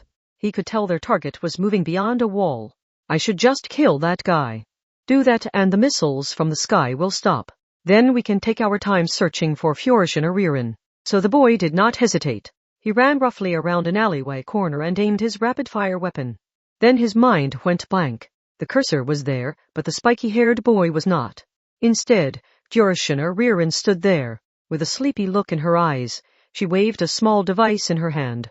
The cursor in his vision followed the movement of the portable device. Oh, no, did they meet up and then swap portable devices. Virtuaroids were weapons meant to battle other Virtuaroids. The game models could not lock onto anything else. That meant they could only track the portable devices which had a connection to Virtualon. It was just like pursuing a suspect by tracking their cell phone. But in that case, where'd the original? He was unable to finish his question. A dull pain pierced the back of his head. It was like switching off the power. The PharmD boy wobbled on his feet, and then collapsed forward. No one caught him, so he lay collapsed on the ground like a discarded toy. Kamachi tossed aside the thick manga magazine he had found tied together with some others in the back alley. He breathed a sigh of relief that this smaller scale suited him much better than Temjin or PharmD. That's one down. What about the Greifswald overhead? The two of them traded portable devices again to reclaim their own. Anything's fine as long as we can escape, so there's no need to actually defeat her. But that could be a problem if this is following Virtualon rules. If you're still in their field of vision, they can still lock onto you behind cover. So as long as she's in the sky, she can search all the way to the horizon in 360 degrees just by spinning around. Then what are we supposed to do? Kamachi scratched at his bangs and Furushina Ririn modestly made a suggestion. Buy me 30 seconds. Do that and I will take care of the Greifswald overhead. Can you do that? Kamachi thought for a moment. Lalina. Yes, sir. What is it? Just to double check. A Virtuaroid can only get data on enemy and ally Virtuaroids and on the walls of the battlefield, right? That and providing advance warning of especially powerful attacks. And Greifswald's missiles will detonate when they hit any kind of obstacle? They can't fail to detonate or break through a wall and pursue the target? Yes, but what does that matter? That's all I needed to know. Let's give that girl a shock. Kamachi picked up one of something gathered in a corner of the alley. A garbage bag? Asked Furushina Ririn. I'll show you they're good for something other than a nap. Part 20. The short-haired girl named Marika used her Esper power to hover in the orange sky as she gave a displeased click of her tongue. The FRMD boy was not contacting her. He did not respond when she called him, and his information had vanished from the cursor. Was he taken out, however? She felt no danger. She assumed one of her many missiles had hit him. Breisvox missiles could only display their true strength when in a wide open space like a park. They were easily avoided in these labyrinthine alleyways since the target only had to hide behind a wall after they were fired. The guided weapons were convenient, but not very smart. Sushi had wanted to finish off the target by firing down from the sky to ensure her safety before searching for Furishin or Ririn on the ground. But Lilina, ammo check. Why yes. With the material analyze customization, the shoulder missile launchers have a total of 30 missiles together. Once you have fired those, the left and right weapon gauges will need to reload. That should be enough. She glared at the ground. She focused on the FCS cursor. And she launched plenty more explosives. Immediately afterwards, a missile detonated right in front of her, swallowing her up along with the Greisvock launchers. Wine virtual on. The explosive blast of your own attack would not affect your endurance. It was only intense light and noise and thus only worked as a smokescreen, but it still squeezed at her heart when it was so unexpected. And what had happened? A Virtuaroid's weapons could not detonate prematurely, jam, or otherwise malfunction. Instead of reducing the odds of a malfunction as much as possible, it was more like malfunctions were simply not an option in the first place. Just like a polygon doll could not catch cold, this should have been the same. Some kind of black cloth fluttered across the corner of her vision. What happened? Marika muttered the question in a daze, but she soon realized this was not time for that. Whatever kind of phenomenon or trick that had been, what she had to do remained the same, pursue the two who had fled. And she was up in the sky. No matter where they hid, she could remain locked onto them as long as they were somewhere in her field of vision. This was not a problem as long as she knew where they were. She only had to fly above them and send down another downpour of missiles. Or so she thought. However, this time Marika saw something truly unbelievable. What had happened? She felt foolish for asking that question earlier. Part 21. Kamaju's trick was a simple one. Wow, that thing really flew up there. Lilina sounded impressed. She was likely watching through the portable device's scanner or camera lens. He had created a large bag by cutting apart and taping together several of the black garbage bags that had made a revival to protect the wealthy's privacy. By heating the air inside, the bag gained buoyancy by the same principle as a hot air balloon. Sunlight had not been an option since it was evening, but the bundle of magazines from when he had knocked out the FRMD boy were still there. To omit the details, he only needed his portable device's spare battery and a metal clip to start a fire. He then sent heated air inside the patched-together plastic bag, while making sure the fire did not reach the bag itself. Once it was full, he simply closed off the opening. Plus, the Greisvock overhead could only detect Virtuaroids and portable devices. And her missiles would detonate the instant they hit any kind of obstacle. What would happen if she continued firing missiles without noticing the garbage bag balloon floating up to block her vision? This was the result. The Greisvock was enveloped by the missile explosion at point-blank range. The tape must not have held, because the giant bag came apart on its own. But, an explosion from your own attack won't damage you in virtual on, Lilina reminded him. That will only briefly blind her. What are you going to do now?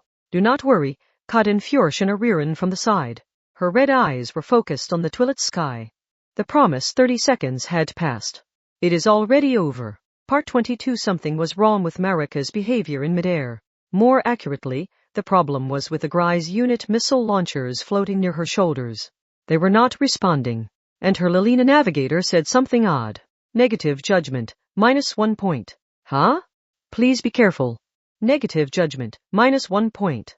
Negative judgment, negative judgment, negative judgment, negative judgment, negative. Wait, first of all, she was not playing a virtual on match right now. She was using that format, but this was an underworld fight to the death. So why was this happening?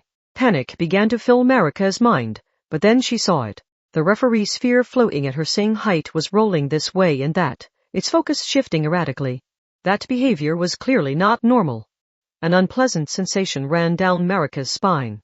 Don't tell me, is someone hitting the ref with a direct cyber attack? She had never heard of anything like that. But if it was possible, continuing to fight using the virtual-on system would be dangerous. The score continued to change on its own and the FCS might not be working, so she could not trust the lock on the surface. Plus, there were far too many mysteries concerning virtual-on. They could only guess at the reasons for the defections and the penalty disappearances. If what she did know crumbled away, only an inescapable bog remained. She would not know what to believe. The underworld was a world where the cowardly could make a name for themselves. But if they failed to do so, they would be weeded out. It was an industry with no safety regulations or manufacturer's guarantees. Any weapon or shield came with the implicit warning of caveat emptor. It went without saying what happened to anyone who assumed they would be fine, as they reached for a modified handgun that could blow their hand off at any time, or a hazmat suit that might have a hole in it. So she came to a stop, because a small element she could not accept had appeared in her greatest weapon. Damn it, the target was there. Normally thinking, she could end this by sending a downpour of missiles toward the location of the cursor. But Marika remained calm even as rage filled her. She was the sort of person who could do both at the same time. Damn it! She fired her missiles toward the useless referee sphere floating in the air. If the alternative was wandering blindly through this bog, it would be best to reset things and see if the system would stabilize. That was the conclusion Marika's sharp instincts reached. Part 23. What had happened? Kamachi was not sure even after it had saved him. He did not know how far he had to run, but there was no sign of the Greifswald girl pursuing them. Hey, Lilina, did Furushina do that? I don't want to analyze it, I just know that's better left untouched. Poking around there is sure to destroy my system. It was also unclear why Furushina Ririn was being targeted, but what had just happened may have been the reason, both for those enjoying normal virtual-on and those plotting something with the defected version. Meanwhile, the girl herself was carefree. Looks like it worked, Jonna. Don't go to sleep. Hey, don't go to sleep.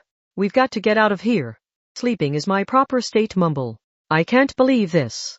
Unable to stop her, Kamachi was forced to carry Furushina Ririn's small body. Identical Lilina sounded exasperated on the portable device, hanging from his hip. You could have carried her on your back or Princess carried her, so why did you go with the old-fashioned rice bag over the shoulder style? You look like a Greek sculpture. It's art. Listen, if you call it art, you can get away with most anything. Any other explanation and I only look like a criminal.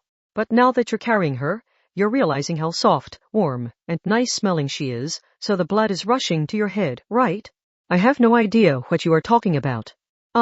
According to the heart rate monitor for the health check service, okay, fine. I admit it.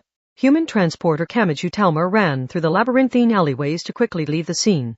He was wondering how far he had to go, but Lilina gave him an answer. We have reached 1 kilometer. We should be safe now. This would be out of the battlefield in a virtual-on match. What a pain. Kamachi lowered the rice bag and plopped himself down in a convenient bench. A girl was fairly heavy when converted into a pure burden. This is just way too much crap happening in a row. Shall I open the to-do app and make a list? There's the blue stalker, there's the endlessly battling zombie players inside the NPC virtuaroids, and there's defected Misaka. And then there's the people who use the reverse convert to make a portion of their virtuaroids' weapons their own. There's Furushina, who they were trying to abduct. And there's her strange hacking skill. All of those things had virtual-on in common, but were they really connected by a single thread? He could not tell. He had been involved in so many things, but he had not been blessed with much information on each individual one. If he was to choose a top priority, Misaka and Furushina, I guess. He was also worried about that girl inside the NPC virtuaroid, but he doubted pursuing her alone would solve this. He had no idea how many zombie players had been placed inside the NPC virtuaroids all across Akami City. There was of course the worst-case scenario, in which every single NPC virtuaroid had someone inside it. He needed something more drastic if he was to save them all, and not just one of them. Instead of chasing the girl who he had no information on, it would probably be faster to pursue Misaka, who seemed to know something about it all. But the next question is whether Furushina's incident is connected to Misaka's problem.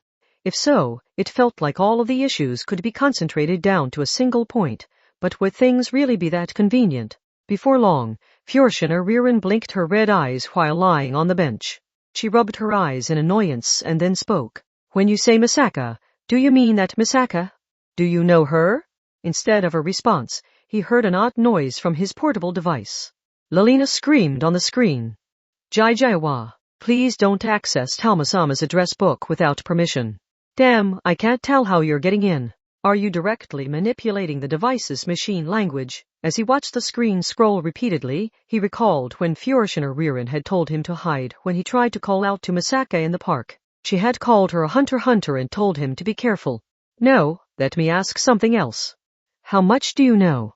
You know Misaka is trying to rescue a friend from one of those NPC virtuaroids, right? And what exactly is happening?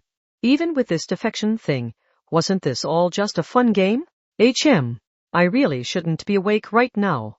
Furushina muttered something under her breath and then answered his questions. The changes on the screen came to a stop. There is a group attempting to do something about the NPC players, and their method will likely have some effect, even if that only means rescuing an extremely small number of the victims. Whether defected or not, this is all based on Virtualon. That means they can make use of those rules. For example, the portable device's screen changed even with no one at the controls. It displayed a round frame and a few simplified silhouettes like those on bathroom signs. First of all, several parameters are sent back to the defected players depending on the result of a match. A positive result means strengthening their body or mind, but a negative one means taking those things away and ultimately causing their very existence to disappear. Pieces of the silhouettes were gradually taken away like a jigsaw puzzle. Furushina Ririn explained a horrifying thing in a calm voice. What matters here is not their ultimate ranking or number of wins vs losses. It all comes down to the records of their matches. The records of their matches? Virtualon is essentially a competition over points, and destroying your opponent is merely one way of earning points. And I assume you are familiar with the negative judgments from the referees. You mean falling down or being hit while you're down.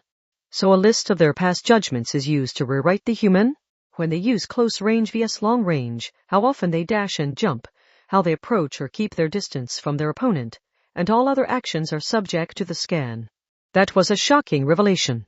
When the training command log was opened, beneficial actions were colored blue and detrimental ones were colored red.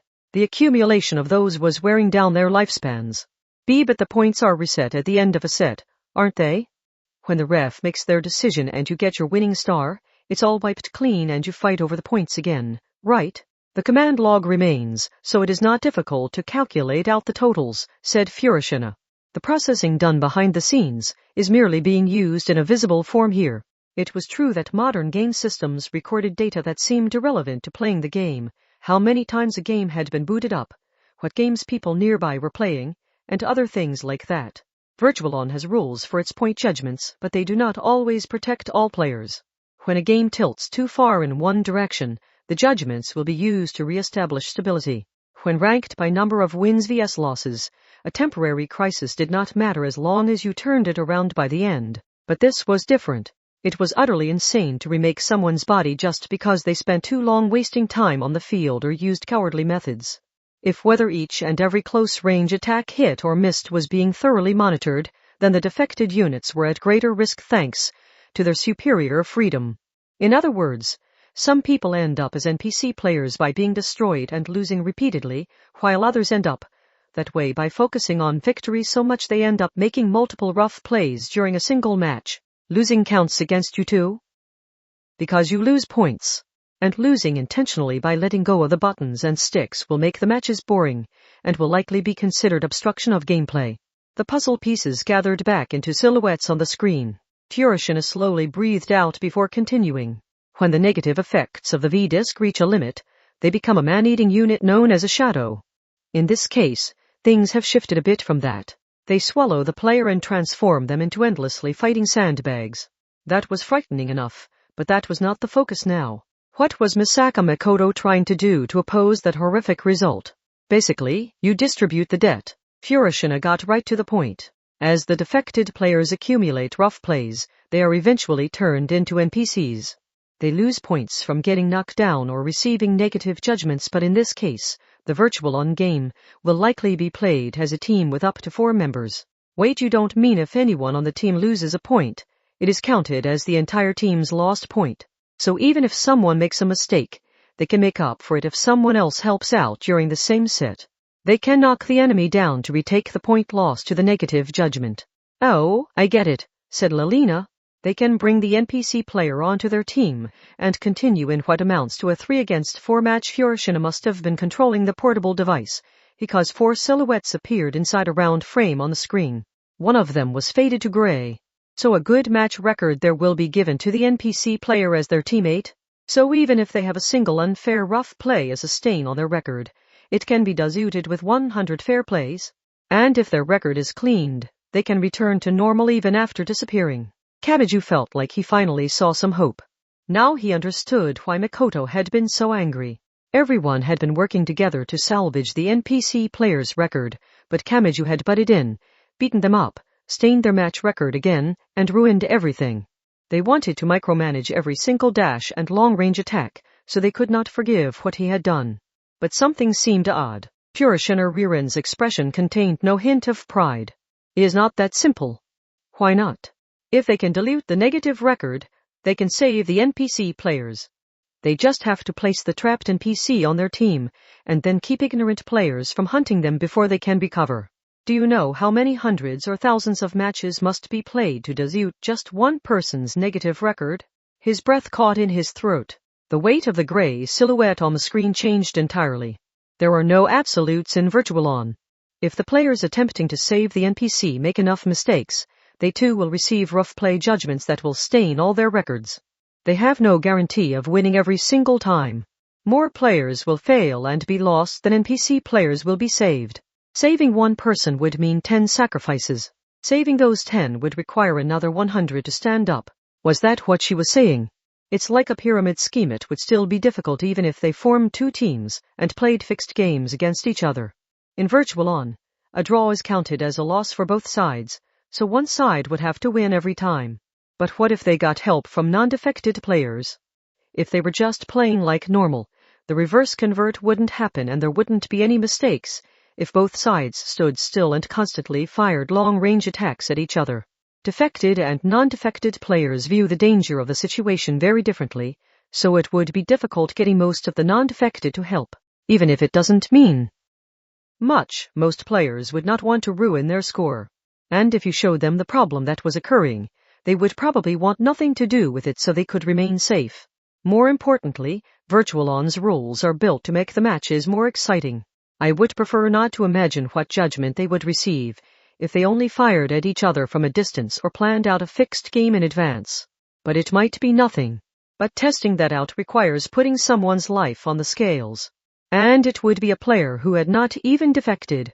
And what if every action during a match was influenced by the reverse convert, from the positive ones like giving a player Dordre's toughness or specifying of psychological attacks with the more direct weapons like a Farmd's gun or Greisbox missiles to the negative ones like loss of motor nerve control and autonomic nerve control? Not wanting to fight seriously and keeping a safe distance could be judged by the referee spheres. If that happened, all of the participants would be thrown into a life of debt. They would be too worried about themselves to give the NPC player a helping hand. Then there's nothing they can do. It might look good at first glance, but the further they go with it, the more the debt grows. Not to mention that a defected player challenging a normal player might lead them to defect. Makoto might be aware of that. She might be aware of it, she might have agonized over it, and she might have had no other option. It was even possible she was taking part in the Virtualon tournament while defected. If so, the fangs of defection might be forced onto the other participants. It would be crass to ask her what had happened. Most likely, someone close to her had been dragged into this. And while pursuing that, she had seen a deeper darkness further in. But in that case, what are we supposed to do? Kamachi groaned while sitting on the bench. We can't shift the debt onto someone else. I understand that, but is there some other radical solution? Oh, I know. You can attack the portable devices and ref spheres, right? Then it is possible I could save 1 or 2 of them like that. But that is not a fundamental solution as more and more players defect, disappear, and become NPCs. In the worst case, the rescued players might put themselves back in danger to rescue another NPC player. Besides, I am only using a loophole, so the giant system itself still lies in our way. Yeah, said Lelina. There's nothing you can do if 100 people are swallowed up in the time it takes to save one. The crushed cipher and the girl inside it flashed through Kamachi's mind. He understood why Makoto refused to leave them like that. There was nothing they could do, but that was no reason to turn a blind eye and go on smiling. Furushina Ririn narrowed her eyes sleepily while leaning back in the bench. And then she spoke. Please search for the blue stalker. What? They are the true starting point of all this. And for me, they are also the ending point. Hey, wait. What are you talking about? This is my limit. This is the most I can do. Zzz. She began to snore like it was some kind of joke. But he could not have her end the conversation unfinished like that. Especially when someone he knew might be directly involved. Hey, Furushina. Wake up. Hey. Mumbly on. You're still going in and out, aren't you? I won't let you. Kamiju-san won't let you sleep tonight. Warning, that phrasing contains an obscene nuance, said Lelina. From a video game perspective, I supposed it would be rated C. Oh, shut up. And all this yelling isn't enough to wake her. Things might change if he poured ice down her back or dumped spices on her nose, but he unfortunately had neither. He tried to think of something he could do to wake her other than just shaking her and shouting. I've heard shining a bright light on the back of a knee can adjust when someone wakes up, just like how the morning sun rids you of your sleepiness. I think they've used that as a way to help prevent jet lag on passenger planes. Where did you learn that useless trivia? A quiz show? Don't underestimate Kamachi-san's habit of doing housework with the TV on. And I've got a light source right here. Lelina, I need your help. Lend me your screen. Eh? He would try anything with the slightest chance of working. In that mindset, Kamachi brought the portable device to the back of Furushina Ririn's knee as she skillfully wobbled while still sitting up. But Talma-sama. What is it now? I'm trying to focus. The general public could easily interpret this as a lowly pervert aiming for a super low-angle shot of a sleeping girl. Are you sure this is okay? Oh, yeah. This thing has a camera, doesn't it? It saddens me as your navigator that you completely forgot about my functions. And some might ask what exactly you're trying to scan with the material analyze here. Are you going for a white-bodied Temjin decorated with a small ribbon and that smells like a girl? That would be revolutionary. I was acting based on a perfectly wholesome idea, so why does it have to end like this?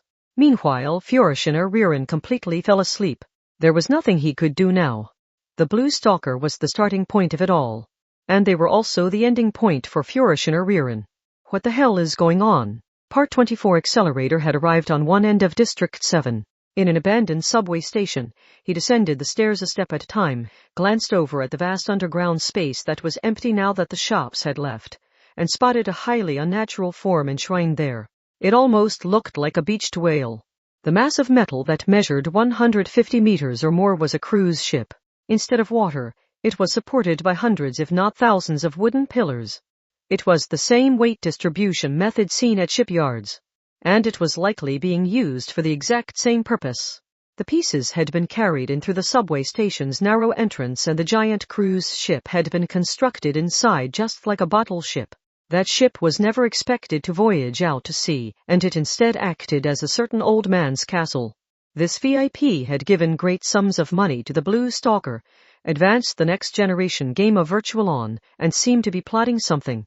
Accelerator climbed the gangway to the deck, and walked through the ship which was as eerily quiet as a ghost ship.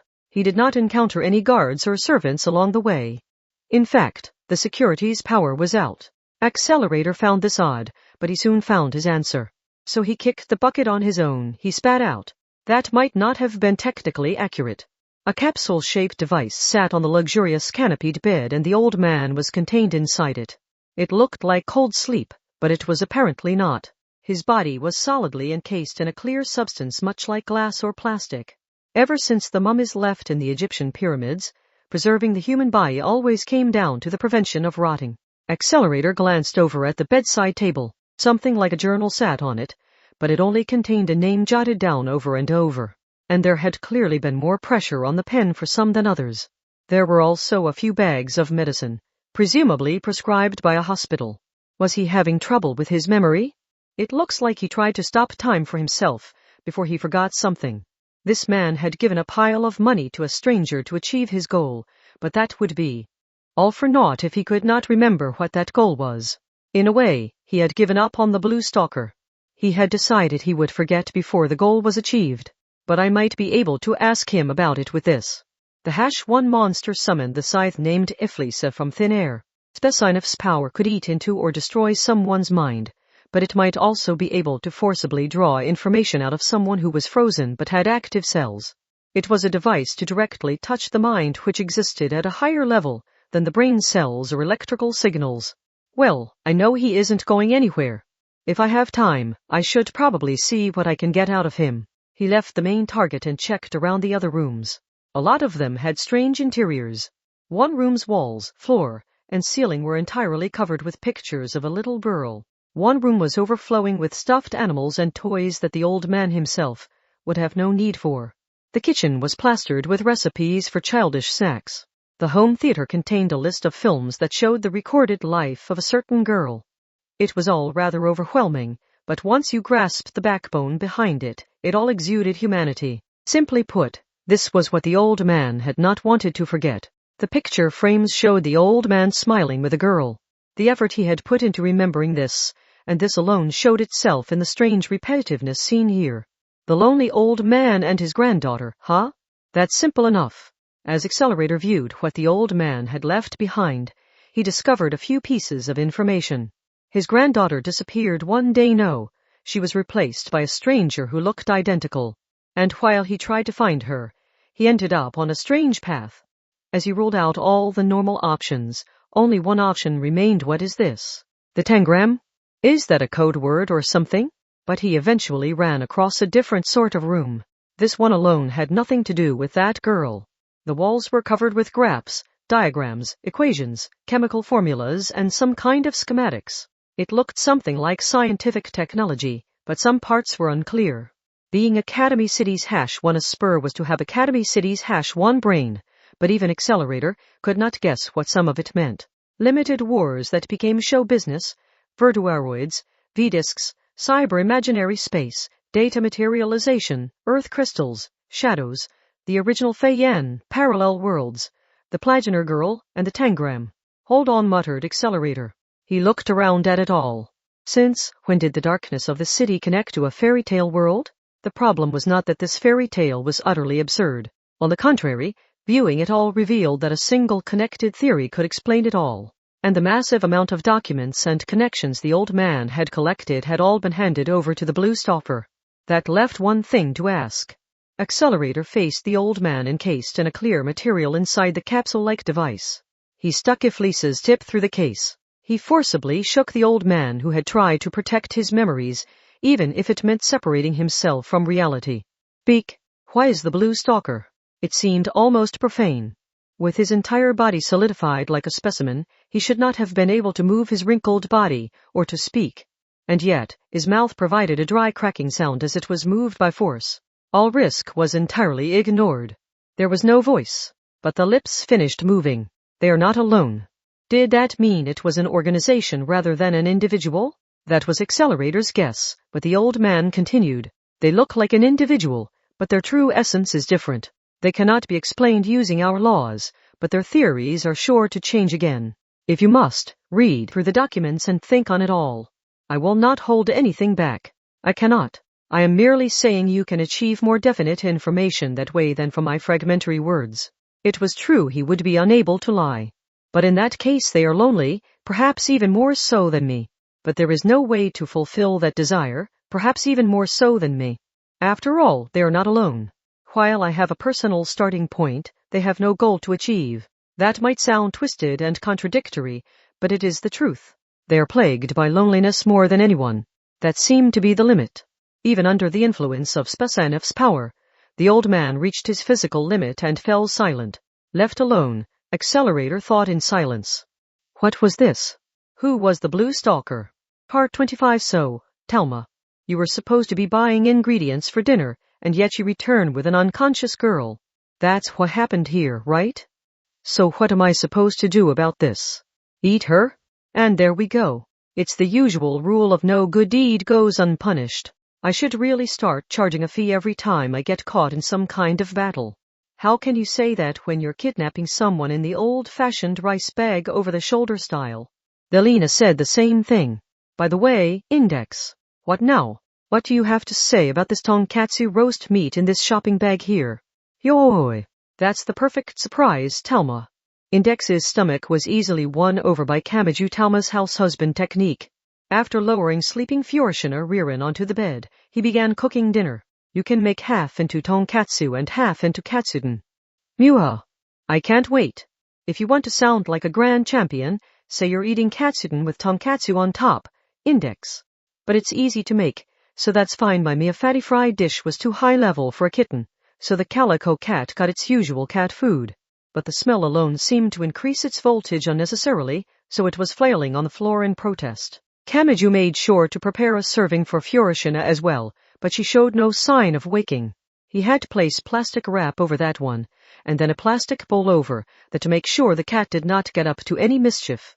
Talma, they said on TV there's such a thing as cutlet mill fuel. Yeah, I'm not so sure about that. If you're going to slice the meat so thin, it seems like you'd enjoy it more if you made it into shabu-shabu. And there are cutlets where cheese oozes out when you bite into them. There are also simple radish and chicken cutlets, creamy cutlet curry with soft boiled eggs on top, and rich beef cutlets eaten with demi-glace on top. If you have a problem with my guy cooking, then just say so. Index. Like that, they enjoyed a peaceful dinner together. Eventually, Furushina Ririn blinked her eyes open, perhaps roused by the smell of food. She sat up, rubbed her eyes, and then looked over at them. We're having tonkatsu tonight. Want some? I do. Earlier, you insisted you didn't like hot or bitter things, but this is fine. Eating tonkatsu right after waking up isn't normal. Eh? Why not, Talma? Give me food when I wake up and I'll eat it, whatever it might be. This room apparently suffered from a severe lack of common sense. After preparing Furushina's portion, which he had left with plastic wrap over it, he prepared the bath, while the girls ate. Incidentally, Furushina Ririn seemed to be the type who started with the shredded cabbage. A certain nun immediately scarfed down every piece of meat she could see, so Kamachi wished she would learn a lesson from Furushina. Do you have a set order for the bath? Not really, replied Kamachi. I need to do the dishes, so I'll go last. You two figure out what to do on your own. After Kamachi's suggestion, Index and Furushina Ririn for some reason decided to visit the bath together. Huh? Come to think of it, what's Furushina going to do about pajamas? He doubted she would put back on her blue dress-like outfit, but did that mean she intended to steal one of his shirts like Index did? While listening to the TV and the sound of the shower through the wall, Kamachi worked at washing the dishes. And he spoke to the portable device on the counter next to him. Lelina. Returning from sleep mode. What is it? I have something to ask of you. If that water I hear is from a shower, oh, no. Do I really have that kind of perverted user? I mean, I am confident in my picture quality, but I can always make sure it's out of focus and disguise it as a photography error. Sigh, it's so exhausting doing things that make people doubt my specs. I don't know what you think I'm talking about, but I'm just going to ignore it. We're heading out while those two won't notice. Why? To fight a battle. You need to get ready too. With who? The Blue Stalker? The kidnappers. Misaka Makoto, replied Kamachi. If her method to save the NPC players will only make more of them, she's putting the cart before the horse. And I want some information from her. So that's 2 reasons to contact her. Even if I have to beat her in virtual on first. But do you know where she is? My ability to search for a match only goes so far. It's true I don't know where Misaka is. He admitted that. But she seems to be able to tell what I'm doing. That's clear enough from how she intervened when I was fighting the NPCs. Did she use some kind of a spur power? Did she take advantage of the rules of Virtualon in some way? Or does she have like-minded allies around the city who share what they see? That I don't know. Meaning, she's intervened once. It pains me to do this, but we just have to recreate that situation. If I attack another NPC player like I haven't learned my lesson, Misaka is sure to come running. You look hot-blooded at first glance, but you can come up with some devilish ideas. That's not it. I'm just focusing on my goal. Kamachi looked over toward the bathroom. It did not look like they were going to leave anytime soon, so he slowly approached the main entrance and stepped into the outside world. After locking the door from outside, he refocused his thoughts and spoke. Lelina, make the search for me. It needs to be an NPC Verduaroid in District 7, since that's my and Misaka's home ground. Yes, and make it the same type as before. It was a cipher and Fei Yen before. He had no proof, but Kamachi continued ahead regardless. Let's start by keeping things as identical as we can. Before, we challenged a cipher and the Fei Yan joined in, so let's start by focusing on the ciphers in District 7. If that doesn't lure her in, we can expand our range to other districts and hunt down the cipher NPCs there too. And if that doesn't work either, then we shift to the Fei Yan NPCs. We just keep going until she reacts. Aye, sir. I'll get started right away. Part 26 in District 21. Sparks flew atop a crude dam. Set to complete. The cipher was destroyed and you win. In District 17, a giant form raced across a deserted factory's rooftop.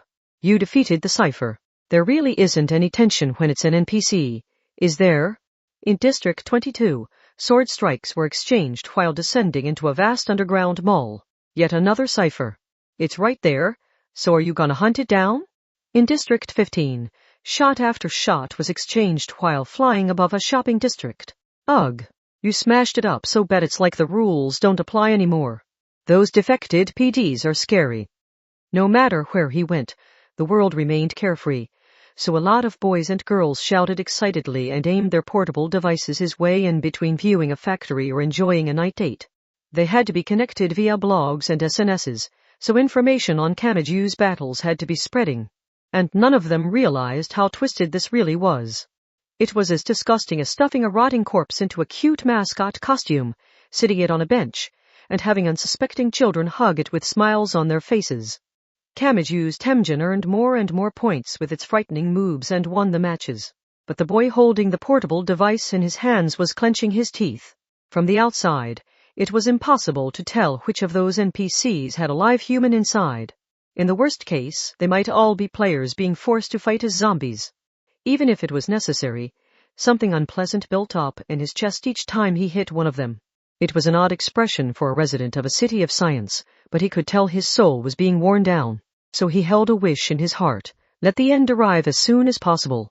And that contradictory wish was eventually granted. It happened in District 23, on the runway of the international airport, which was decorated by many guide lights at night. The referee sphere floating in the night sky was the first to pick up on something. Talma-sama, an enemy unit is incoming at 8 o'clock. It is a customized Raiden. Based on the images and behavior found in my cache data history, it is a 93.8% match. This is the expected target. So she's finally here. I was about at my limit. Kamachi Talma wiped the sweat from his brow, rubbed his thumbs on the top of the sticks, and smiled a little. Was that because his plan had succeeded? Or was it because he had been freed from a hell he had trouble bearing even when he had known it was coming? Regardless, he shouted a familiar girl's name. Misaka Makoto. Part 27. This was on an entirely different level from the NPCs. That could not have been plainer. Orange lines tore across the international airport's runway. Temjin and Raiden had forcibly heated their V-discs with their extreme actions, so the red-hot light lingered in the darkness of the night like tail lights. The ultra-heavy wind named Raiden gave a roar. It rushed in, utterly ignoring its concept as a long-range focus type. Its weight would normally be a hindrance, but it used that weight. It swung around its ZIG-18 bazooka to shift its center of gravity, clearly used powerful magnetism to pull in towing vehicles and fuel hoses that formed walls to act as footing and otherwise made all sorts of unorthodox sharp turns. While flipping around in midair, it swung its bazooka around like a blunt weapon to make close-range attacks on Kamachi's Temjin. It felt like being thrown into the center of a tornado. In virtual lawn, stray bullets would not harm one's surroundings. But that did not change the fact that a massive object was moving around, and the continuous flashes of light had to have a negative effect on the passenger planes being guided into the airport at night. The Raiden's pilot knew that, but she showed no concern for her surroundings. The same color of Temjin as before. You didn't learn your lesson, did you? I thought you'd say that.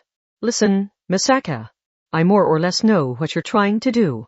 Since they exchanged words this time instead of keeping the conversation one-sided, Makoto seemed to realize who she was fighting here.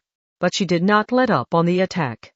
No, her actions briefly twisted like a wedge had been driven into the gears, but she immediately began attacking with twice the intensity. Only the referee in the sky accurately tracked their movements. Why? You said you understand the situation, so why would you do this? Are you saying you knew what you were doing? Yeah, I did. It was a rough method, but I had to stop you as soon as possible. He held her blunt weapon back with his blitz saber, but instead of locking weapons, he slid the blade along the ZIG-18 bazooka. He pointed the tip toward the head of Makoto's Raiden. His primary weapon, Sleipnir, changed form. The close-range sword became the long-range rifle known as the neutral launcher. He fired without hesitation. He launched several glowing projectiles in a row, but Raiden swung her head to avoid them all. However, she lost her balance. Kamaju's Temjin could not normally win when it came to power, but he locked weapons with her again. And he pushed forward. Talmasama, the 90 seconds will end soon and the judgment will begin. But if I keep this up, GH. 5, 4, 3, 2, 1. 0. Temjin and Raiden came to a sudden stop. The spherical referee floating in the night sky swiftly calculated the result and declared the winner of the set. We have a 1-set lead, so let's push on through. Talmasama. She did not have to tell him twice. But Kamaji was too impatient to wait around. He sent a transmission to plead with Makoto. Your method will only produce more victims. Even if you gather everyone who has the same idea, more than half of them will end up as NPCs themselves. It's too dangerous. And since you've defected to protect the NPC player, you could cause a new player to defect just like with the Blue Stalker. That's like burning down the forest to plant a single tree. Exclamation, you don't understand. I was told to search for the Blue Stalker.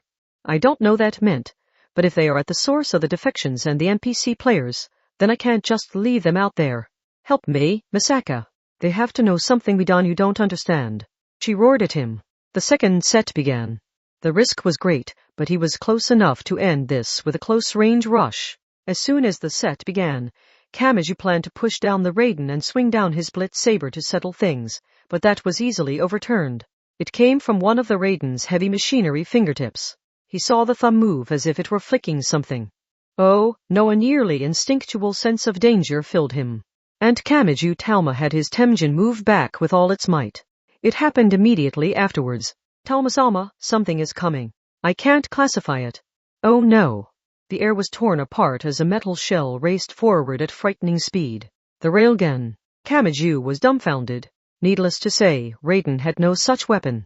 In that case, he could only think she had added it in with the material analyze feature, but a series of frictional noises reverberated without end. Something like a black fog surrounded the light purple Raiden. It took shape using powerful magnetism, and it looked like a sword or a wing.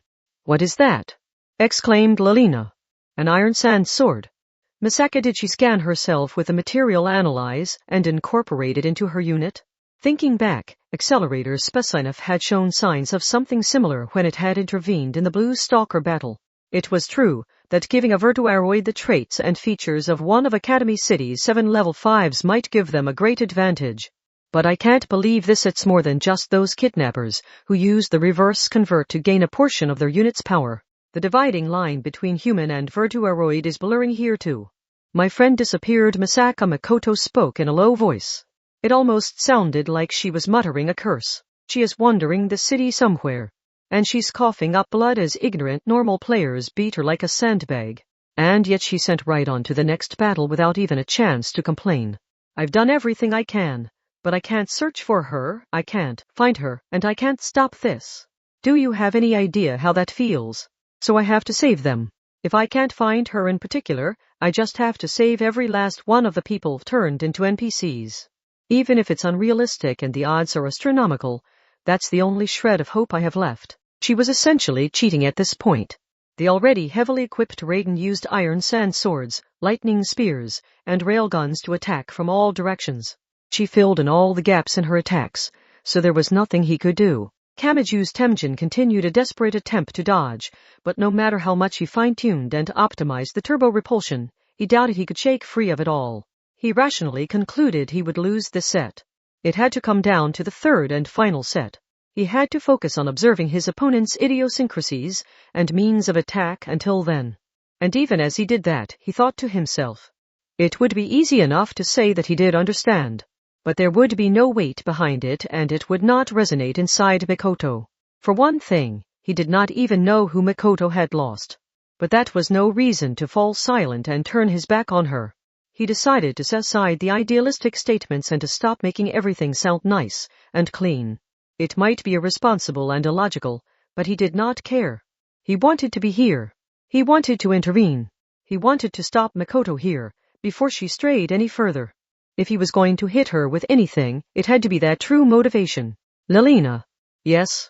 Within the intense exchange, Kamachi let out a slow breath. Sorry, but I need you to stick with me through a bit more of this. Don't be sorry. I never thought I could choose my player, and I will perform any action you think up and input with your fingers. If continuing forward is what you really want to do, then go for it. This Temjin will always provide the movements you want. Talma-sama. He had steeled his resolve. He faced forward once more. Understood. Misako, we must be on different paths. And it's easy for me to crush your path. You want to even out, average out, and share the debt. To do that, you have to build up a massive amount of points. In other words, if I defeat you, lure you into rough plays, and stain your score, you can't use your plan. Temjin and Raiden stopped moving again. The referee calculated out their points. Exclamation, just as I thought. It's 1-1. This next set will determine everything. Kamachi ignored Lelina's warning. He ignored her and spoke. So bring it, Misaka. With her railgun, iron sand swords, and lightning spears, she had added a frightening variety of options into Virtual On. The Raiden with that fearsome lineup stood before him.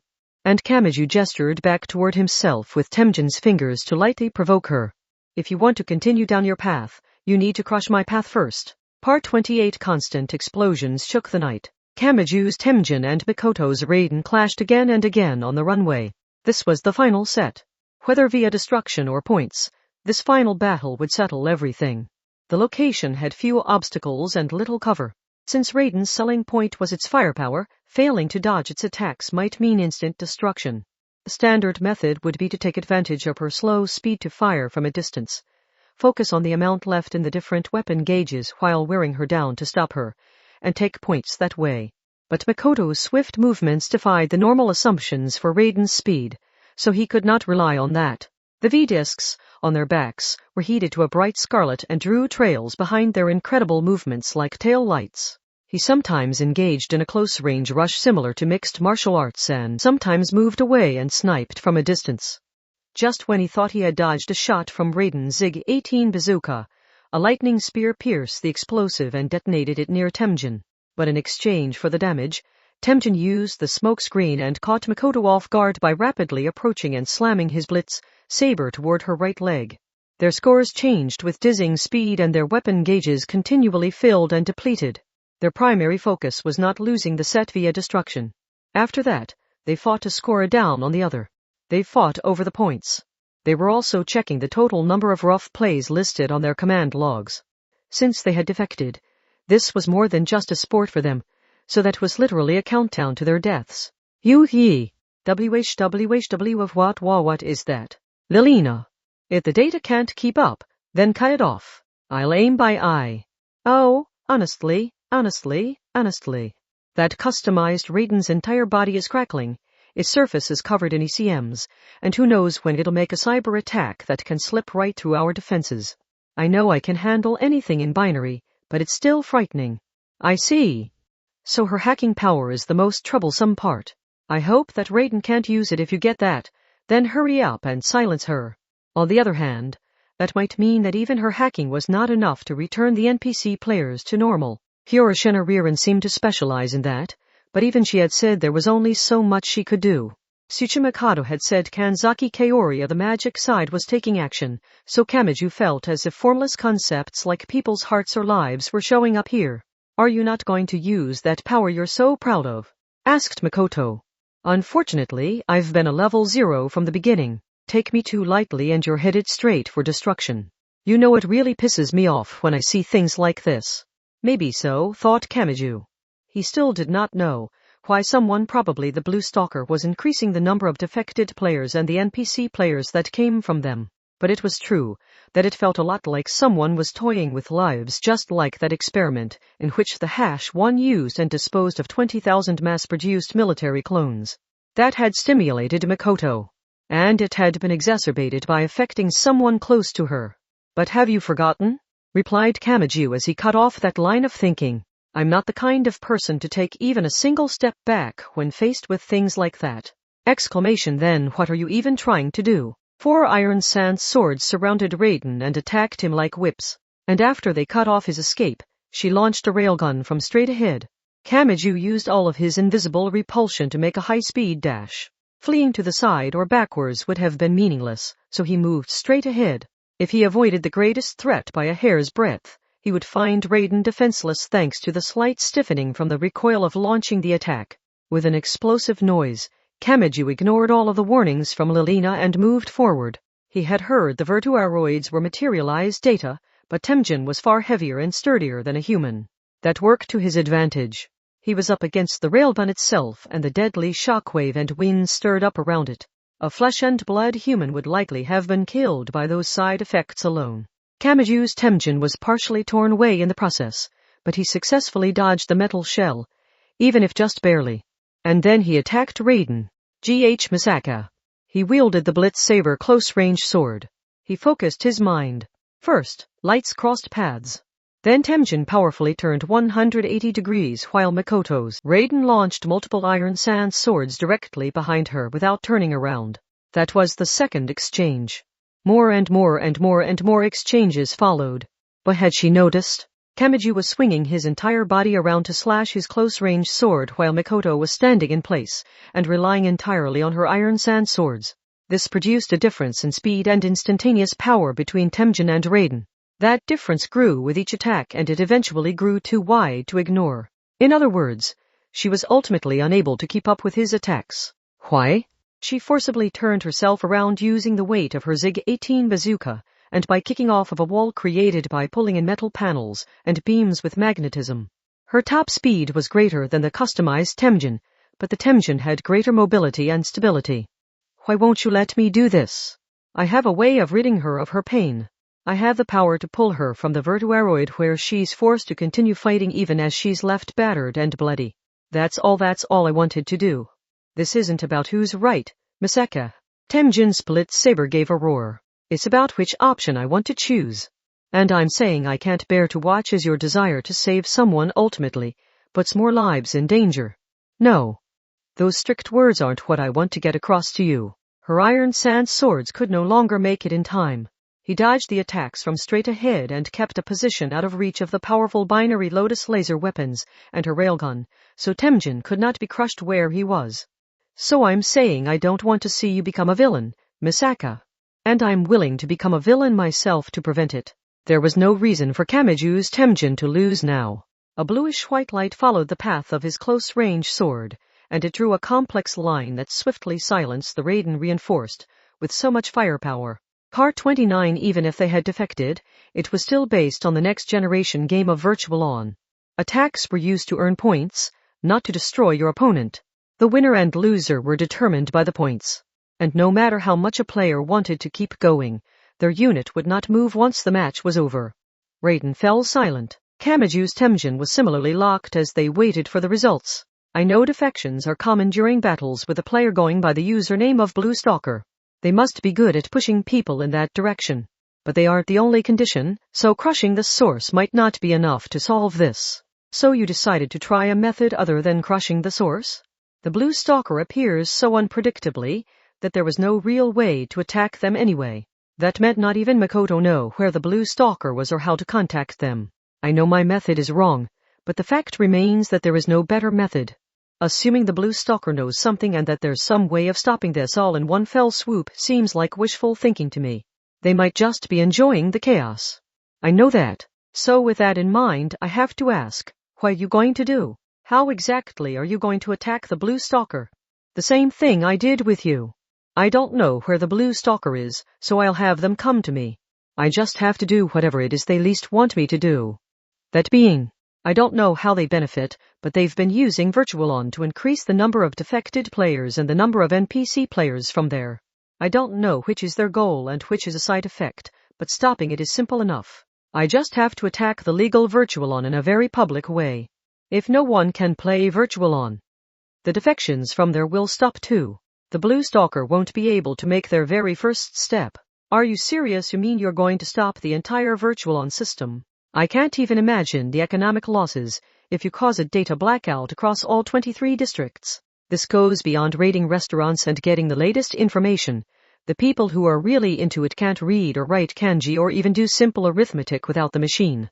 Luckily, the portable devices used for virtual on are so reliant on the centers that they need to be taken there for a simple firmware update. Take out the centers and they can't maintain the service. But I don't know if I'll really do it. I hope I can lure out the blue stalker by only making it look like I will. A short silence followed. Mikoto may have been shocked into silence, but she finally spoke. Fine, then I'm a part of this too, so I guess I can help you lure out the blue stalker. Misaki, you're talking about taking out the centers, but you don't really have a way of doing that, do you? Surely you aren't thinking of pouring gasoline around to set them on fire. So if you're going to mess with the data, you'll want me around. Wait, I stop. You yourself said you were fighting because you didn't want me to become a villain. Well, I'm the same. I'm not going to let you become a villain on your own. And this is for that girl too. Kamachi brought a hand to his forehead. He had not expected things to develop in this direction. He was a little afraid to let things continue like this, so he changed the subject. Come to think of it, who is this girl you're talking about? Oh, or should I not have asked? It's fine, Mikoto replied, with the voice of someone once more facing the problem they had to solve. That girl was someone who attended Takuwada Middle School and was always by Mikoto's side. Or so Kamachi assumed. But what she said next betrayed those expectations. I'm talking about a girl named Furushina Ririn. Part 30. Where have you been all this time, Shura-san? Yuiharu, I've been regularly reporting back while searching for one Sama, haven't I? Yuhei. So Misaka-san has vanished so thoroughly not even a teleporter like you can find her. But we've had a rough time of it, too. We managed to get through today, but I don't know what we're going to do tomorrow. We need to do our best as we approach the finals. The three girls discussed the issue as they entered through the glass door of a fairly pricey convenience store that used only natural ingredients. Close by, another girl leaned against the wall next to the entrance. Yeah, with her honey blonde hair fluttering behind her, Shukyu Misaki faced the small screen of her portable device with annoyance in her voice. She was equipped with home theater-level airtight audiovisual goggles built with special-ordered wood cone speakers to make them more classy, but she was in no mood to play and only felt like losing herself in the internet. She munched on vegetable chips as she groaned to herself. Why is everyone spreading this story about trying to save a non-existent girl? Then again, I can control people's minds, so maybe I shouldn't be lamenting the mysteries of the human mind. There was supposedly a girl named Furushina Ririn. She supposedly loved virtual on more than anything. She had supposedly defected, become an NPC player, and found herself fighting battles against her will. The word supposedly was always present. Giving it any thought would reveal how unnatural the information was, but people on the internet were weak to multiple sources. By placing the same information on multiple blogs and message boards, its plausibility could be increased erroneously. Since everyone was saying the same thing, people assumed it had to be correct and that it was universally known. Queen. A girl with long ringlet curls quietly called for her from nearby. Chokyu, who moved her large, round eyes. Have you figured out what is going on? Yes, but I can only call it mysterious even with an explanation. That's right. This feels like it involves laws and technological abilities beyond the Academy City standards. There was a reason they tilted their heads. Players would enter a state similar to sensory deprivation. Their personality would approach collapse. They would have difficulty walking and breathing, and they would become NPCs. It was unclear if the rumors of players vanishing into thin air were true or not, but some had gone missing and their fate seemed to be linked to that of their unit. The proposed method of saving them was to even out, average out, and share their sullied score by forming a team with them. A single rough play was diluted within 100 fair plays. That was a process to return the zombies to the world of the living. That method was used to bring back those who had been lost, but what would happen if it was used on a girl who had never existed in the first place and only appeared in rumors? Furushina Ririn. Had something by that name truly been born in the city? Shokyu, who left the bag of vegetable chips with her wrinklet-curled servant, rubbed her index finger against her temple and breathed a deep sigh. I was trying to defeat Misaka-san yesterday to wake her up, before she got in too deep and decided to defect, but she just has to get so stubborn when it comes to things like this. Part 31. Kamachi had no idea what she meant. Her words made not even one iota of sense to him. Wait, he said in his Temjin's cockpit. Furushina Ririn? Is that what you just said? Yes. What about it? But that makes no sense. I mean, Furushina is in my room right now. She can't be trapped inside a virtuaroid as an NPC. What we need to go back over all of our information. Something isn't right. But this contradiction is sure to be an important key to all this. So, Misaka, please tell me everything you know. There isn't much to tell. Mikoto seemed confused and her explanation came in bits and pieces. There's a girl named Furushina Ririn. She taught us about the next generation game of Virtualon. She gave us a lot of ideas about how to fight, and it's thanks to her that we managed to defeat Shokyuhu and continue on to the main tournament. Something seemed off, so he asked about it. She gave you ideas? So this Furushina didn't actually fight alongside you. But she was part of our team. She was the 5th member. But you've never actually met her, have you? You were speaking with someone going by the name Furushina Ririn, but you have no proof it wasn't someone else entirely. Eh? Wait a second. Where are you going with this? I promise you her words were suddenly cut off. There was a simple reason. The sound of an empty can being crushed was amplified several hundred times as it pierced through the Raiden's chest. Ah? Kamachi Talma's thoughts ground to a halt. Whether defected or not, this was all based on Virtualon, so no amount of hitting each other could put their lives in danger. But the glowing projectile that tore through Mikoto's virtuaroid rejected that assumption. The beam of light punched through the Raiden's chest and out the back. The rectangular backpack of the V-converter was torn through, the motor deck bent out from within and was blown away, and the V-disc contained inside was shattered. The red-hot shards flew through the air. Like the fading flames of life, they fell to the ground and lost their light. Bakasatach, ow, kasasatachachachachach white, Masaka.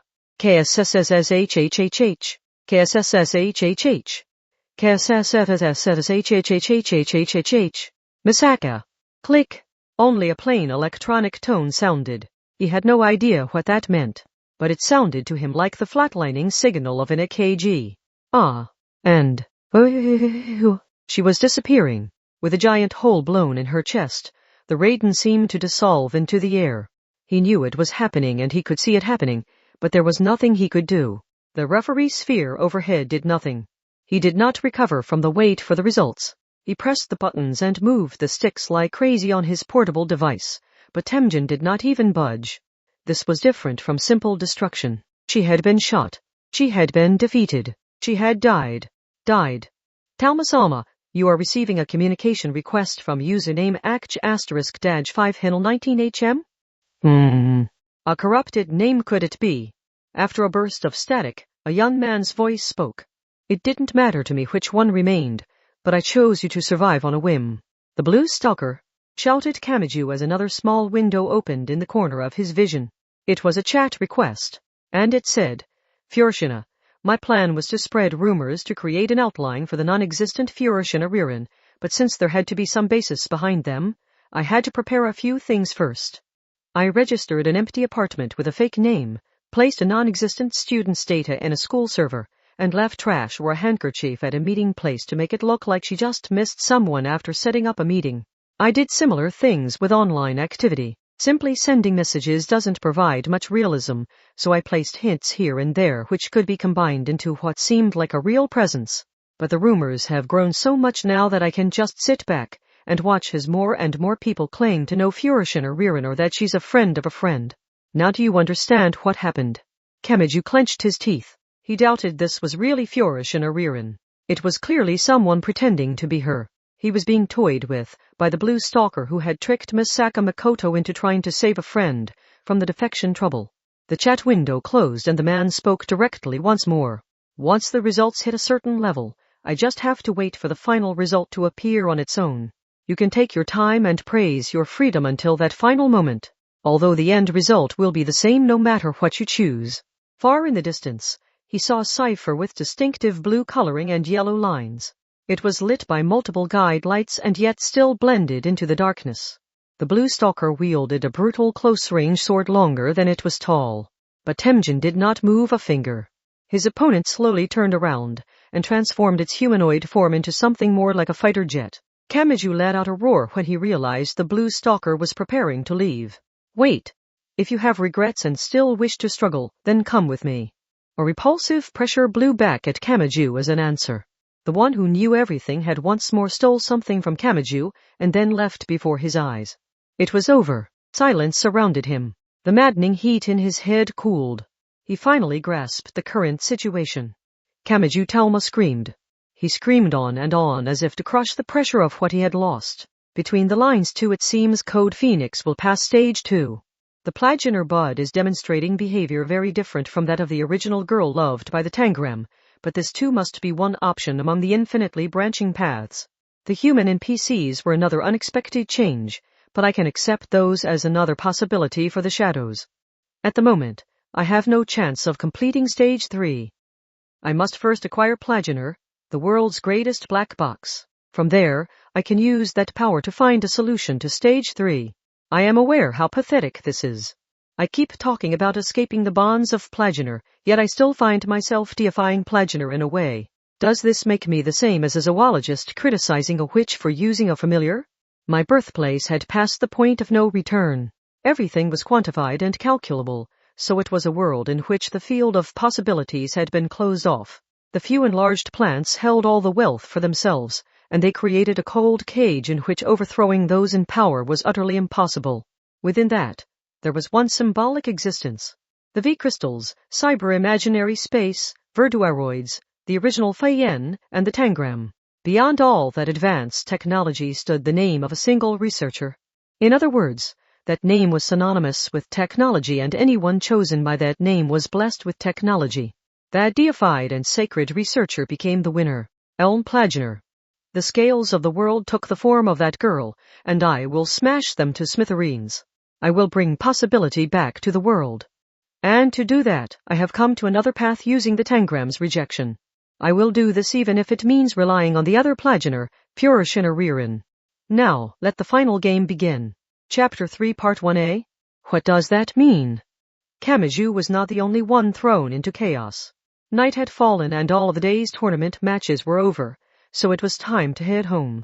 At the same time, a group was holding a meeting about the following day's finals. Ayagami Pierce and the other employees were in complete disarray on the center's main floor. The man who seemed to be in charge gave a troubled look. Like I said, a reinvestigation of the verduaroid's actions shows that quite a few units are making actions theoretically impossible even with the publicly available material analyze. Simply put, they are using defected PDs. We hadn't noticed until now, so I can only assume they have been using body doubles, sealed cradles, or other tricks to hide it. There also seems to be a strange rumor that defected players disappeared during the ring scan. That was of course cheating. Once it was discovered, they could punish them, and that meant disqualifying them. However, I said there were quite a few, right? Don't tell me 23 teams participated in the main tournament, but we discovered something in over half of them. Someone on those teams is using a defected device. And it makes sense. The defected units are bound to be stronger than the legal verduaroids, so of course a lot of them will show up in the tournament. But if we punish all of them, yes, the tournament will fall apart. Even if a few teams remain, what good is sending them to the finals? People just won't care. But they could not continue as is either because it would look like a farce. It may not have been his place as a part-timer, but Ayagami Pierce opened his mouth without thinking. That was just how much he loved Virtualon. Whatever we do, don't we have to contact them first? We need to settle this with them somehow. About that. Another dark look came over the man in charge. There's more? Gloomily wondered Ayagami Pierce. We can't reach them. Huh? We can't contact them. I've tried a few times already, but they aren't responding. I thought they might be avoiding our calls or ran off, because they think we're onto them. But I still got worried, so I tried contacting the few safe teams left. And here's the thing, I couldn't reach them either. Since they haven't defected, they wouldn't need to avoid the call or run off. You mean wait, what does that mean? I don't know. The man shrugged. All I know is that the tournament participants are disappearing. It's almost like they're being hunted down by a ghost or something. This was no longer just about the tournament. Without the contestants, the entire event was dead in the water. There was sure to be a major panic tomorrow. Even as a part-timer, Ayagami Pierce was sure to have a crowd demanding an explanation. It might even develop into a heated argument, but something was pressing in on them that overshadowed that normal sort of problem. Ayagami Pierce gulped as he thought about whatever was lurking within the failed tournament. What is going on in this city? Part 2. The match was finally over. Temjin disappeared and Kamachi Talma was left all alone in the airport. The girl who had supposedly been there before was gone. There was only silence, and an unbearable chill. The spiky-haired boy could no longer stand on his own 2 feet. He lost his balance and staggered 2 or 3 steps to the left. He bumped into the side of a fuel tanker truck. He then slid down to the ground like drool pulled down by gravity. Where had he gone wrong? What could he have chosen to avoid this future? He thought and thought but found no answer. It was so unreasonable, and had happened so suddenly, that he could not perform any self-analysis. He had an enemy to defeat, the Blue Stalker. But even that thought did not light a fire in his chest. He could tell something dark and soot-like was caked over his heart, but that did not give him the power needed to cheer himself up. The sense of loss was so great that he did not even shift into proper anger. He could not. Kamachi Talma had nearly forgotten how to form emotions. This is just painful to watch. He heard a voice. For a while, he did not even look in that direction. The speaker did not move either. They were waiting for him to move. Finally, Kamachi ever so slowly turned his head as stiffly as a doll to view the source of the voice. He saw a white-haired, red-eyed monster. This was Academy City's #1, the peak of the 7 level 5s. That shadow-named accelerator supported his weight on a modern-style cane and waved some papers that looked like some kind of report. I just have one question. Do you have it in you to keep going? Kamachi sluggishly but desperately tried to understand those words, all while thinking no amount of sleep deprivation would slow his mind this much. Why should I keep going? He muttered after finally giving up on processing it all. I can fight and fight and fight, but what does that get me? I might trip along the way, or even at the very beginning, and then lose something I can't afford to lose. Don't ask me, cruelly spat out the monster. Only someone who's actually reached the end can tell you that. At the very least, someone who gave up during the ascent can't talk about the scenery from a mountain peak. The next thing Kamachi knew, Accelerator held a large scythe in the hand, not holding his modern-style cane. It seemed to have appeared from thin air, and it was Iflisa, Spesinov's weapon. This was the same as the Afarmdi and Greisvak that had attacked Furish and Ariran. In that case, what did Spesinov specialize in? If you want, I can contaminate your mind and erase your memories. How about it? Do you want to live out your life oblivious to the gaping wound in your back thanks to some strange anesthetic? He felt a slight pain deep in his head. That pain insisted that it would never be healed no matter what he did, continue on or give up. So the only question was what kind of pain he could bear. Would he continue on and be wounded, or would he smile and be wounded? Which would you prefer, Kamachi Talma? That's right. He felt like some gears had finally locked together in his chest. He silently moved away from the filthy wall he was leaning against. He once more fought gravity. Strength filled his legs and he gradually stood up. I can sit around worrying after I've seen this through to the end. There has to be more I can do. Accelerator did not offer him his hand. The #1 simply waited until the end. You weren't supposed to need this. He shoved the report into Kamachi's chest. But you do now that you've taken this step. Don't forget your position here. What is this, an internal investigation report on that insane bastard known as the Blue Stalker? Although I'm not sure how much of it can be trusted given how out there a lot of it is. Kamachi had few good memories when it came to secret reports. Most of them felt like a bog that dragged you down into depthless darkness. And that was bound to be even truer when it was given to him by the peak of Academy City who existed in the underside of the city. How did you get this? I simply got involved in a different way but ended up in the same place as you. Kamachi briefly thought about the dark world Accelerator lived in, but if it had to do with that, I would have just ignored it. Kamachi heard several dry clattering sounds as Accelerator carelessly threw multiple electronic devices to the ground. They were portable devices. Their LCD screens were broken, their interior chips were exposed, and they were clearly all dead. I've already smashed up all of that kind of thing. There were a lot of dangerous people hanging around the administrator of that underground site, who saw himself as a kind of prophet, and around the old man, who had given up on life thanks to his own unnecessary efforts. He implicitly revealed that there had been a completely separate path to this incident and that Kamachi Talma simply had not seen it. He had overcome as much hardship as Kamachi to come this far. It seems Virtualon was spread to benefit the Blue Stalker in some way. I investigated the guy spreading the information, the guy paying for it all as a sponsor, and more, but it looks like I ultimately didn't make it in time. Then what else had happened? Did this monster live in a world beyond what was seen in the light of day? Was there something that could link them together? Kamachi gave him a look of pure doubt, but it did not seem the -1 intended to give all the answers. Accelerator looked away in annoyance and clicked his tongue before speaking. To put it another way, that's what make this such a pain in the ass. Now that the original's been turned into an NPC, the only way to grant that brat's wish is to switch my focus over to helping the losers recover. The -1 did not try to say anything more. He too must have had something he had to prioritize above all else. And it was something he could achieve by working with Kamachi. Even so, Kamachi grabbed the report, looked down, and scanned through all the text found there. And he did it of his own free will. Part 3 Investigation Report on Target, Blue Stalker. Name, unknown. Estimated sex, male. Estimated age, 25. Estimated blood type, A. Nationality/origin, unknown.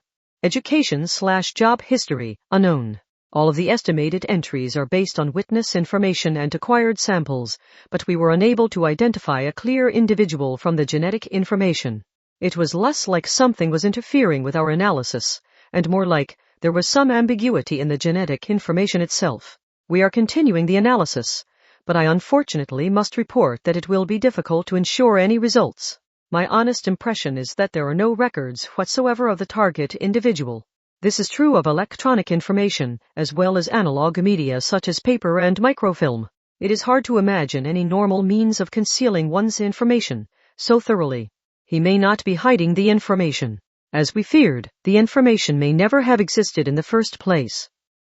There are a few theories concerning how to create something from nothing, but this appears to be different from a phenomenon like Kazakiri Hyoka. As a side note, that example seems to apply better to Furushina Ririn. For details, refer to the report on her. The Blue Stalker uses technology from a system entirely different from ours and has widely permeated Academy City's center stage via Virtualon. We made a few different attempts to artificially end that trend, but they all ended in failure. For details, refer to the report on that issue. We doubt all of this popped up overnight by coincidence, so the Blue Stalker must have been involved in some way. One of the theories proposed by the board of directors is a parallel world, but this cannot be explained using our leading theory, in which history acts like a rubber string. The rubber string theory states that there is only one world and various parallel worlds are newly created when an alternate turn is taken at a branch. We picture it like placing pegs on a pinball or pachinko machine and passing the rubber string across the board so that it forms a single path even as the pegs bend it every which way, so it is much more like saying there is only one history, and that it can be freely manipulated. On the other hand, explaining the Blue Stalker requires a theory in which there are multiple worlds that exist literally parallel to each other. The rubber string theory exists along a single line of history, but if we view that history as a flat rubber string, perhaps there is actually a bundle of countless strings. Or perhaps there is a reverse side to it like a storage tape. That is enough discussion of theories and philosophy for now, but the point is that the Blue Stalker surpasses all of that. He comes from a world where what we call Virtualon is perfectly normal. It is unknown what the Blue Stalker is attempting to do by crossing to another world, but its effects will be too great. There is a fear this will conflict with the Academy City style of a spur development that alters phenomena within a limited area using a broad interpretation of quantum theory. This could easily threaten the very existence of Academy City itself. We are considering sending in the Kaharas. Furushina Ririn similarly requires immediate action. Part 4 What is this damage? You flip through the report again and again as he read and reread the text and try to consider what it said. He was fairly certain he had not understood even half of it. Accelerator shrugged. It says our enemy is from another world. Sounds like a bad joke to me. No, not that. Ah? Why is Furushina said to be as dangerous as the Blue Stalker? There is no family register data on the girl named Furushina Ririn. Pursuing the online data suggests she first appeared as posts on a few message boards and blogs. At first he did not understand what it meant, but as he continued reading, an unpleasant sweat covered his face. Afterwards, a girl going by the name Furushina Ririn was actually seen in a few places. His hands shook. He felt a powerful discrepancy between what he had seen with his own eyes and the cold text of this report. We predict her existence came from the non-existent girl created as a means to save the NPC players and a technique to pull back up those who had sunk.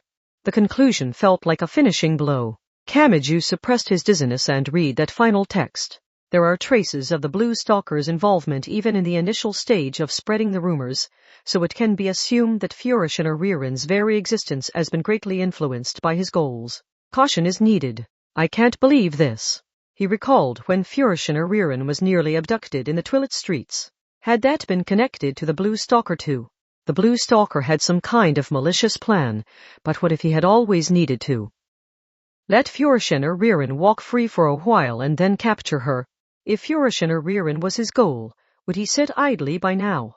And if not, what would he attack to get his hands on her? Goddammit index. Part 5. The metal front door was broken from its hinges. The balcony glass was shattered and a chilly night wind blew through the living area. There was no sign of life in the dark room. There was no one there. Not Index and not Furushina Ririn. There was no point in asking who had done this.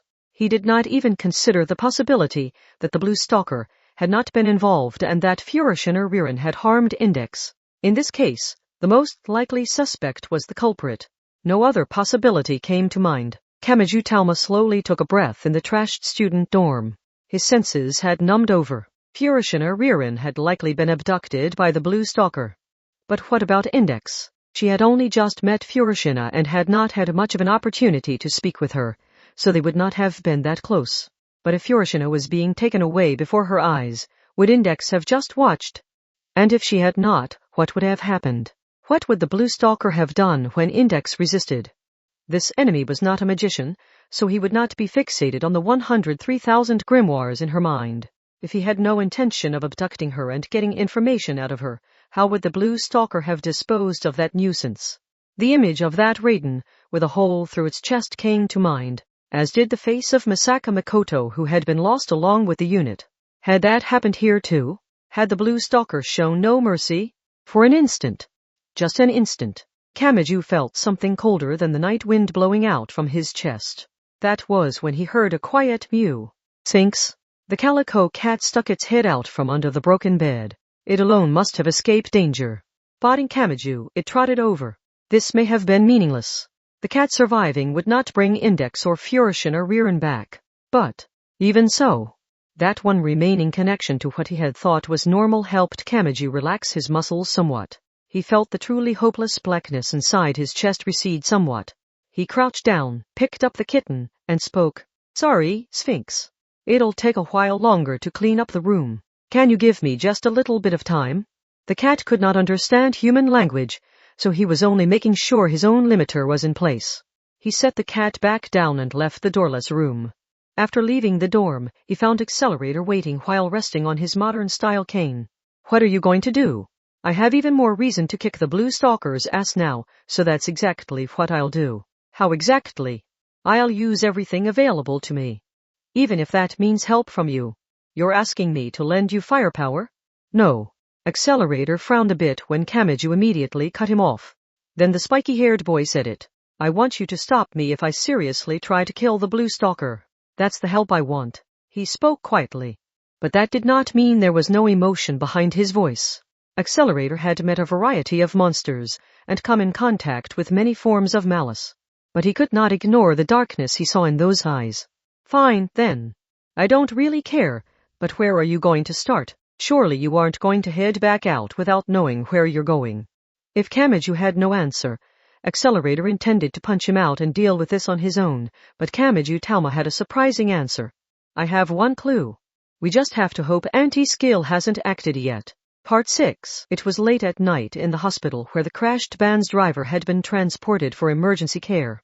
But he had no life-threatening injuries and only had some light whiplash in his neck. Anti-Skill had insisted he be hospitalized regardless. In other words, something seemed fishy about the crash, so they had him hospitalized as an excuse to keep him from fleeing. Being hospitalized for such light injuries was odd, and it was incredibly unusual to be given a private room right away, but few people were going to ignore the doctors and head home. And that man currently had 2 visitors even though it was well past visiting hours. They were Kamachi Talma and Accelerator. The man in the bed wheezed like a whistle when he received these rude late-night visitors. Iki, I would say it's a pleasure to meet you, but I can see from your reaction that you know we're already acquainted. Eek! Eek! He frantically reached for the nurse call button and rapidly tapped it with his thumb. But there was no response. Something had stabbed into the top end of the bed. It was the Grim Reaper's scythe. Accelerator had summoned Iflisa from thin air and cut the nurse call cord along with the mattress and springs. We could always ask you our questions after I destroy your head with this, said the white monster. Ayapa, Amaba, please wait. I'm in the hospital. Now. Kamachi maintained a smile as he dragged over a folding chair for visitors and walked over to the bed, all while holding a blunt weapon that could probably smash a human skull if he swung it down. One of them was Greisvach. The other was a Farmdy. So what about you? Timden? Feiyen? Oh, that's right. You can't use electronics in the hospital, can you? Then I guess you don't have that defected portable device that makes you so special. You can't pull out your prized virtuaroid weapon. He was defenseless. Now that he was reminded of that, the man trembled and asked a question. Why are you here? Oh, no reason. I'm not going to do anything. Even if your good friend the Blue Stalker killed 2 girls I know, I'm not going to do anything to you. He's an exception. I saw him entirely ignore the rough play check and the NPC player issue to fire straight through the V converter on a virtuaroid's back and eliminate the player in a single shot. But I won't do anything even if that happens to you. Oh, but will you turn into an NPC if it happens when you aren't in a virtuaroid? Or will you just be burnt to cinders? What do you think will happen? The man's mouth flapped wordlessly and he looked up at Accelerator in search of help. He felt such great pressure that the monster wielding a more obvious weapon seemed like the safer option. Still smiling, Kamachi slowly sat down in the chair. And with that in mind, we'd like to ask you some questions. How much do you know about the Blue Stalker? You were abducting Furushina for him, weren't you? You can't be complete strangers. I can't tell you that. You know he'll kill me. Let me ask you something else. Kamachi spoke each word carefully. Do you still not know how we found you here? Eh? Well, how many hospitals do you think there are in Academy City? Hell, let's just narrow it down to District 7 alone. There would normally be no way to know which hospital an ambulance will visit after an accident, unless, that is, some internal information leaks out. And if we could do it, what makes you think the Blue Stalker can't? Why, you don't mean I said one of them was Greisvach and the other was a Farmdy, didn't I? Do you not know what happened to them? How could he know? He had been confined to this room ever since taken to the hospital, and the TV news had only mentioned that there was a traffic accident. But if these 2 had located this hospital right away, anyone will do what it takes to stay alive, said Kamachi. If they sold your information to us, they might sell it to someone else too. I mean, you 3 failed your job and let Furushina rear an escape. The Blue Stalker is pissed. He can't have his information getting to Anti-Skill. The Greisvach and Farmdy managed to go into hiding, so they might have a chance to recover. But you, not so much. And I'm sure those 2 want a gift to get back on his good side. That's not true, that can't be true. Marika and Takato have worked with me for ages. We were a great team. THA wouldn't just sell me out like that. If you say so. Well, we'll be going. Ah? Eh? Kamachi ignored the confused man and turned back toward Accelerator. He stood up from the folding chair and spoke. He can apparently handle this on his own. I'm worried about the Greisvach and a Farmdy too, but if he can manage on his own, we can try elsewhere. Are you sure? He's almost certainly going to die. He's convinced otherwise, so there's nothing we can do. And we won't get anything by forcing an injured man to talk. What a fool. If we could defeat the Blue Stalker, he might just survive, but I guess he prefers almost certain death. Again, he says he'll handle it in our stead. Let's take him at his word and just protect the Greisvach and a Farmdy until the storm passes. We can each take care of one of them, right? The fewer sacrifices the better, even if we can't reduce it to 0. They both breathed an exasperated sigh and readily started for the hospital room's exit. That careless treatment caused unease to rapidly swell up in the man's chest. Almost like someone had slapped a limited-time-only sticker onto a product he had not particularly wanted. Wait. Yes. Kamachi looked back and words flowed from the man's mouth like a tap had been opened. I don't know much. I don't really know the Blue Stalker. I was only hired to kidnap that Furushina rearing kid and take her to him. Sigh. That's not really enough to set up an ambush for him. I'll tell you everything I know. We were paid via an online bank. He of course tried to eliminate all traces, but I don't think it was perfect. I'll give you the data. And we were given a location to take the kid. Of course, I'm sure he knows the deal fell through, so I doubt anyone will show up if you lie in wait there. But the Blue Stalker was building up a foundation in Academy City using what he inherited from a certain old man, said Accelerator. But people aren't as easy to inherit as money. I managed to get a list of the people working for the old man, but the Blue Stalker could only use the very lowest members. At that level, they probably didn't even know they were working as that old man's pawns. Eh? Huh? The Blue Stalker might have been personally waiting somewhere with a view of the drop-off point. And if he was there for long enough, he might have left some kind of trace. Will I be safe? You'd better pray on that one. Oh, and one other thing. What? Kamachi asked one final question of the fearful man. How much do you know about Furishin or Ririn? Almost nothing. We were only given a photo and a map of her general field of activity. Also, we were told she's tougher than she looks, so it would take quite a lot to kill her. Now that they had the necessary information, Kamachi and Accelerator really did leave the hospital room. The #1 monster sounded half exasperate as he walked down the dark hallway. You're a scary guy. How many times do you think I've tangled with monsters like you? I have far too many examples to follow when it comes to playing the frightening young man for a bluff. Kamachi spat out the words like he was suffering under a large weight bearing down on his shoulders. But he was unaware. Getting whatever information you wanted without laying a finger on someone was a feat that not even many in the city's dark side could pull off with much success. Part 7. The first thing they did was visit a waste treatment plant in District 7. Most trash in Academy City was recycled, but it was far more active at some times than others. Simply put, its peak activity was from early morning to evening, so it was completely stopped in the middle of the night. It did not handle valuable materials, so the security was lax and it was easy to sneak into. That meant it was used for dangerous deals much more often than the abandoned buildings that were already marked as hotbeds of crime. And there are tire tracks from something other than garbage trucks. Accelerator crouched down and traced his fingers across the asphalt. And based on the way they overlap, this is the topmost one. It's relatively fresh. It may have been after the place shut down for the day. Can we really follow that? Even you can do it now. Accelerator spoke with a mocking tone and pulled out his portable device. He aimed scanner on the back toward the ground. The material analyze? Lilina, scan this tire track, but expand the definition and selection range to cover the entirety of the track. The small device hummed and emitted a ring of light much like the ring scan. It was almost like AR. When viewed through the screen, even the faint tire track was highlighted so it was visible with the naked eye. His selection was literally visualized. The material analyze required approaching the target, but as long as it was connected by a single line, it fell within the selection range no matter how far it spread. For example, scanning a car from the side would still gather information on the opposite door. The entire car was a single unit. So if he selected the tire track, the selection range could spread to anywhere in the city. Let's go. Unless the bastard changed to vehicles midway, this'll lead us right to him.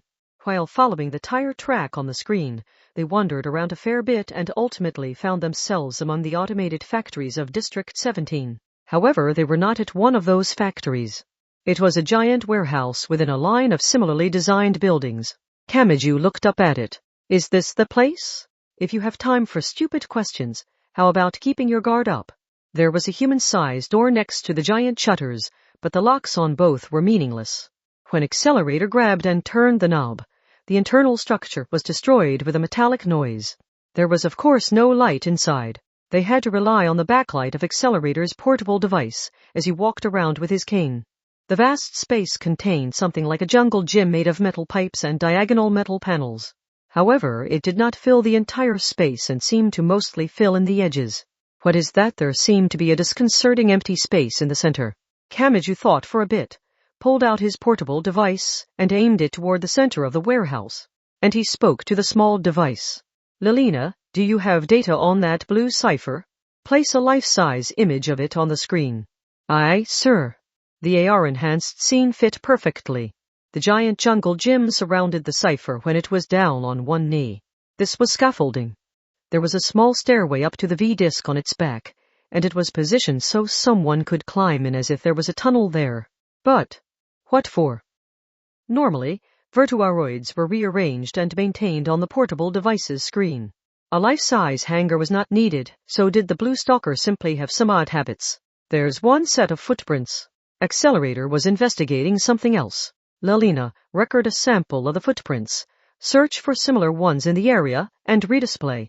In no time, the screen highlighted all of the footprints that presumably belonged to the blue stalker. The #1 slowly followed that trail and looked around the area. Half impressed and half exasperated, Kamachi spoke up. Your Lelina is pretty amazing. Or am I just not using mine right? But why is that Lelina so quiet? Asked Kamachi's Lelina. Was she not raised with enough love? Then Accelerator called over to him from a short distance away. Look. He pulled back a blue plastic sheet to reveal a small safe. As usual, Accelerator tapped it with his toes and the door burst open from within. It was full of papers. But these were not in Japanese. They were in hexadecimal. They were filled by the digits 0-9 and letters AF, so it was an odd sight. Was the blue stalker able to read them without passing them through a machine first? Lelina, scan the pages and decrypt them. I don't know if it's possible, but try to translate them to Japanese. No, that's not what we need to do, dumbass. As Kamachi spread the documents out on the floor and gave his portable device some instructions, Accelerator spoke to him like he was a moron. If he really didn't want the information getting out, he'd hide it in his own head. And this safe is too sloppy. If he had time to encrypt the documents, it'd be better to burn them. Plus, if he's working alone, he wouldn't need documents spelling out his plan. There's only one other reason to leave behind something like this. Wait, you mean an obvious safe with meaningful-looking encrypted documents inside? It's obvious what the blue stalker is doing, keeping any intruders here for a while. Meaning it's coming. Some kind of attack is going to blow the entire warehouse away. Someone clicked their tongue. It was lucky they were holding their portable devices for investigation purposes. Kamachi's vision blurred and then he found himself inside Temjin's cockpit. A moment later, a blinding beam of light surged through. More and more glowing projectiles were fired. They pierced the warehouse's thick walls from outside and swept forcefully from one side to the other. Kamachi's Temjin rolled to slip below them and Accelerator's Spesanif just ignored the attack. He did not even raise his Iflisa scythe. As soon as a beam touched the surface of his sharp and pointed vertuaroid, the light's path bent like it had passed through a prism. It tore even more complexly through the warehouse's walls, sending them crashing down in pieces. This was clearly more than a normal defected vertuaroid. It could directly damage a normal building instead of just other vertuaroids. And their enemy stood at the source of the attack. That unique cipher was colored blue with bright yellow lines. Looking at it again showed how out of the ordinary it was. No, the unit itself was not all that different. It had a vertuaroid's unique streamlined curves that could not be reproduced by any metal or mineral of this world. Even if Temjin, Spesanif, and Cipher had their individual traits, they all still fell under the category of vertuaroids. But something that could only be described as its core was different. That feeling oozed out from it. It was like the difference between a child holding a real sword and a master wielding a bamboo sword. Which one would inspire more fear of death? Could the pilot really change the impression of a unit to this extent? Blue Stalker, roared Kamachi. But before any response arrived, something changed in an unexpected place. KSSHH, processing speed overload critical overflow Lelina, OG 67 FSMO MK **HA to **NN 1 obviously SGA 546 GO **new **CDMRE **go 90 sui **chi beep. A deafening frictional sound came from behind him. The V-disc on the back of the unit was probably rapidly heating. Hey, Lelina. Damn it. He could see, but all of the displayed text had grown corrupted. The different cursors were warping all over the place, so they were not at all reliable. The entire battle zone was messed up. With the warehouse's walls torn to pieces, his vision opened up, but there were no walls to demarcate the field. The compression artifacts that protected the field objects, i.e. the city Kamachi lived in, did not exist here. The usual rules no longer applied. This was the Blue Stalker's territory. It was controlled by the same rules he had used to kill Makoto and Index, while ignoring the safety regulations. The rules had been rewritten. The regulations had been hijacked. What did you do? What the hell did you do? Nothing. But if you insist on an answer, it might be accurate to say I returned Virtual onto its original form. Now it is no longer a next-generation game. A sticky yellow light raced across the blue cipher. It is once more a cutting-edge weapon meant to efficiently kill and achieve victory in limited wars. Lightning surged out horizontally. By the time Kamachi realized that was the blue stalker's afterimage, the first exchange was already over. His enemy wielded a fearsome close-range sword as long as he was tall. A single hit from that could easily bisect him, and the sight of it made him shudder. A tremendous amount of sparks flew from Temujin's split saber that he had immediately raised. He had not seen the movement, but his body had kept up on its own. More and more clashes followed. Kamachi was inside the cockpit, but the vibration still hit him with enough force to shake his cheeks. Meanwhile, small windows appeared out of the way of his vision. Lelina could not speak with him, but she was apparently still doing the job he had left with her. A few of the documents found in the warehouse had already been translated into Japanese. Each time he read through one, he processed it into something he could understand. Was it thanks to his contact and first-hand experience with verduaroids that he was able to rework all of that strange terminology into something that made some sense to him? He wanted to know anything he could. Even as the tension scorched his skin, something stirred in his heart. He wanted to know even the most trivial detail, if it might help him win. He hoped it would let him decode this person known as the Blue Stalker and predict what he would do next. His eyelids trembled and his lips twisted, but he wanted even the tiniest shred of data now. The tangram is an existence that can be called the central point of all things. Is it talking about an observer who views the entire world? Sounds like someone important. It is a single existence, yet it simultaneously holds alibis in all parallel worlds. To put it in terms of the quantum theory used in a spur development, is this some ridiculous being that shares all results of the different ifs that are influenced by observation? If it can choose the individual outcomes, then it's sounding something like a god. Successfully contacting it will place the entire world in the palm of your hand. You will be able to manipulate time, causality, destiny, and all such unreachable things. Contact? Is there a way for humans to control God? Would that make you into something like an almighty Esper with control over the entire world instead of just fire, or water, or something?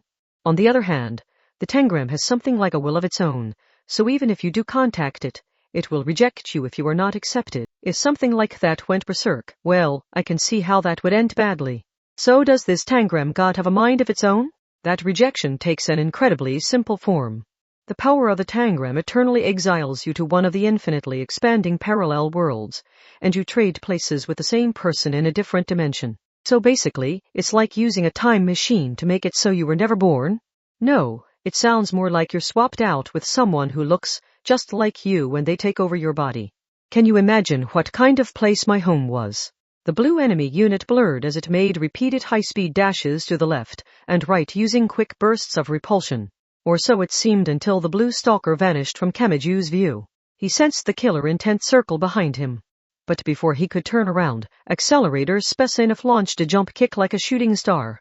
That eerie, demonic-looking unit repeatedly swelled out and settled down as if it was suppressing something trying to burst out. The blue cipher allowed its humanoid form to collapse. Its silhouette crumpled into something halfway between human and fighter jet, but that allowed it to just barely avoid Spesinov's kick. That unique silhouette shifted its center of gravity more than would have been possible otherwise, and it quickly slammed on the brakes. And like a bursting liquid being played in reverse, it regained its humanoid form and once more targeted Kamaji. Kamaju's movements finally caught up. Temujin swung his blitz saber while turning around and locked blades with the blue cipher's brutal blade that had been targeting his back. He isn't remotely phased that it's 2 against 1. In fact, it's more like he uses his verduaroid entirely differently. It's like the difference between sport karate and an ancient art of assassination. It was awful. Truly awful. A few corporate groups monopolized the top and placed a lid on the heavens. Even war was turned into a tool of entertainment, and the resources and land were worn away. The people did everything they could to ignore how obviously we were sucking the world dry, and tried to believe they were the winners. But the worst part of all was how almost all superior technology was focused on a single point, and those who did not receive its blessings were doomed to fall. We were not chosen by the tangram. That must be a role exclusive to Elm Plagener. Chosen. Role? Is it like a fingerprint scan and only a specific person will be accepted by this tangram god? But there is a way to make use of not being chosen. The tangram exiles the unchosen to a parallel world. Persona in the one world is swapped out with persona in the other world. The same paradox as before? So in our world, it would be like the birth of a different person with the same name. But from his perspective, it would feel like being exiled. From the perspective of the original world, it is no different from having your existence erased. Why is he so focused on that method of exile? And he makes it sound like it can be used in a positive way. But we are not actually annihilated. Don't tell me we travel to another world, a world of possibility. There are other possibilities there. Yes, for example, which means there is only one of that loathsome Ellen Plagener in a world. But in another world, we might run across her in a different form. An easier to manipulate form. Did the Blue Stalker contact the tangram to intentionally have it go berserk to gamble on the unknown alternate world it would send him to? Even if that means giving up his position in his original world to someone from another world entirely. Ellen Plagener. She was chosen as the sole individual to discover, use, develop, and operate our world's technology. She was also a donor and gatekeeper for technology. There had to be something else that plays an extremely similar role in this world. That was not Führerschein Rieren. It was another term that came to Kamachi Talma's mind. You can't mean Academy City. That is the Plagener bud in this world. Ha ha. Even I was shocked by the level of freedom between parallel worlds when I learned a single girl had changed into an entire city. We will acquire a second Ellen Plagener. That means Führerschein Rieren, right? We will acquire her and bring her back to our original world. Where is that? The world that originally developed the Virtuaroids. But is there a way to get back after being rejected by that tangram god? The field of possibilities was closed because that girl ruled as the gatekeeper to all technology. Just like how Academy City leads the science side, so is that role held by a single person called Ellen Plagener in that world. If two Plageners exist, the world's equilibrium should collapse. Well, if a second Academy City suddenly popped into existence, who can say how far the chaos would spread? The tangram that sent us away exists simultaneously in all parallel worlds. And no matter what form it takes, if we control the Plagener bud once it blooms, the tangram will accept her as having the exact same inherent existence values as the first Ellen Plagener. Inherent, I'm not sure what that means. Is it like saying the tangram is locked to anyone but Ellen Plagener, so they're going to bring in a second person with identical biometrics to try to access that GA? So we only need think about continuing forward. If he assumes he's heading back, he doesn't need to worry about what happens to us afterwards. The completed second Ellen Plagener can take care of the rest, and we can control the tangram's power to return us to our original world. Nothing matters to him as long as he can use Führerschein Rieren to manipulate the tangram god. Including myself, 1,003 people were intentionally exiled. And if just one of us gets the Plagener bud to bloom in one of those 1,003 parallel worlds, we can rule over the tangram, which controls all causality and phenomena. So it was more than just the Blue Stalker. Did they just send a whole bunch of people in the hopes that one of them would happen across a world with favorable conditions? Those who fail can be brought back by the one who succeeds, so we can achieve our goal with zero losses. The people sent to different worlds can be retrieved using the tangram, which is connected to all worlds, so they can cancel it all out. That's the theory they're relying on. That is why this is known as Code Phoenix. A suicide mission with an assumed resurrection at the end. This is a Phoenix's mission, in which we fully erase our existence to achieve our goal. But shouldn't that kind of genius be able to realize how wrong all of this is? Temjin, Spesinef, and the Blue Cipher all came to a stop. The point judgment still exists, but he blew Mikoto away in a single hit. 90 seconds had passed and the first set was over. The result could not have been more obvious. No, it keeps going as long as I can keep moving. But if I'm bisected by his sword, it's all over. The Blue Stalker won the set. But Kamachi did not care. He shouted the words in his chest. In that case, are you after what I think you are? Yes, Führerschein Rieren is not my goal. Academy City is the Plagener bud, and I will contain the entire city in the form of a girl. I will capture her in that form and take her back to my original world. Academy City and Ellen Plagener are more than just doppelgangers. They are the very same being.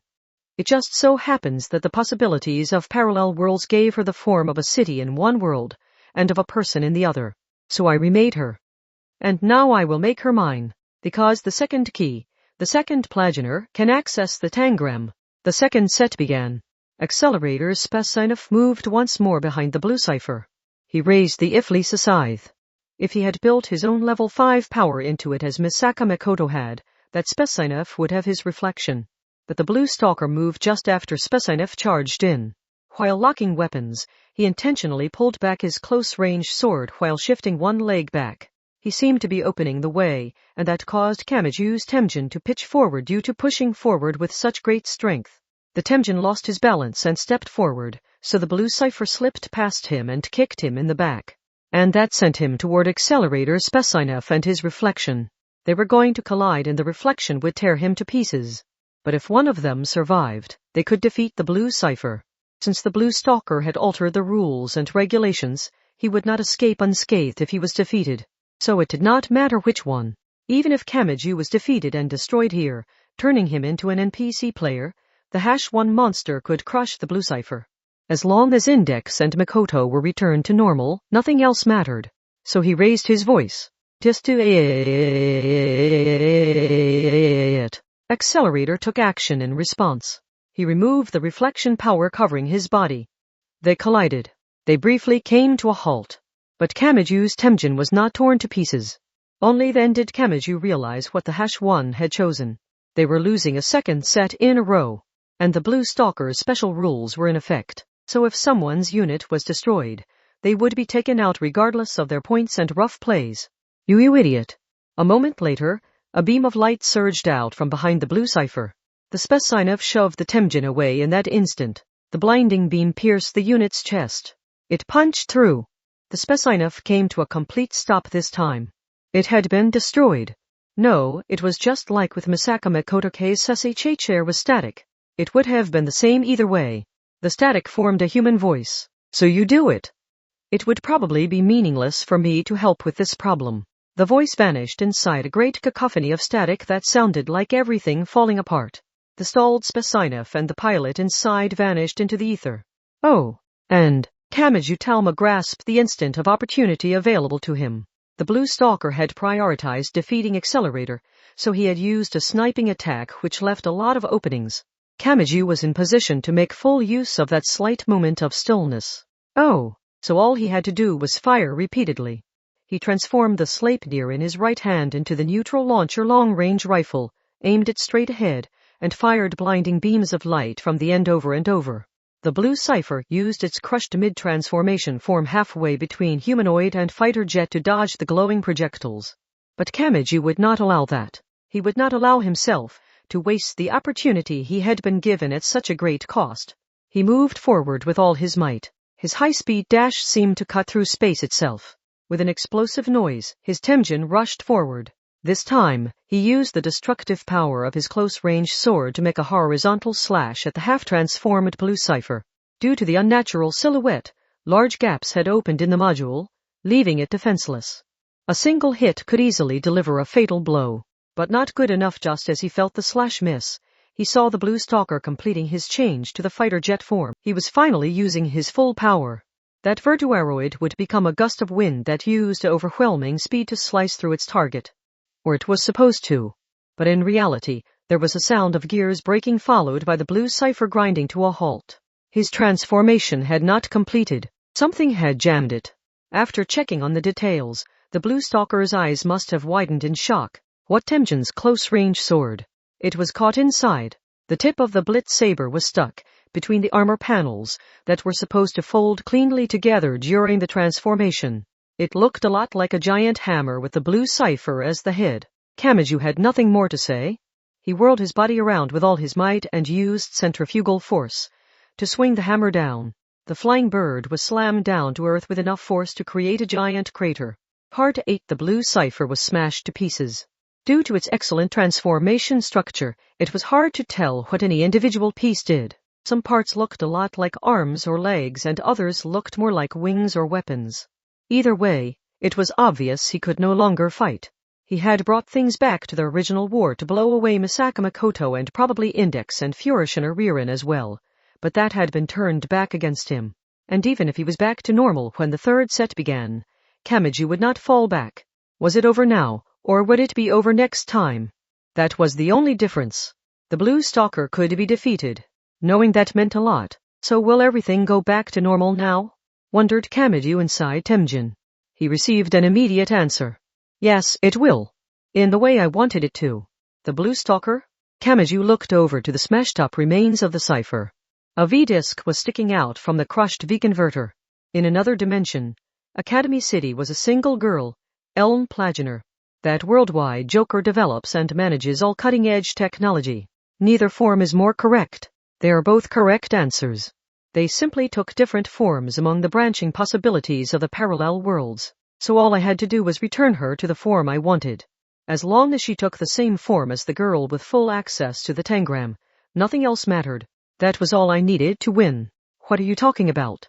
You can't just transform Academy City. The entire city would disappear and you'd be caught in the middle. All I had to do was complete Führerschein, the second Plagener. Once she passed a certain stage, the transformation would continue without my interference. No one can stop it now. I will return to that universe of death and resignation that is ruled by the plants and limited wars. I will return to blow a new hole in it. Academy City and myself inside it are no more than the rocket engine needed to achieve escape velocity. No matter what must be purged and discarded along the way, I will succeed as long as the payload is placed in orbit. For just an instant, something burst from the cracked and scarred V-disc. It looked like a young man wearing a strange suit. But Kamachi could not say for sure. After all, his eyes were dyed pitch black and an unnatural darkness lurked within them. It does not matter what I am. The darkness scoffed. The black in his eyes spread to the rest of his body. No, his body peeled away and collapsed. The man who attempted Code Phoenix failed at some point and became a part of me. I am the unified desire to return home of all my brethren who were rejected by the tangram in the past and sent to different parallel worlds. Or perhaps I began as that and have split off into something else. It matters not as long as I can remain here as the blue stalker who obsessively seeks the Plagener girl. Hadn't the Academy City report mentioned that the blue stalker's identity was completely unknown? But another document had said if Persona was rejected by the tangram, they would be swapped out with Persona in a parallel world. So they were not entirely annihilated and they did not just appear out of thin air. But the blue stalker alone functioned under different rules. Was this what had happened? Was he a collection of desires, so the tangram had been unable to find someone to swap him out with? Did you think killing me was enough to stop the transformation? You are already seeing the center of the transformation. And I am of course not referring to myself. The time bomb's timer has already reached 0. It was counting down even as we fought this pointless battle. Even if I lost once, I could still return using the second Plagener, so this is checkmate. The city will change. I lost the right to watch it from a front row seat, but I will pass that right along to the victor.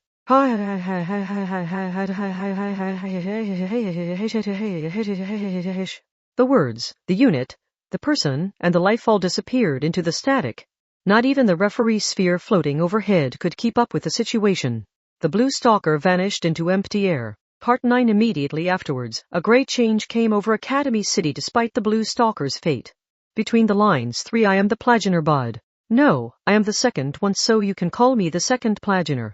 There is no essential difference between Elm Plagener and Academy City, and neither is superior to the other. They both function as a singularity that develops, uses, and manages the technology that holds a world together. They simply developed in different directions because they hold the position to freely alter the entire state of affairs in their world. Originally, comparing the two would have been meaningless. The blue stalker, the man who chose that name based on the clothing I wear or rather, that all Plageners wear, intended to find the Plageners that had evolved in a different direction due to the branching of the parallel worlds. Yes, it could be a book of prophecy, a supercomputer, an alien planet, or whatever other possibility a world provided, and to transform it into the physical body of the girl he knew as Elm Plagener.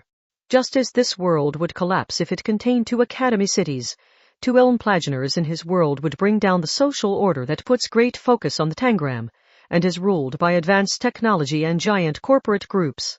I defined that chaos as destruction, but the blue stalkers seem to view it as salvation. That may be why sleep is the proper state for me. The more I am conscious and the more I do, the more I will disturb this world's order, and bring the second Plagener closer to completion. Just as blood will clot to stop the bleeding from a wound, this city will take action if I feel I am lacking something. The fact that I can directly manipulate the language written within the V-discs is a sign that I am gradually approaching completion. Looking at what has happened, I should have been more cautious. I should have ignored the smaller matters to focus on the overall result. But oddly, I do not regret running across that boy. It's hard to decide who saved who, but in the short time since my appearance to now, I can say those were worthwhile memories. Farewell, kind world. Perhaps I was blessed to be able to define my enemy that way. What am I saying? I can't accept this at all. I don't understand. I try to be tough, do the mature thing, act smart, and find a logical resolution to the situation I find myself in, but I can't keep the static from filling my mind. I mean, why? Why did this have to happen to me? Just by waking up in this world, I doomed Academy City to destruction. I had no choice in the matter. I wasn't given the option to refuse. Someone had me mimic some other person called Elm Plagener and called me the master key to some strange thing called the Tangram. That was all there was for me. No matter what succeeded or how it failed, there was no way for me to get what I wanted. I will fight. Against what? For who? If I have to begin a battle with everyone who intends to prevent Academy City's destruction, will I have to cross blades with the boy I met in that park? Why? What is this? I don't want to do this. I want to step down right this instant. But what awaits me then? Can I live a normal life just like everyone else? Will I not break apart and crumble away the instant I step outside what that strange blue stalker man wants from me? Please listen. Can you please listen to what I have to say before turning hostile eyes in my direction or viewing me with fear in your heart? No. Please help me. I know no one will hear me, and I know no one will answer me even if they can hear me. There's no way for them to. But I'll still say it. Someone. Please help me. Chapter 4 Part 1 The change was instantaneous. Kamachi heard a sticky sound from below Temjin's feet. Then the ground melted away like ice cream dropped onto the pavement on a hot day. No, it was more than just the ground. The wind turbines, the building walls, the roadside trees, and the rest of the scenery lost their color and shape like chocolate melted with a blowtorch. It all mixed together. The general silhouettes remained the same, but there was no guarantee that would last. KSSSHHH. KSSHH Talmasama. The change seems to be starting from the bottom and working its way up. The taller buildings are showing no change, so I recommend using your repulsion to jump to a rooftop while making sure you don't hit anything sticking out from the walls. Lilina, you're back? Sob, it really scares me that my self-scan shows nothing out of the ordinary. That doesn't mean I'm safe. It has to mean I just can't locate the cause. I mean, there's clearly some kind of error here. Anything was fine as long as he had her support. He used the turbo for a running start. And then Temjin used the invisible repulsion to leap in a high arc like a long throw in baseball. He kicked off a few sticky walls along the way, made his way ever higher, and ultimately reached the top of a high-rise building. As Lilina had said, the area near the roof was unchanged. But the world below could not have been worse. Everything was melting. It all mixed together while gradually changing shape. It felt like peering inside a giant creature's stomach with an endoscope. There was no way any virtual-on matches could continue like this, but there were still lots of referee spheres floating here and there. However, not one of them was functioning properly. They were spinning erratically as they observed meaningless locations. Lilina. Yes, what is it? The blue stalker made it sound like virtual-on was remade during the design stage to create the second Plagener. He said it was originally a tool of war, but he distributed it here after remaking it into a next-generation game. That means there have to be traces of him at the most fundamental levels. Does that include you, Lilina? A search does not turn up any information, but that may not be grounds for rejecting the idea, replied Lilina. I am a voice processing program meant to help make virtual-on run more smoothly. Whether it is an enjoyable game or some strange plan I am helping run more smoothly, I cannot refuse. That is what it means to be a program. There appear to be similarities between Ririn and myself, so it is possible I am an emulation control program meant to control the second Plagener. I see. Will you delete me? Those words seemed to deny herself. And Kamachi answered by shaking his head. No, let's keep going like this. Are you sure you want to entrust your fate to something created by the Blue Stalker? How is the Virtuaroid itself any different? I'm not about to think I can survive in this melting city with just my right hand. He took a slow breath. So I'll use whatever is available to me. And that includes you, Lilina. Okay. Understood. Talmasama. At that moment, the situation changed. The building rooftop had seemed relatively safe, but now it wobbled. It was like being atop a stick standing up from the sand, as it slowly toppled from having water poured on it. Talma-salma! Exclamation. He used the repulsion to leap as high as he could manage, but virtuaroids were not made to fly indefinitely. This was no more than the extension of a jump, and the surrounding buildings also collapsed one after another. There was nowhere nearby to land, and with no footing, he could only slowly fall. In fact, what is that? A gaping hole opened in the world. It looked like a single point had opened up in the surface world that looked like black fuel oil, but then it expanded seemingly endlessly. It may have swallowed up the entire district. There was nothing he could do. The few remaining buildings fell into the expanding hole. He could not imagine how deep it was, but it was all too obvious that falling into it was the end. Rescanning the map. Talma-sama, there is a reading near the center of the hole. Is it floating? Regardless, there is something like land there. What the hell is that? Should we really go toward it? Virtuaroids cannot fly. If you do not make up your mind soon, you will be stuck falling into that empty darkness. She was right. He had no other option. Kamachi decided anything was better than falling into a hole that looked like it led to the depths of hell, so he focused on the turbo while altering Temjin's actions. He fell toward the sole safe zone at the center of the massive hole. Even when viewed from above, it was an odd place. Something measuring several kilometers across floated at the center of 360 degrees of black waterfalls. No, floating was not quite accurate. Something like thick blood vessels colored a muddy pitch black extended horizontally and attached to the walls on the outer edge. Those blood vessels pulsated disconcertingly and seemed to be absorbing something. Warning: please keep an eye on your sense of perspective. Objects on too large a scale can affect your sense of distance. It was right in front of him, but he could not find any words with which to describe it. It looked like a giant mass of metal. It was a cuboid measuring several kilometers across. It looked like a thick bomb shelter and like a spaceship meant to escape the solar system.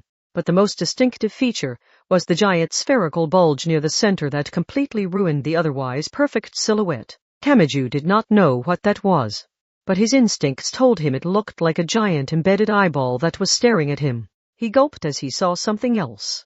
At a point in his vision, an FCS cursor appeared at the top of the unknown structure. Temujin had detected some kind of reading. There's something there. It is definitely an enemy unit reading, although an unclassifiable one. It's not a virtuaroid. I really don't want my navigator sounding so doubtful. It's making me question my purpose in life too. At the very least, I can't find a corresponding unit in any of the data in my archive. But at the same time, a virtuaroid is only supposed to be able to lock onto another virtuaroid. Has it been modified so much with the material analyzed that it's unrecognizable? I can only imagine this is a new unit built from scratch, although I can't classify it as a virtuaroid if it doesn't have a V-disk to support its structure. In that case, a name came to Kamachi's mind. As a more fundamental question, were there any survivors in Academy City besides Kamachi, Talma, and her? With that in mind, he shouted the name. The second Plagener. Part 2 District 7 was now a giant hole. A several-kilometer structure with black waterfalls all around looked like a spaceship or a coffin with a giant eyeball embedded in it. That was the truly odd final piece of land. Everything else in Academy City had melted away into an abdominal cavity as Temujin gently landed on that rectangular survival zone. A single unit had its back to him. It was bizarrely shaped. All virtuaroids had a few parts in common, but their overall silhouettes were all different. Some looked like weapons with thick armor covering them, while others looked like girls thanks to their slender and streamlined silhouettes. But even compared to all of that variety, this looked out of place. For one, it had no real armor. It only had hands and ankles attached to arms and legs that looked like flat belts. The torso was only connected by what looked like a spine. The smooth rib-like armor and pelvis-like armor just barely gave it a feminine motif.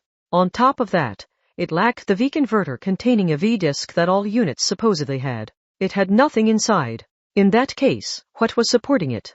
But that may have been what made it so abnormal. This was something that had been unable to become a virtuaroid despite being so very similar to one. That structure should have been impossible, but perhaps that was why it was the appropriate ruler for phenomena that should have been impossible. Or was that just more evidence that it was incomplete? It was like an incomplete human. Had the pursuit of that image given her this form? Once the city had fully melted together and she had her perfect physical form, would the second Plagianer show off that beautiful form to the world? To Kamachi, that was the final signal that everyone's destruction was confirmed and they could never be returned to normal. Talma-sama, we are receiving a communication request from username. Go ahead and accept it. There were only 2 people in this world, so the boy did not need to wait. A calm voice played as if the needle had been placed on the record. I'm sorry. There's nothing for you to apologize for. But I did this to your world. That isn't your sin. The enemy he had to defeat stood before his eyes. This being had been established by swallowing the land, buildings, equipment, people, and everything else. If he did not defeat her, then Index, Misaka Makoto, Accelerator, who had left this to him, and everyone else would never return. He could not avoid fighting. He had to win this no matter what. But, even so, nevertheless, Kamachi decided that hating this girl was decisively wrong.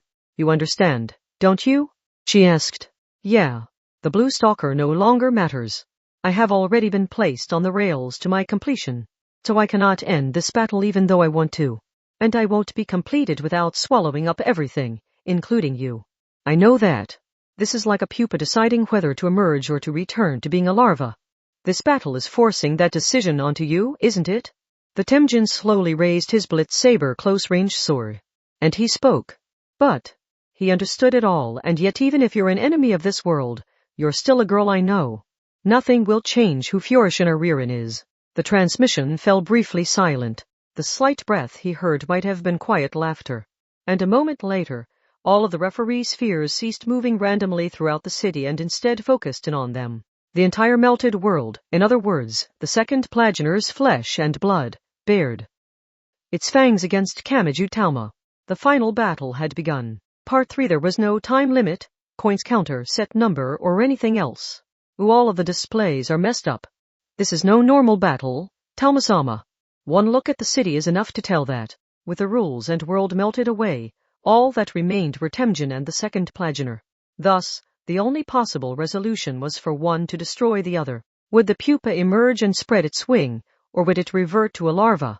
The second Plagianer only had a flat artificial skeleton and had no weapons whatsoever. She simply pointed her palm Temjin's way, and that palm glowed red. Kamachi felt an invisible pressure, like he was being glared at. That was all. Or it should have been.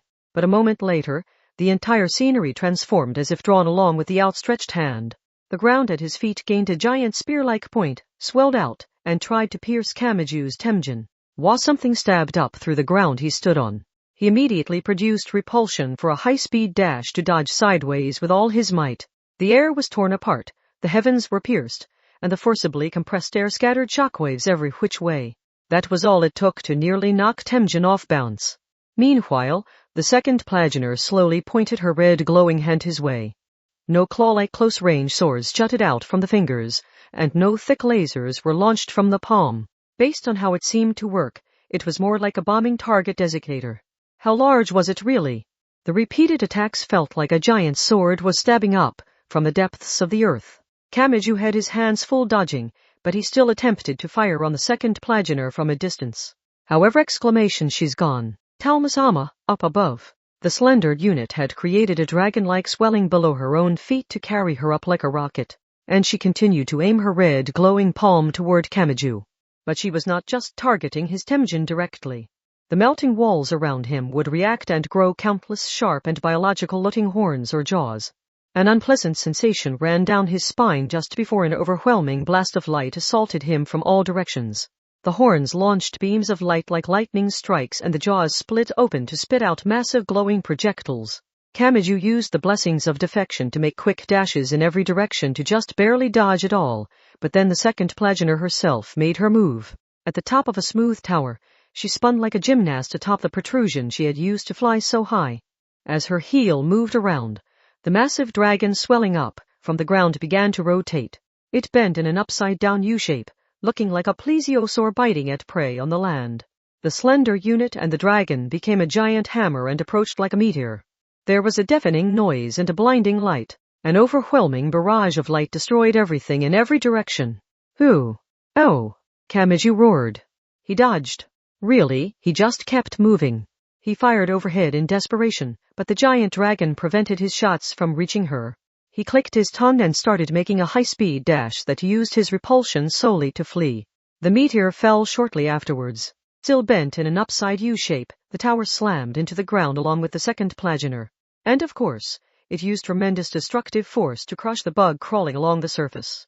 The spaceship split in two, cracks ran through the armor protecting the eyeball, and the entire structure sank down the height of a 3-story building. Part 4KH. For a brief moment, the spiky-haired boy named Kamachi Talma forgot where he was. A dull pain throbbed deep in his head. An alert stabbed into his mind more sharply than an alarm clock. He was inside a cocoon-like spindle-shaped machine that did not feel all that large. It was strangely soft and seemed to suction itself to his back. His hands held a device only a little bigger than a box of chocolates. That device and its sticks and buttons for his thumbs were his only lifeline. There was nothing inside the cocoon. Even without a seatbelt, his body was naturally fixed inside the seat, and there were none of the monitors, buttons, and switches that would fill a fighter craft. Optional settings could alter the layout to one's liking, but the small device in his hands was all he needed to control the machine. But no one really knew if that lifeline was really there or not. The device, and even his own existence inside the machine, were uncertain. But he could touch it and it would respond accordingly, so there was no problem. The world rapidly opened up around him. He was not simply receiving information through a monitor. He sat inside the cocoon-like machine, yet he could clearly sense the heat of the air, a burning smell, and even some presences and killer intent that did not fall under any of his 5 senses. He finally remembered. He raised his heavy head and bit his rusty-tasting lips. He outputted what he needed to do. "Listen, Temjin," he groaned. "You aren't a tool of killing. I won't let you be one." He touched the device in his hands once more. He stroked the top of the sticks with his thumbs and confirmed its solid presence with his entire hands.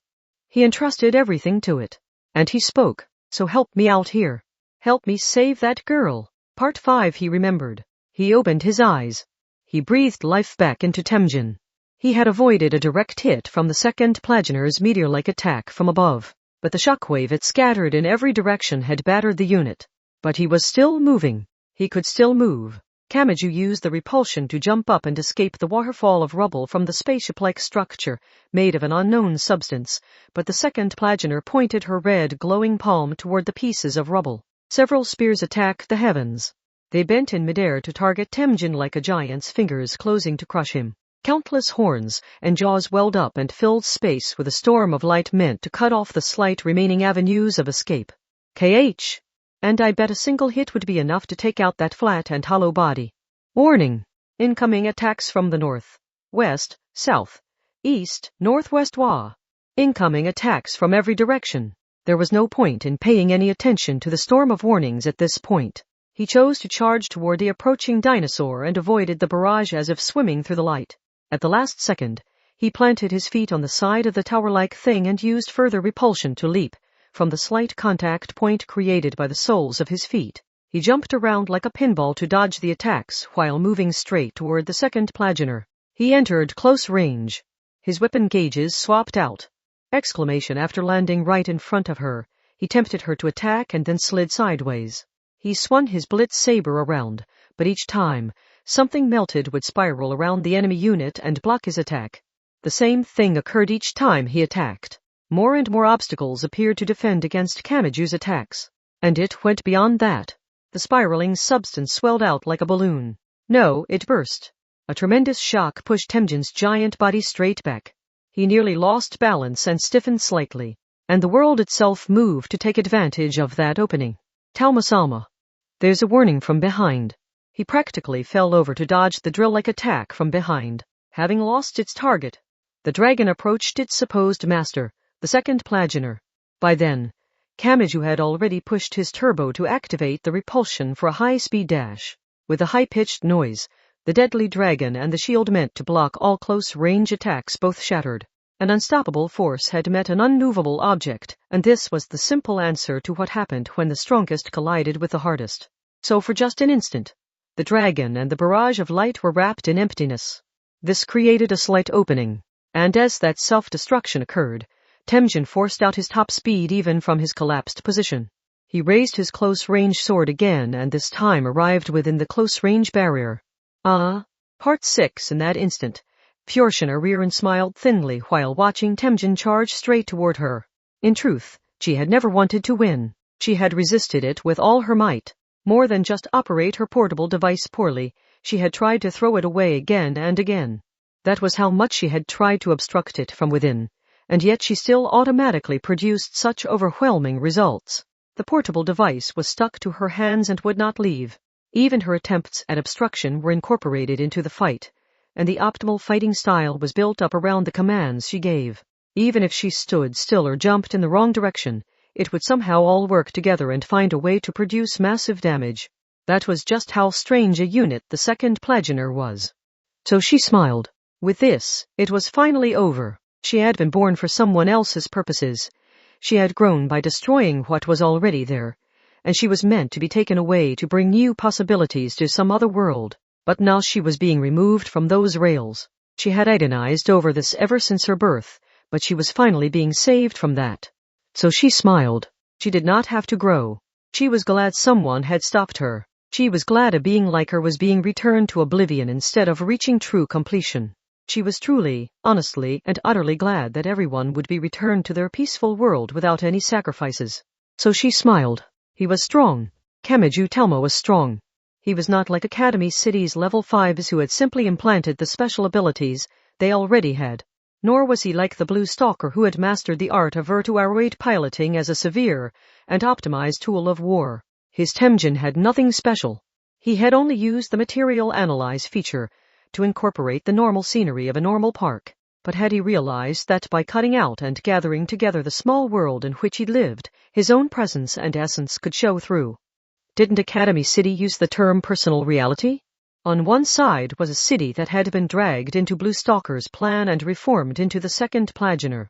On the other side was a virtuaroid that had taken the warm lives they led and made that a portion of its power. Looking at it that way, there was no way she could win. Furushina had forcibly usurped it, and Kamachi had naturally made it his. The difference in power was clear. Of course she could not win. And she was glad she could not win. So she smiled. Yes, time seemed to have stopped for her. And as she viewed the death approaching her, she spoke to herself. I wanted someone to save me too. She knew she could not be allowed to live. That was certain. She did not belong, and anything she did would destroy Academy City, so she could never have shared a smile with the people who lived there. But, even so, she had enjoyed watching the boys and girls playing with the virtuaroids that were not weapons of war. She had wanted to join them. The more she remained conscious, the more Academy City would change and the more it would be remade into the second Plagianer's flesh and blood. So she should have remained unconscious as much as possible. But she had failed to do so. It was not the flashing beams of light or the rumbling din of combat that had roused her. It was the heat, joy, unity, and happiness of the people there that had thrown Furushina Ririn from the cradle of apathy. That was over too.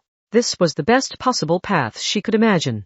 With her defeat, the second Plagianer's refinement process would stop and Academy City would return to its original form. No other path was better. She could not hope for anything better. So, she shut down the transmission so that final line would not reach him. All alone, everything was swallowed up in that cramped space. And yet, it happened a moment later. Something unbelievable occurred before her eyes. The apparent passage of time had also slowed to a crawl for Kamachi Telma in his Temjin. He had worked the gears of his mind until he thought his head would fry, but he could not find a way to save Furushina Ririn. He did not know what to do. He was cut off at every turn. But, even so, he thought about it hard. He considered it deeply. Absolutely. No matter what happened, he did not want to choose a path that ended everything by bloodying this girl. He had to place the melting city, index, Misaka Makoto, and accelerator on the scales and weigh them against sacrificing Furushina Ririn, but that only strengthened his resolve. There was no answer to be found and he was only postponing the problem in this extreme situation, but he ended up relying on that thought however he could. That was not a happy ending. He had to save every last person, Index and the others, Academy City, and Furushina Ririn too. So, I'm sorry, Temjin with time seemingly stopped as he charged straight toward the briefly defenseless second Plagianer. Kamachi Telma spoke. A scream-like sound reached him from behind. Temjin's V-disc had to have heated to its limit. But that was not just because of Kamaju's reckless actions to reach this point. It was his right hand. Imagine Breaker. Just as Misaka Makoto had placed her railgun inside her Raiden, and just as Accelerator had sealed the power of the strongest inside his Specinoff, what if the unknown within Kamaju Talma were sent inside his Temjin? His right hand had been powerless against the FRMD and Greifswald weapons, but what if something changed here and it began to function? Logical thought was useless here, so the spiky-haired boy obeyed his instincts and roared, "I want to save Führerschein Rieren. I want to reach out to the girl in front of me who's curled up and can't even ask for help. So please, please? You clench your teeth too, Temjin." The portable device in his hand could not be operated by voice. His fingers on the buttons and sticks were the only options.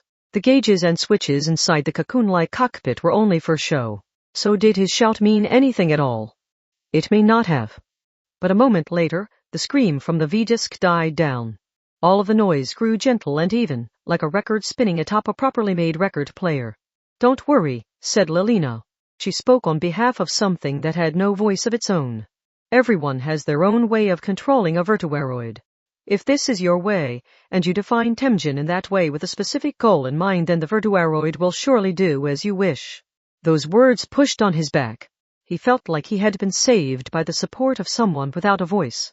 Using the Material Analyze feature, Temjin had made the bugs, birds, and scenery around Kamaju into his power. That would mean this contained everything he believed to be normal. It was not a creepy exception or something cold-hearted and special. It contained everything needed to naturally maintain Index, Misaka Makoto, and so many other people's smiles day by day. This was not made to defeat. It was wrong to use it to kill. With this virtuaroid, with this Temjin, he could look at it another way. He was certain of it. So he looked straight ahead.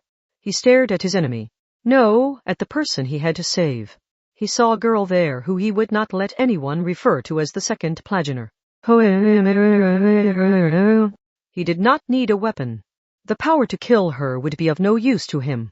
He threw aside the Blitz saber to make himself as light as possible and moved right up to her as quickly as possible. Temjin clenched his giant fist. And a moment later, time sped back up. The sound of impact seemed to reverberate endlessly outwards.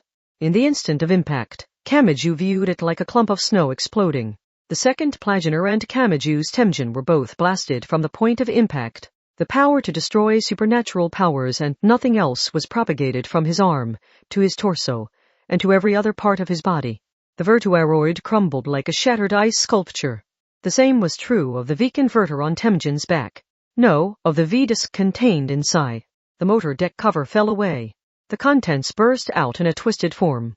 As the disc crumbled, flew through the air, and tried to stop spinning, Kamaju Talma's body slipped out from its surface like a magic trick or like a fairy rising from a spring. He had not known he could eject like this. He more or less understood that someone had helped him. They left everything with him as if saying, "Go, it isn't over yet. Don't swallow the saliva you spat from your mouth, or prove your words were more than just for show."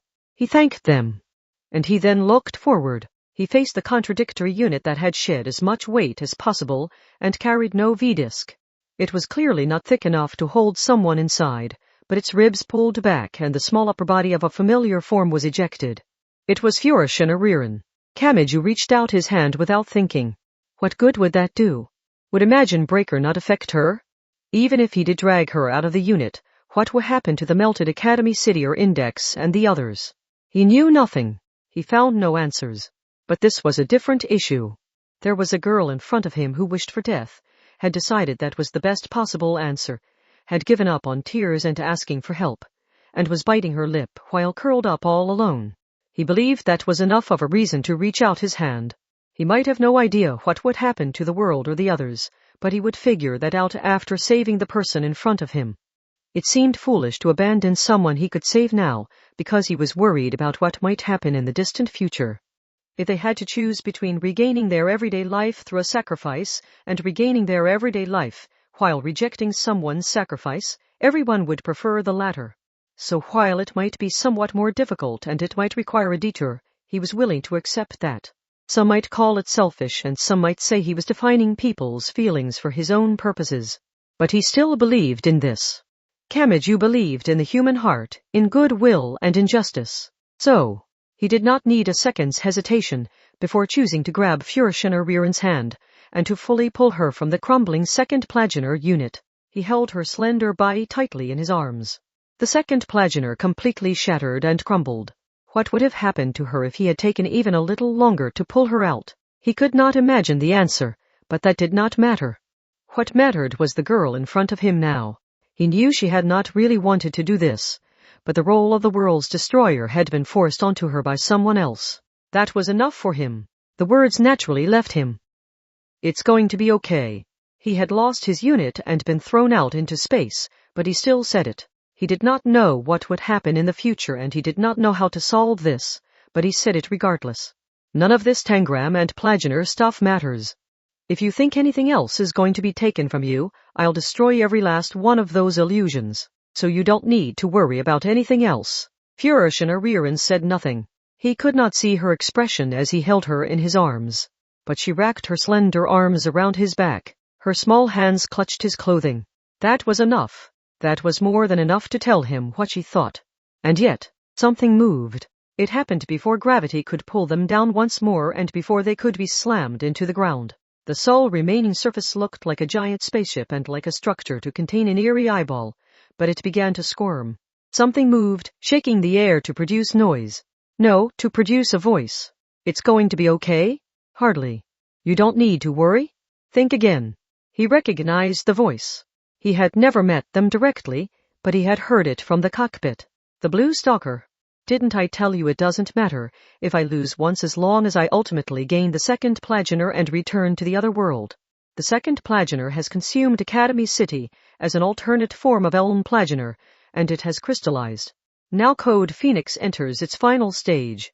I will contact the Tangram that links all parallel worlds and return to my world of true virtuaroids. Harvest has arrived, so it's time I reap the true key of Plagener. That slender girl had not been the second Plagener.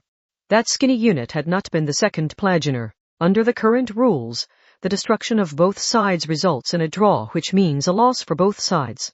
It had all been the core needed for the crystallization that focused the giant structure of Academy City on a single point. That may have been why that unit had lacked a V-disk. Furushina Ririn herself had been the core, which had accumulated a vast amount of information, so the term second Plagener referred to the entirety of the vast melted location. So there was no need to wait until they landed. The entire scenery grew distorted as thousands and tens of thousands of giant, pitch-black arms burst out and swallowed up Kamachi and Furushina. Imagine Breaker and the boy's silly promise were utterly useless in the face of such overwhelming quantity. Part 7. What time was it? What was this place, and how much distance was there? Kamachi Talma did not know. He could not perceive his own body, much less anyone else. He had his 5 senses but not his body. Not even the translucent body seen in out-of-body experiences in movies and dramas. He felt helpless, like he was a worthless speck of light in an inconceivably vast world. No, that was not it. The helplessness and loneliness may have come from the lack of warmth in his arms, from the girl he was supposedly holding. Whereas Furushina, he had no idea what was going on, but Kamachi still looked around. As soon as he shifted his focus to the outside world, the scene changed. It was like the entire universe had opened up. The distinction between front and back, left and right, and even up and down had little meaning in this infinitely expanding space. Points of light flashed here and there in the dark space. He could not tell if they were expressing a will like his own or if they indicated stars or worlds. But there was something with an overwhelming presence in the center of the space. It looked like the ultimate man-made object and also like a biological eyeball. Kamachi was reminded of the spaceship-like structure from when he had fought the second Plagener unit. Had that been modeled after this? Had the Blue Stalker designed the stage that way because of his desire for this? And another thought occurred to him. He had no real basis for it, though. That is not of our world. It shouldn't be there. No, that was not quite accurate. It was everywhere and crossed between every world, but that was why it could not be allowed to remain in a single world and be monopolized by that world. So as the puny resident of a single world, Kamachi felt a pain as he viewed it. It felt like an invisible heart or soul within him was being worn away. This was the ruler and gatekeeper that connected every parallel world. Only one possibility came to mind. The Tangram. As soon as he said that, something flashed. They were 2 small lights. They were much like Kamachi now, and he could tell they were racing toward the giant eyeball. No, one of them was caught by the other, held in the other's grasp, and being dragged around. It was all in order to forcibly approach and contact the tangram. They had no faces and no bodies. But he still immediately identified them. The blue stalker and Fiorishina. There was no need to hesitate. He had no reason to just watch. He would save her. With that purpose in mind, his point of light also raced toward the tangram at dizzying speed. He began a headlong charge to take Fiorishina rear and back from the blue stalker. The tangram grew to fill his vision, but the distance between them never seemed to shrink. It was simply too big. It felt like chasing after the sun. And his attempts to catch up to the blue stalker were not going well either. The closer he got, the greater the ferocious headwind that obstructed his progress. The point of light spoke mockingly ahead of him. It's useless. The tangram is the highest being that binds all dimensions together, but it also chooses who can contact it. Those who are rejected are repelled and vanish into one of the infinite parallel worlds. And they are swapped out by someone from that world. You are not qualified. As far as I know, only the Plaginer girl has ever accomplished that. And I have acquired the Plaginer girl. In my own way. By sacrificing a world and using the singularity of technological development known as Academy City, I have duplicated the master key. So the tangram will accept me. My primary objective is returning home, but if I have a means of doing so in a comfortable manner, I must make use of it. I will use that gate to return to my original world where virtuaroids are weapons of war. Once there, I will bring freedom to the world by letting the two Plaginers meet and lock up. There is no good or evil here, boy. Only the acknowledgement of correct or incorrect. Kamachi did not care. He did not care about that. The tangram, Plaginer, parallel worlds, and the master key did not matter to him. To Kamachi Talma, the one and only absolute rule was the presence of a girl who was not even allowed to shed tears.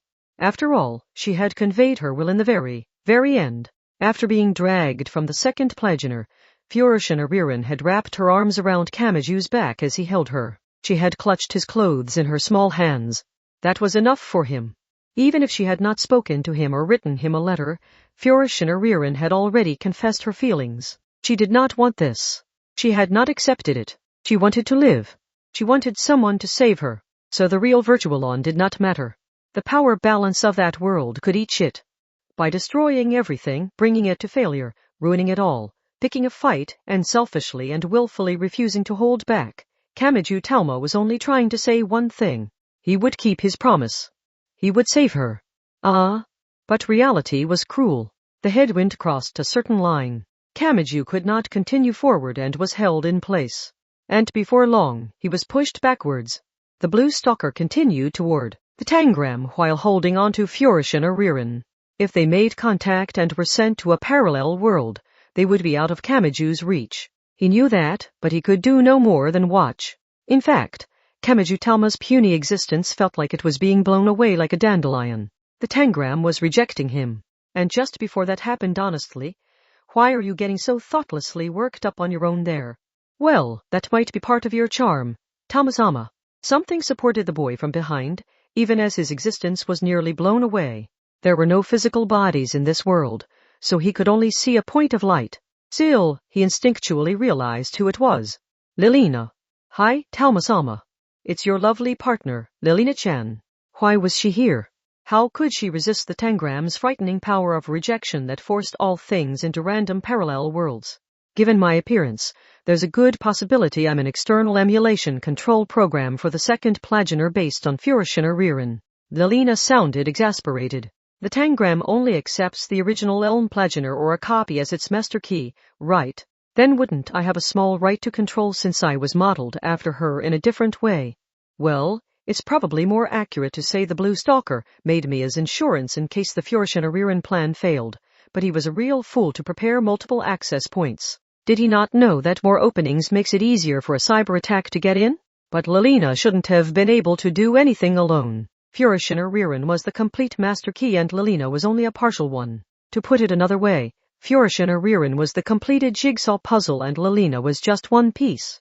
That would be why the blue stalker had given Fiorishina Ririn top priority. However, whoever said I'm the only Lilina, he had not expected that. And the next thing he knew, they were not the only points of light. Whether legal or defected, every device had the Lelina support AI pre-installed. They all grasped their player's traits and grew into different Lelinas as they conversed with their player. And unfortunately for him, the blue stalker had all of us absorbed and stored within the second Plagener. That means we were dragged in here. There were more than just 1 or 2 of them. In fact, there were more than just 10 or 20. Kamachi suddenly found a full starry sky twinkling behind him. Now, Talma-sama, give me your orders as always, said Lelina. Everyone is wishing for it. We don't matter.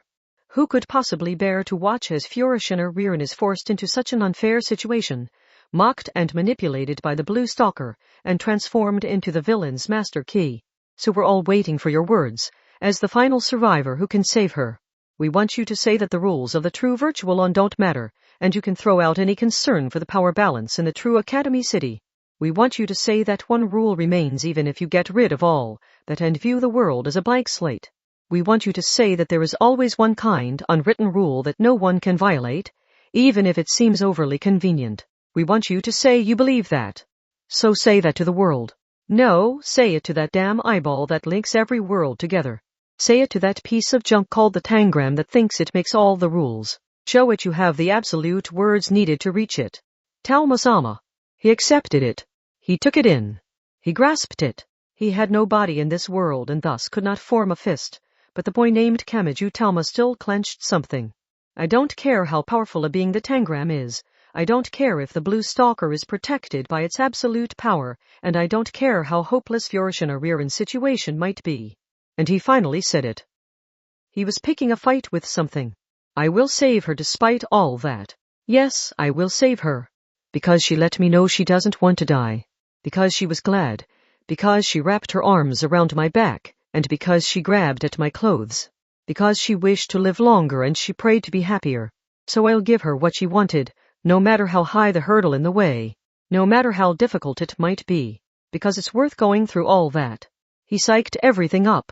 Kamachi Talma was no longer alone. He shook the hearts of all of the beings twinkling in that starry sky.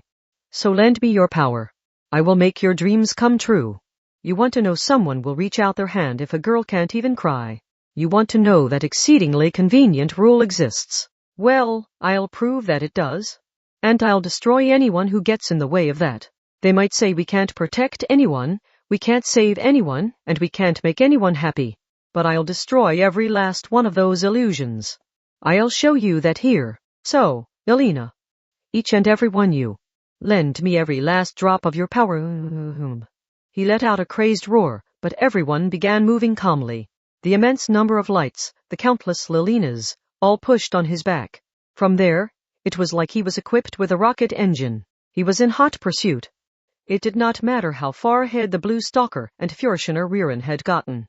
With the support of as many Lelinas as there were stars in the sky, Kamachi Talma approached in the blink of an eye. But as he got closer, the headwind from the tangram grew.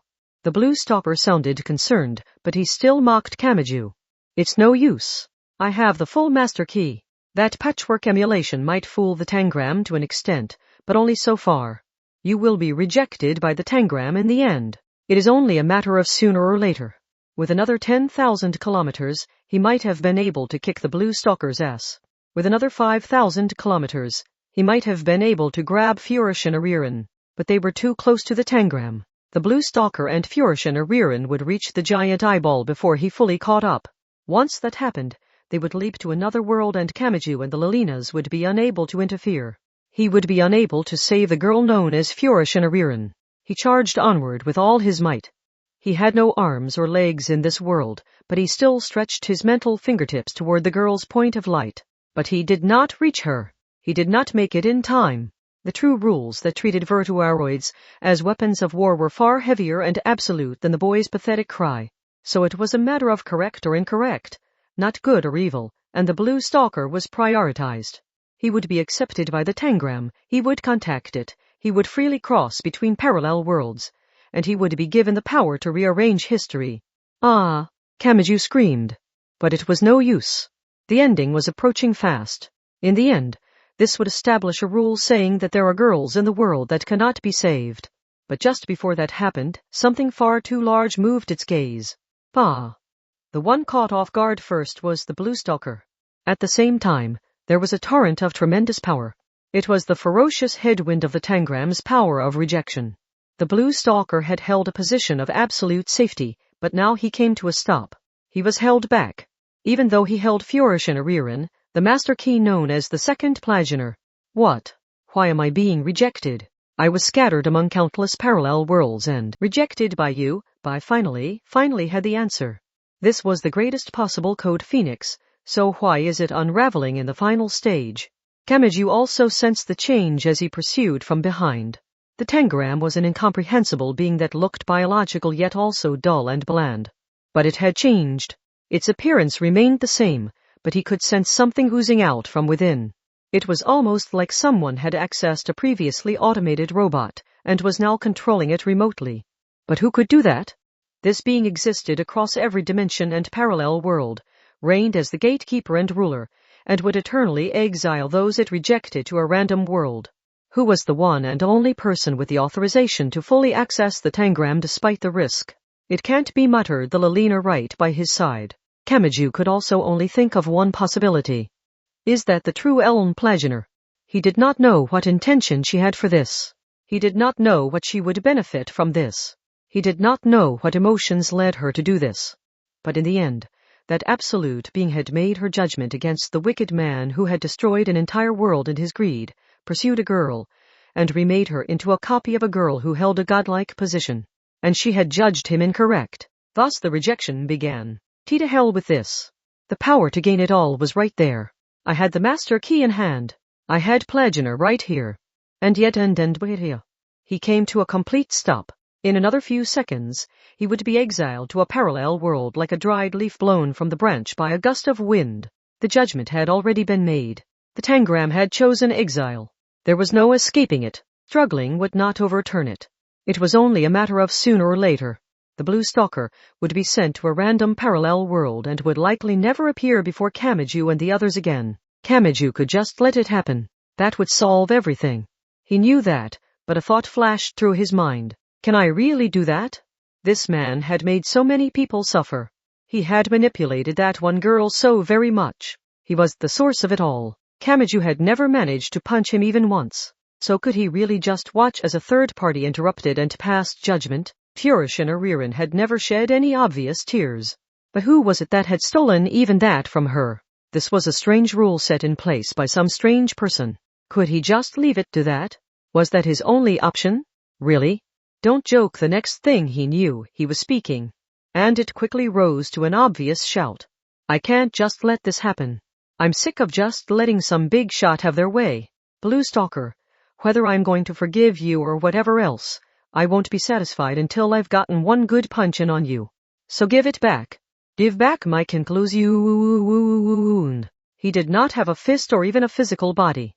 He had no idea if Imagine Breaker even worked here. But Kamachi Talma was here. That fact could not be denied. So as a point of light, he charged forward at top speed. He shot toward the blue stalker, who was pushed back by the Tangram's power of rejection, but just barely managed to hang on like a spiteful serpent. Kamachi did not know what would happen. He simply collided with the man. Kamachi Talma broke through the center of the blue stalker's point of light, causing it to burst into a million pieces. There was not even a scream. The tiny particles were swept away somewhere. They showed no sign of resistance. Kamachi could not even imagine what kind of parallel world they would end up in or what form they would take there. But he instinctually understood that the blue stalker there would be nothing like the one he knew. He had finally gotten an attack in. He had not left the conclusion to someone else. He had settled things with someone who had harmed his precious friends, and he now bore a certain sin in exchange. Sorry. A single point of light remained afterwards. It was that lone girl. Kamachi Talma slammed on the brakes to stop alongside her, and spoke to Furishin. His words were brief but powerful. But I finally caught up. There was no response. He concluded she was filled with something that could not be expressed with simple words. And the change did not stop there. Now that he had finally reached Furishin, Kamachi realized that something like an impossibly thin layer of filth was peeling away from what had looked like a point of light. The mechanism set up by the blue stalker is being removed, said Lelina. HM? You mean I can't believe it? The blue stalker's mechanism was definitely wicked, but Furushina Ririn could not have existed without it. It was keeping the world in a ridiculous state where a girl with no physical form was given physical form. With the mechanism gone, Furushina Ririn should naturally disappear. But she's not. This is logically impossible, but something is forcibly establishing that logic. It's almost like some new rules were prepared to secure her safety. It was cheating. It was absolute. It was salvation. This was the judgment of the one who was meant to control the tangram. Since her role had been taken from her, she was playfully helping out elsewhere. It was a chaotic mixture of solemnity and charm, of strictness and fun. This was different from the gods of legend who each fulfilled a single role. This was not on a level where she might lose believers if she allowed an exceptional action. This being reigned supreme in a dimension different from the puny boy who had only been able to yell and reach out his hand and who had been able to promise, but not guarantee. She had been saved. She had saved her. Kamachi Talma had to accept that he had only been able to fight and had thus failed. Ellie looked to the tangram and tried to yell something, but he could not. He was hit by an absolute headwind far more powerful than the one that had hit the blue stalker. The overwhelming torrent prevented him from clenching his teeth or holding his position. And unlike the one that had exiled the blue stalker, he sensed precise directionality in this current. It wordlessly told him to return to his world. And just before he was blown away, Kamachi saw it. It was often said that eyes can say as much as the mouth. When he saw the strange emblem carved into the tangram surface, he felt like the meaning contained there had changed ever so slightly. Part 8, and they were blown away. Kamachi Talma and Furushina Ririn were swept back to their home. Yes. The one causing this was using the action to say she wished for Furushina Ririn to belong to that world. Epilogue simply put, nothing remained. There was no trace of the city's destruction. No one had any memory of facing the second Plagener, and there was no sign of the next generation game of Virtualon in any form. This had all begun from the desire to illegitimately use the tangram, which controlled all causality and phenomena. The tangram had a will of its own, so as soon as it remembered something, it may have corrected everything. So the city was back to normal. The wind turbines spun, the produced electricity was swiftly gathered and redistributed, and lights came on in homes. People smiled like it was nothing and time passed like it was nothing. The city enjoyed completely normal days once more. It all seemed to say that the tragedy had never occurred. It all seemed to say that no one knew of Furushina Ririn's disappearance. Talma, have you seen Sphinx? Wasn't he on that shelf over there? Cats like small and high places. There he is. Index ran over, reached out, and grabbed the calico cat from the shelf. And she embraced it. Reluctant to leave, it threw a kitty punch into empty air. On the shelf it had vacated was an unfamiliar handheld game system known as a portable device. The small screen displayed an online news article. The simple article said the following: the free game known as Cyber Troopers Virtualon has really caught fire. The creator's name is Furushina Ririn. The game uses the popular portable device to let you control fictional robot weapons known as virtuaroids and do battle in the actual streets around you. The player's burden is reduced using the help of the support AI known as Lalina, so that may have been different from its original form. It may have been a different Virtualon on a different path. But Kamachi believed it would produce many more smiles than the one the blue stalker had sent into the world. Talma, what is it? Oh, nothing. The portable device must have entered sleep mode because its screen went dark. Kamachi and Index walked to the front door to leave the room. The door opened and closed. Whatever form it takes, and whatever it might entail, Virtualon is still being played throughout Academy City. Afterward, okay, this is Kamachi Kazuma. You probably already know, but this story started as a dream project, where we decided to do some kind of crossover between a certain magical index and Cyber Troopers Virtualon. If you think there had to be something really twisted to how this got started, let me tell you I was shocked by the odd power of connections I felt when the offer first arrived. It made me wonder how big or small this industry is. It's Virtualon, but there aren't 2 levers? Where's the jump cancel button? Why are they fighting over points instead of wearing down each other's gauges? I'm sure a lot of you were asking those questions, but that's because we prepared a whole new rulebook for this dream project instead of using the rules of the existing series.